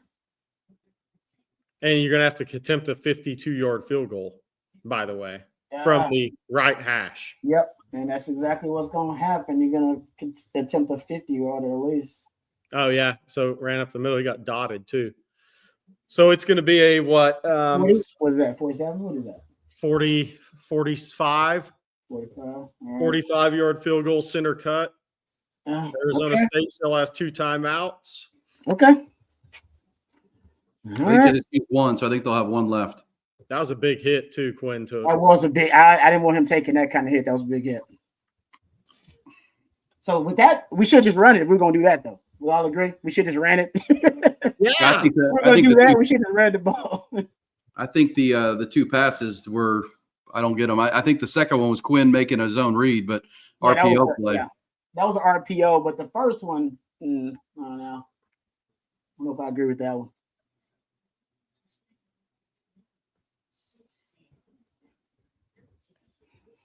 All right, come on, Bert. Let's go.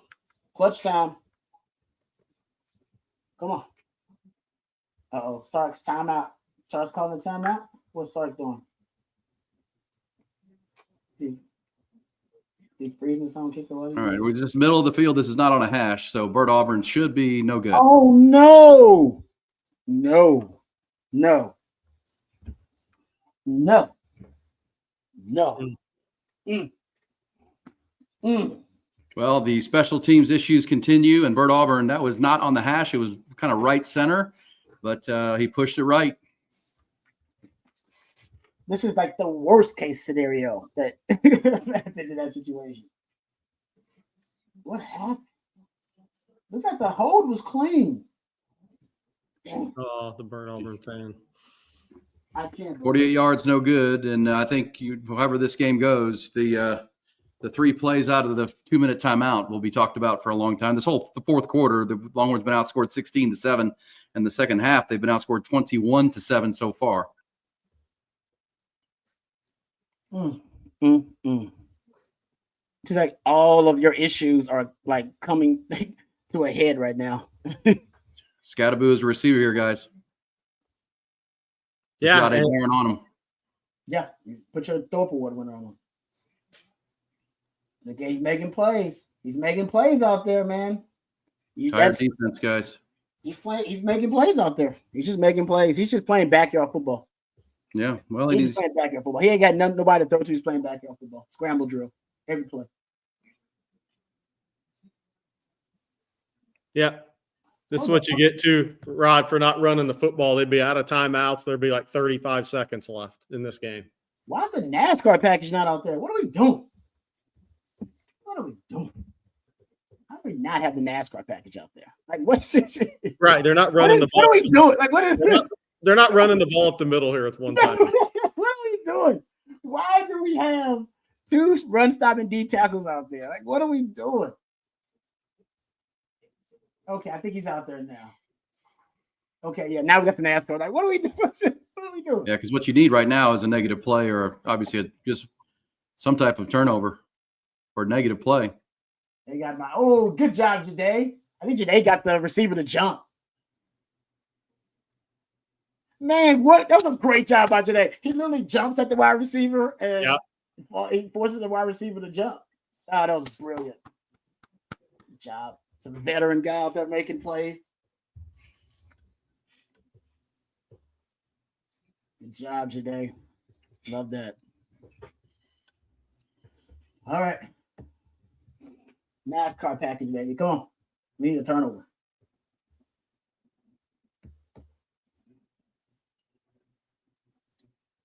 Oh. Nice. Big call here, guys. 3rd and 15. Now you have a chance to get the ball back with 2 timeouts. Yeah. And was I supposed to be excited about that, Aaron? Well, I mean, I agree. You still, there's plenty of time. No, I know. By the way, so people have asked, like, Scatabo shakes his head like that. It's nothing medically with him. I asked somebody about that. It's he just likes that. He feels like he focuses when he does that. It's a weird thing because I had to ask somebody about that. I noticed it a couple of games ago watching them. It's how you clear the mechanism. Clear the mechanisms. Wasn't that on the did he hurt him? Did he get hurt? He's staying down. Arizona State player stayed down. He's still down. That was a clean hit, right? It was they didn't throw a flag. It was a clean hit, but it just got him in a bad spot, I guess. I mean, it wasn't a crown shot, right? Are they going to take a look at this? No, I don't think so. Oh, actually, yeah, they might take a look at it. I think he hits him in the head. That's what it looked like to me. Ball was tipped, though. Ball was tipped, but they still can call that. Yeah, I think he does hit him in the head. I don't know. Yeah, it was head to head. Ball was tipped. Ball was tipped, but his head was up, though. It wasn't the crown of his helmet. They just went helmet to helmet kind of, but that's. Does that matter? Do they take that into account?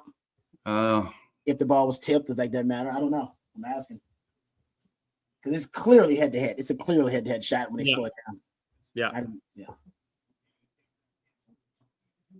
Yeah. They're gonna throw it.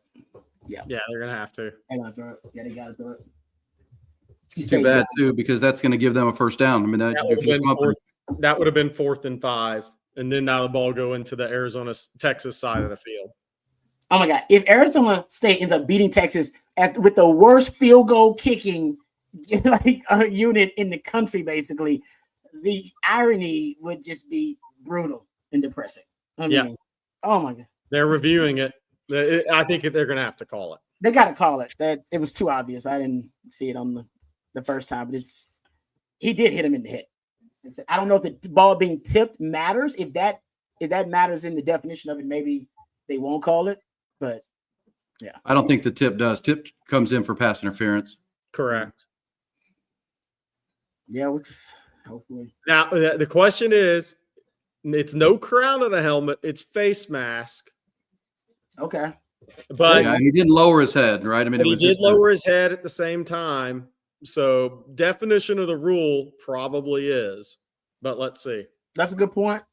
And obviously, this is it. But it's still 4th and 5. Arizona State's going for it, obviously. But if it's targeting, it's a 15-yard penalty, right? First down, right? No, yeah. But even if it's not targeting, it's still a 4th and 5 for ASU. Yeah. I don't know. Actually, they probably couldn't go for it on this. Let's see. He's just so violent. I hope they don't call, but it is a violent hit. Whether they got it with the face mask or not, yeah, they're gonna call it. Oh no, no targeting. So okay, so that's the thing. Since it wasn't crown ahead, it was face mask. Nice. Then that's not targeting. Some of these rules are you got to think about. Well, okay, what have you seen called? What have you not seen called? But since it was face mask hit, even though the head dropped a little bit, it wasn't crown. So what do you think about this? Do you go for this on 4th and 5 on the ASU 48, or do you punt it? I think I would punt it. I would punt it. I can't go for this. You can't go for this. You're thinking if you're Arizona State, how do we get this game to overtime? Because the Texas defense is gassed. How do we get this to overtime? Yeah, you got to feel like you have an advantage in overtime because you're running the ball. They're not. Texas is not.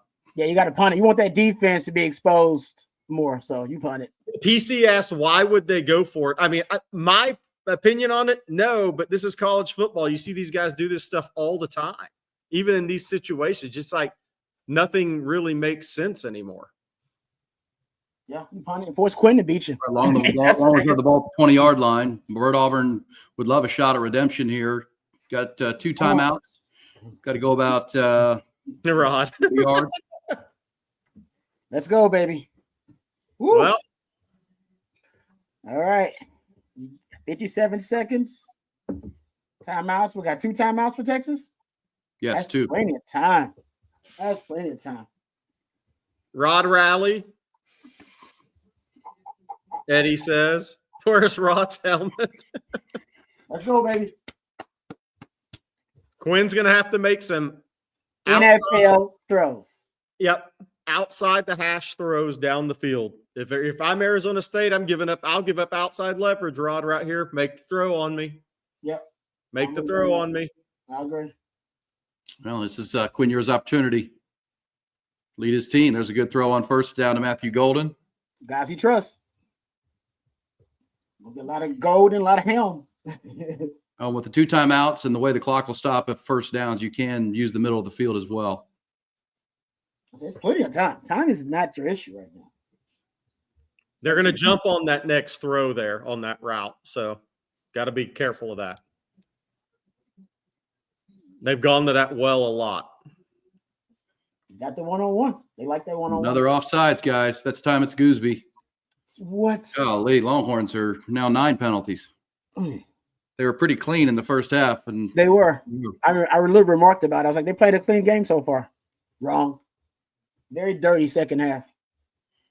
Yeah, the O-line has particularly not had a good day. I mean, they've only rushed for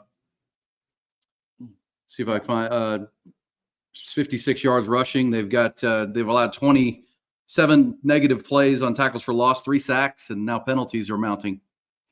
Yeah, hard to win ugly when you play ugly. Yeah. 100% true.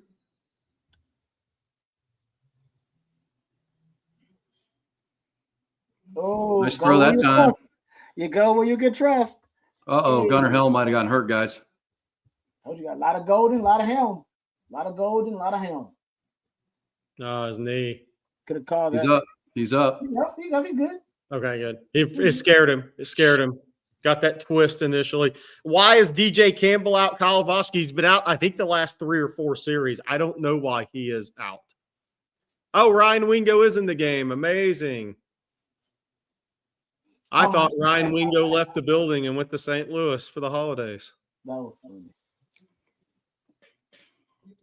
Oh, look at the ASU girls going right in front of Bird. Man, they got this whole thing mapped out, don't they? That was smart. That was smart. I'm not going to lie. That was smart. I saw Man, that. they got that whole thing mapped out, don't they? Hey, sit over here, late in the game, walk in front of the kicker. Yep. All right, 37 seconds, 1 timeout to go. You'll probably want to save that. So see what Sark dials up here. We haven't seen one of those throwback screens in a little while. Correct. He loves the screen on second down. That is a bit predictable, but they do work. Maybe fake the screen, bluff slant, and screen and go, something like that. Yeah, but you've been right with the players, not plays, Rod. You need about 25 yards here to get to field goal range. There it is. Ooh, Wingo. I like that. He was in the slot, lined up, and now this clock will stop. Huge throw right there. Nice job by Quinn. I mean, I think it's amazing. He, first 2 catches of the game. All right, they're over to the right hash now, guys. You don't want to be on the right hash. Empty formation. That was good. I like that play caller. Oh, gosh. Get the ball out of Quinn's hands quick. I'm out. Got to get Why'd they run that to the right? I don't know. Well, he's going to have to make a kick from the right hash, guys. I mean, why did they run that to the right? They still have a timeout if they want to run back to the left and take a timeout. That's damn. Maybe that's a all right. The Longhorns have gone 62 yards in 6 plays here. It's taken 51 seconds. We're down to 6 minutes to go. Longhorns do have a timeout in their pocket. It's 3rd and 4. I think they're going to run to the left here and take the timeout. No, he tripped. Did he trip? Did he trip and fall? I think he tripped over the lineman. Oh no! No! What? Oh, that was really unathletic looking.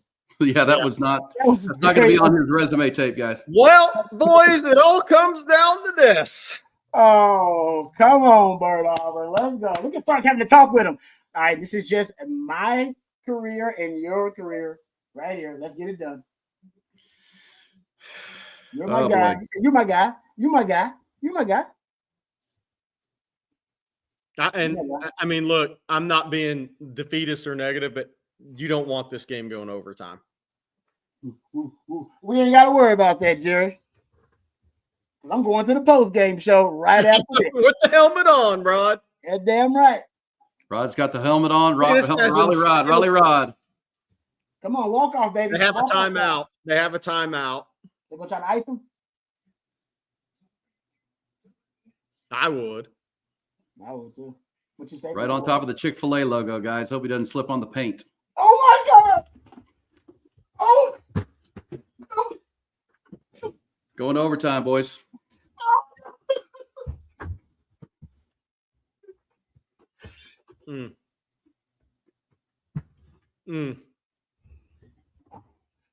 That's why you get it on the right hash, Jerry. That's why. Details matter. Details matter. They matter. Cade Phillips just posted in the chat. Details matter, man. Yeah. Get the kicker on the hash he likes. Get him where he likes the football. Quinn I think they were trying to get closer to it, and Quinn tripped. Quinn tripped. Oh, Did that ball get tipped, guys? it looked like it might have. I don't know. I saw that too, but I don't know. Nah. Oh, wow. All right. All right. Guys, I'll be right back. I gotta let the dogs out. All right. See you on the post game, Ron. No, I'm coming back. I'm just gonna let the dogs out. You come back. Yeah, I'm coming back. I gotta let the dogs out.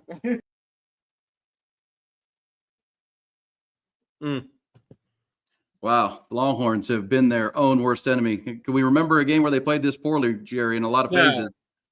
No, I can't. I honestly can't. And just the way the game went so far, but no, I can't. I mean, look, again, though, as far as stopping a team and not giving up any points, I think a lot of people, well, who's going to score on Texas? Well, Texas is playing better quarterbacks now. Those guys are worth 7 to 10 points a game because those guys are playmakers. So this is 2 playmakers in a row Texas has faced at the quarterback position. Those guys are going to score points on you. It's just part of the game. You're not shutting out everybody. And Texas defense isn't like Georgia 2021 where they just suffocate you everything. So good quarterbacks are worth 7 to 10 points because they're going to make plays in this game. But I just think, look, the time of possession, we're still at 38 minutes to 22. Yeah. 38-22. If Arizona State was going to have a shot in this game, they had to dominate in that regard.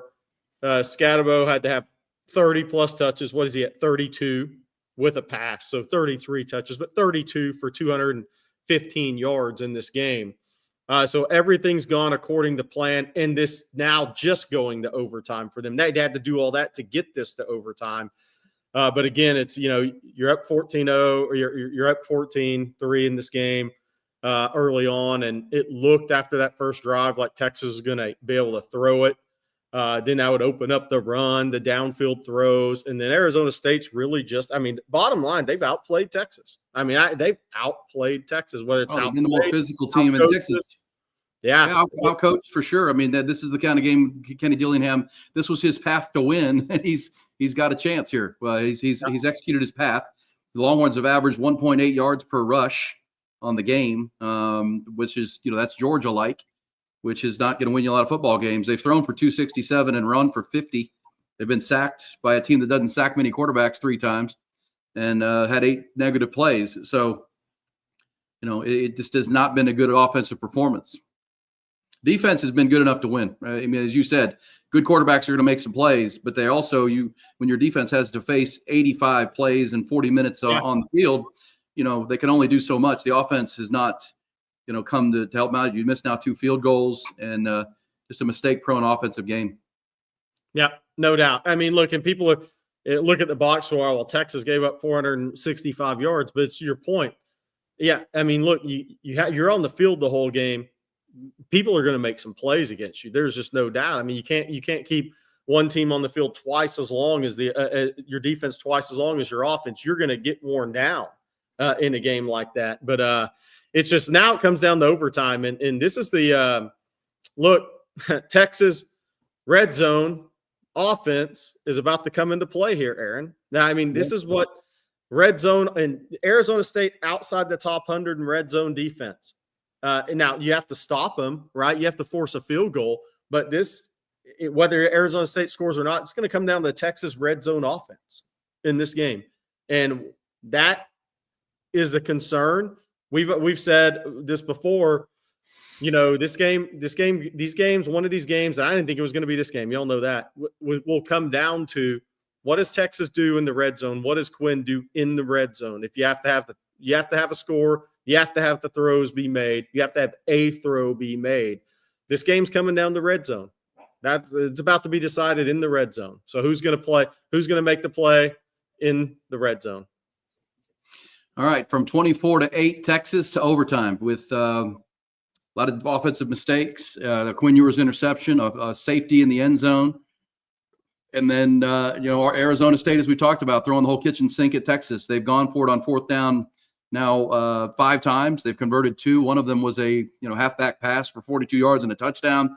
They've how about Texas has forced 21 third downs, Jerry, and Arizona State's only converted 9. But that's why they've been on the field so much. I mean, it's been these long drives. Arizona State has executed their path to victory, and here we go. Texas can still win this ball game, but they've got to play better in overtime this time than they did back on December the 7th when they're in this same building and lost to Georgia. Oh. Texas did win the toss, by the way, and they gave the ball to Arizona State. Hey, Rod, this is coming down the red zone. Here we go. It's coming down the red zone. Who's better in the red zone? Oh, man, Texas has had struggles in the red zone recently. And when your run game is working, red zone issues don't exist for you. Texas run game hasn't been great. Scadabo's making 8 Texas guys hit him to get him down on an 8-yard run or 7-yard run. No, he's definitely harder to bring down in the fourth than he was in the first. Yes. Now in overtime. I don't have a hat, but I'll tip it to Scadabo, dude, because I don't know. He's sick. Something's going on with him, man. But what an extraordinary effort. A lot of NFL scouts right now really impressed with that effort. I'm with you. Yeah. And he has to come out after every carry. He can't stay in 2 plays in a row at this point.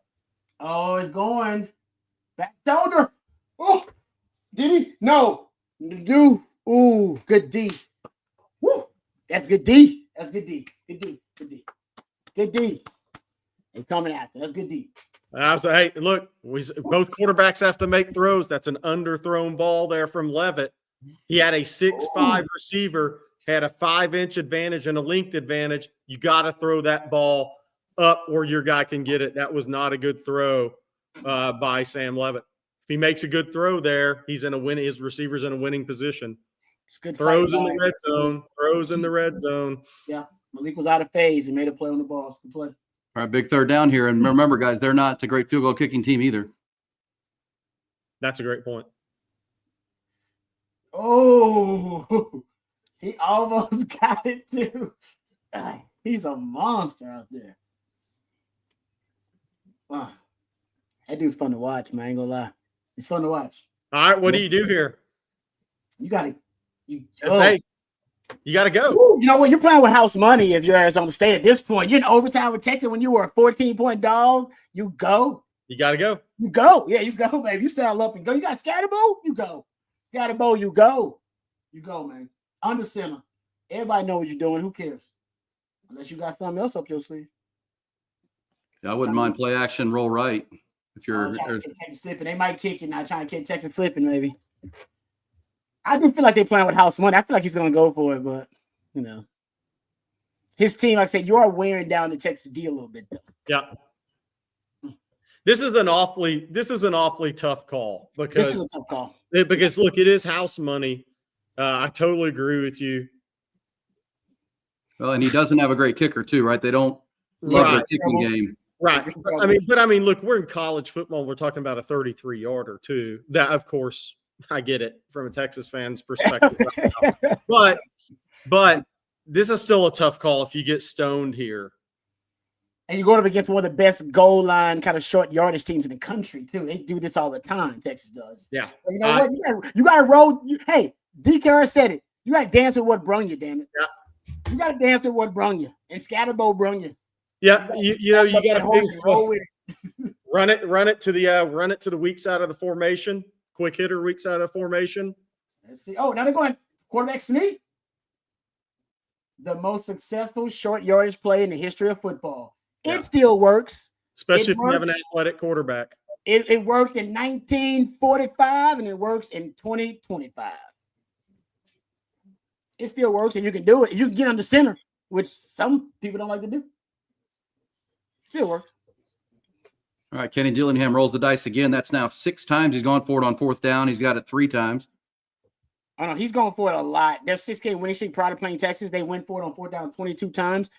15 of those came in the 6-game win streak. So he started to become a riverboat gambler as the kicking game got worse, and he started to have more belief in his team.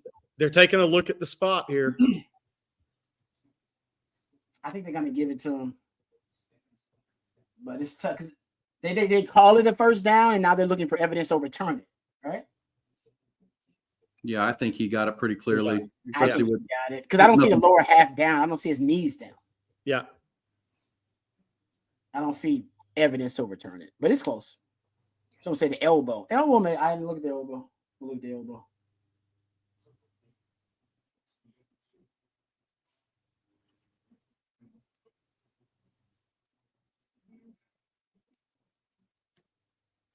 All right, moving on.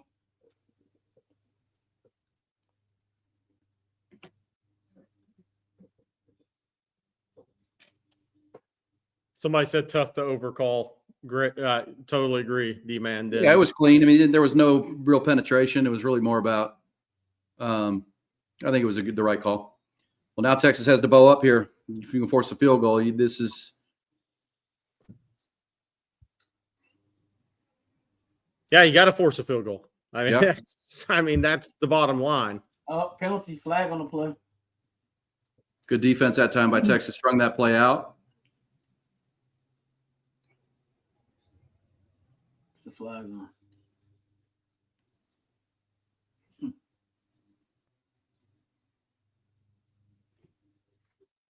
Oh, nice. Like it. That play right there, guys, was the 90th play for Arizona State today. That Texas defense is worn out. Glad Sark's, I'm glad they rotate guys on defense. That is a lot of plays. A lot of You know the numbers, Rod. What's an average game? About 65, 70? Yeah. 70, 72. Yeah, 70 plays around there. Yep. Yeah, whoever wins this game is going to be beat up a little bit for the next game. Great point. E. That's a great point. No doubt. Oh, come on. Got to make an open field tackle here. There it is. Good tackle right there. That's a good job. Good tackle. Andrew Makuba coming up. It takes a village. Look at Scatterbo, though. He looks like he's hurting. Look at it. Yeah, he is not. He is not all there, man. He is gutting it He's out. to help him up. He needs his teammates to help him up, man. Did he almost pull a calf muscle or something on that run? He can't get up on his own. That's crazy. It almost looked like his calf gave out or something on that run. Maybe just kind of halfway cramped up. Probably cramped up. I think that's probably it. Yeah. I don't know why he'd be cramping. He's just counted for like 300 yards. It was the look of the way they grabbed the Texas player Makuba grabbed his foot to me, but then it's somebody who came down with a knee on his helmet right there that I think shook him up even once again. Man, Texas is a physical defense. If you have that kind of workload against this D, you're going to feel it. You're going to feel that. I just got one thing to say. Any NFL team, draft that guy. I like him. Draft that guy. Yeah, I'm a fan. Like, how many people have talked trash and got the Texas defense all hyped up and still be able to back it up? That was a great Vernon had great penetration on that play, bounced it out, had forced the running back to bounce it outside. Yeah, because it ain't scatterable. Here comes 3rd and long. I'm assuming we're seeing NASCAR dime here. Well, I will say this. They can't give up a sack because Arizona State's got kicking issues too. They can't give up a sack. So at quarterback draw, go play field goal, something quick out of your hand. Why is the NASCAR package now on the field? Why are we not in NASCAR? That's the question. Yeah. Like, what's going on? Why are we not in NASCAR is the question. That's what I'm saying. Why are we not in the NASCAR is the question.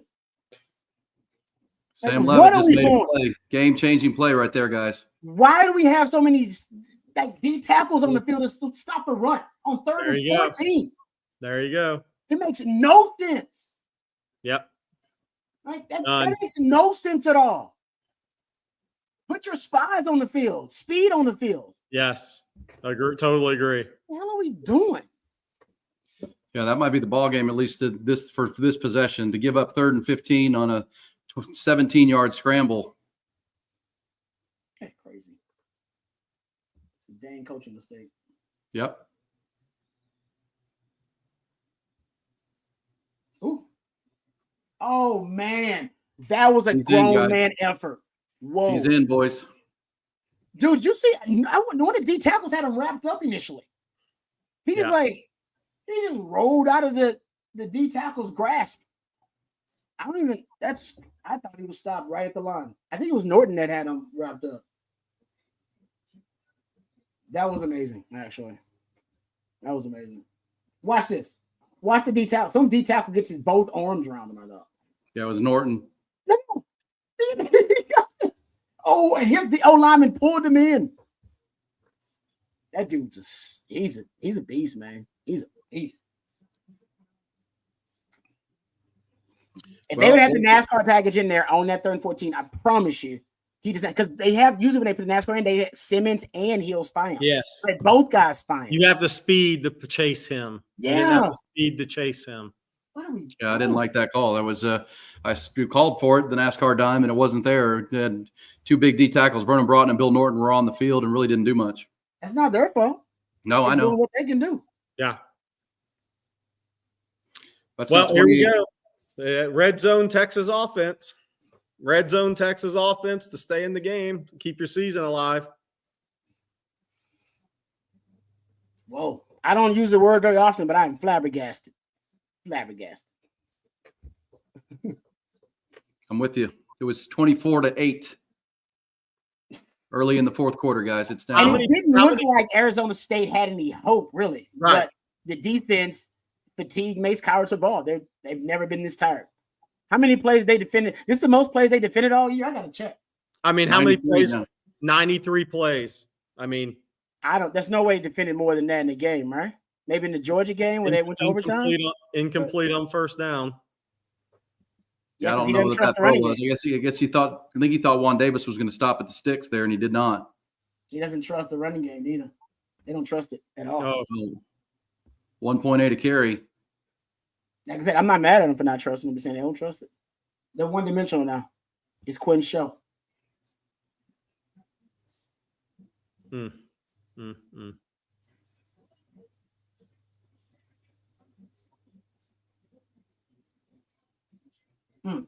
Yep. It ain't working. That could have been holding too, guys. I was about to say that for but I'm keeping it. I'm not going to say that. The chat, man, y'all make me laugh. I get it. That could have been holding too. At least you know it's 2 down territory here, guys. Oh, I mean, you got it, Stark, in your bag. Now is the time. Yeah, Gunnar Helm should be open here. Oh yeah, he looks like it, right? From the jump. He's making checks. Quinn's audibling. Oh, he went the wrong way. Oh, they did it. Oh, they tried the start blocking go. They tried it and it didn't work. I don't know if he checked to it. They tried it. It didn't work. When he faked the screen and then the release upfield, it didn't work out. Well,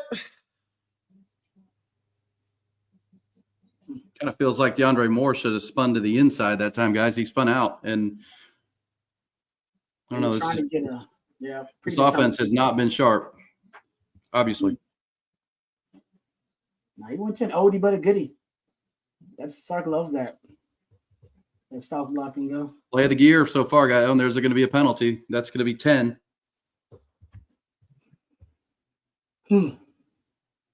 Kelvin Banks. That takes it to 4th and 13. Wow. They've had some critical errors and penalties down the stretch here, too. It's now 10, guys. I think they had 2 at halftime. That's 8 in the second half. Wow. Been a terrible second half for the Longhorns. Worst of the season. Yep. Oh, yeah. Easily. Not even close, right? Worst everything. Yeah. Credit to Arizona State, but worse everything.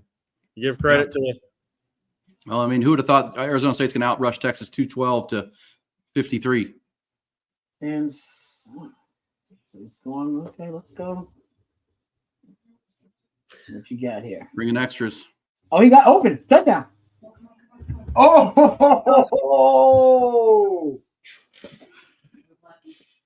boom. That was nice. Live to play another day. Arizona State brought the blitz. Wow. Do Do you go for two? Do you go for two? No, I don't. I don't trust. Are you going to stop these guys, Rod? That's a great point. That's a great point. Are you going to stop these guys? That's a great point. I don't know if you can at this point. I love the route combination, though. Ooh, you're pretty much dependent on Arizona State turning it over, but yep. I mean, you're going to kick it, take it to double OT. I get it. Hey, players not plays. That was meant for Matthew Golden. It really was. That's right. Texas may still score 50 in 7 overtimes for the chat. I never said 50 offensive points, by the way. Yeah, good play right there. Obviously, I don't know about Arizona State blitzing there. They brought extra people. They got it picked up, and they left Matthew Golden exposed. Good throw by Quinn. And the thing was, I think they were banking on Quinn not making a great throw. No doubt. It was such a great route, and it was a perfect throw that he put the ball in the money. I mean, it was perfect route, perfect throw. That was money. That was good. All right, 31-all. Texas will have the ball here to start this half or this overtime. Is it the second overtime, guys, when they start to have to go in for two? Is that right, or is it third? Third. So, yeah, this is regular OT here, and then we get into 2-point conversions. Good throw. That was a really good throw. Really good throw. By the way, I just want to say we've had thousands and thousands of people in this chat. Thanks for all you guys being in here. 100%. Thank y'all. Somebody said Bobby's getting CPR. I think we're way past that point. We're just hoping he shows up for the post game. Seriously. I don't know. I haven't seen Jenny Burton in the chat. I haven't seen Jenny Burton in the chat for a while. She may be getting ready to do the post game. That's a great point. I can't even think how stressed out Bobby is right now. Bobby is stressed. He gets stressed out in games when Texas is winning by double digits. Yeah. Well, I can imagine where he is right now.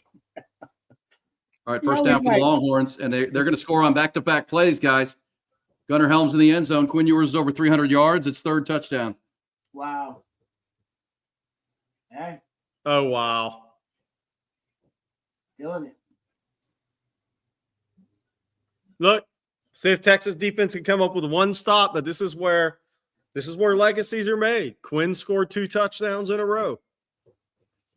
Good on him. I say down the stretch though, players not plays. Yep. Has this just been the Matthew Golden, Gunnar Helm kind of show down the stretch here?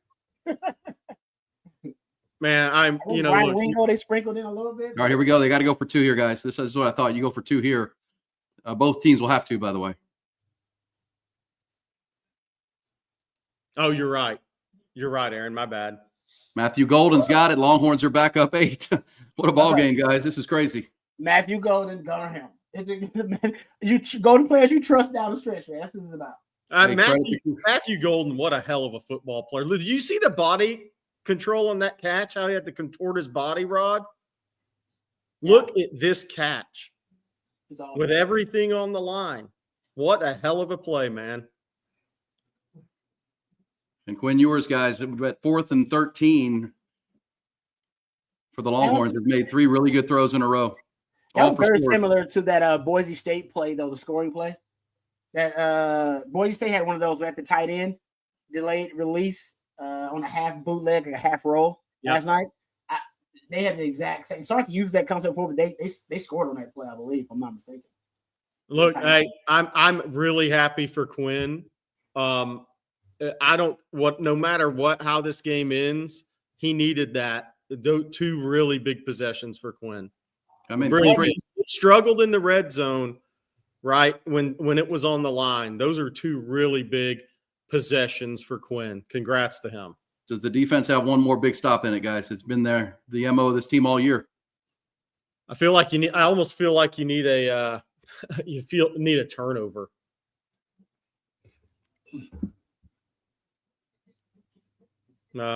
Guess who? Guess who? Yeah, I feel like you're gonna need a turnover. Somebody trips on the 2-point conversion. Like, this guy can barely get up, man. I feel like you need a spy on Scatterboo. Like, why would you spy him? Why spy the quarterback and spy Scatterboo? Because ain't nobody else really getting the ball, right? I mean, like why is he open? Like, I don't want him as a check down. He shouldn't be open at this point. Come on, get him. That might have been holding, guys.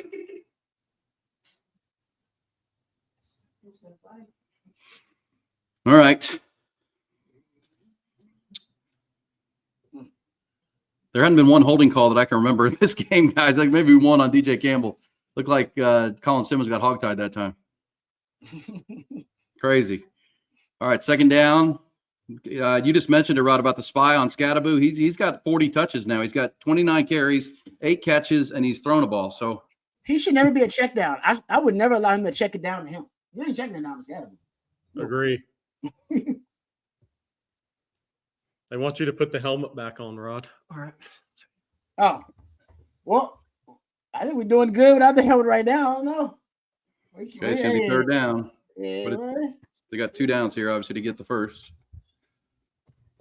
Hey, Jeremiah Smith just scored in the other game, apparently. Thanks for LL, thanks for that update. Keep us updated here. Here we go. Another one. They should do like the NFL does. They should do like the NFL and not start the next game until the other game is up. That's stupid. Third Blake Monroe. Hey, here we go. 3rd and 8. That's how you know college football don't know how to run a TV show. Yeah, it started. This game's been over 4.5 hours now.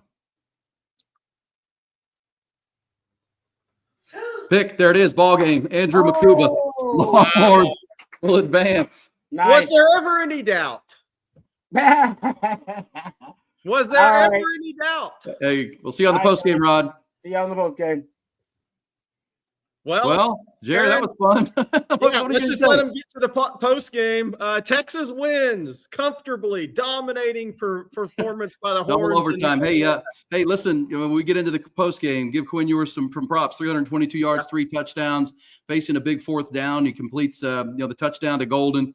3 straight huge passes in overtime. 2 for touchdowns, 1 for a 2-point conversion. Andrew Makuba, part of that 5-1-2 crew, comes with the big interception, and the Longhorns hold on in double overtime, 39-31. They will advance December the 10th to the Cotton Bowl in the AT&T Stadium on December the 10th. The winner of the Rose Bowl will be their opponent. We got a lot to talk about, Jerry. I know the post game is coming up. Thank you to Grande Equipment, ATX Trees, our friends at One Source Gas of Central Texas. Jerry, great stuff, buddy. Happy New Year. Happy New Year to you. We'll talk to you next week, Aaron.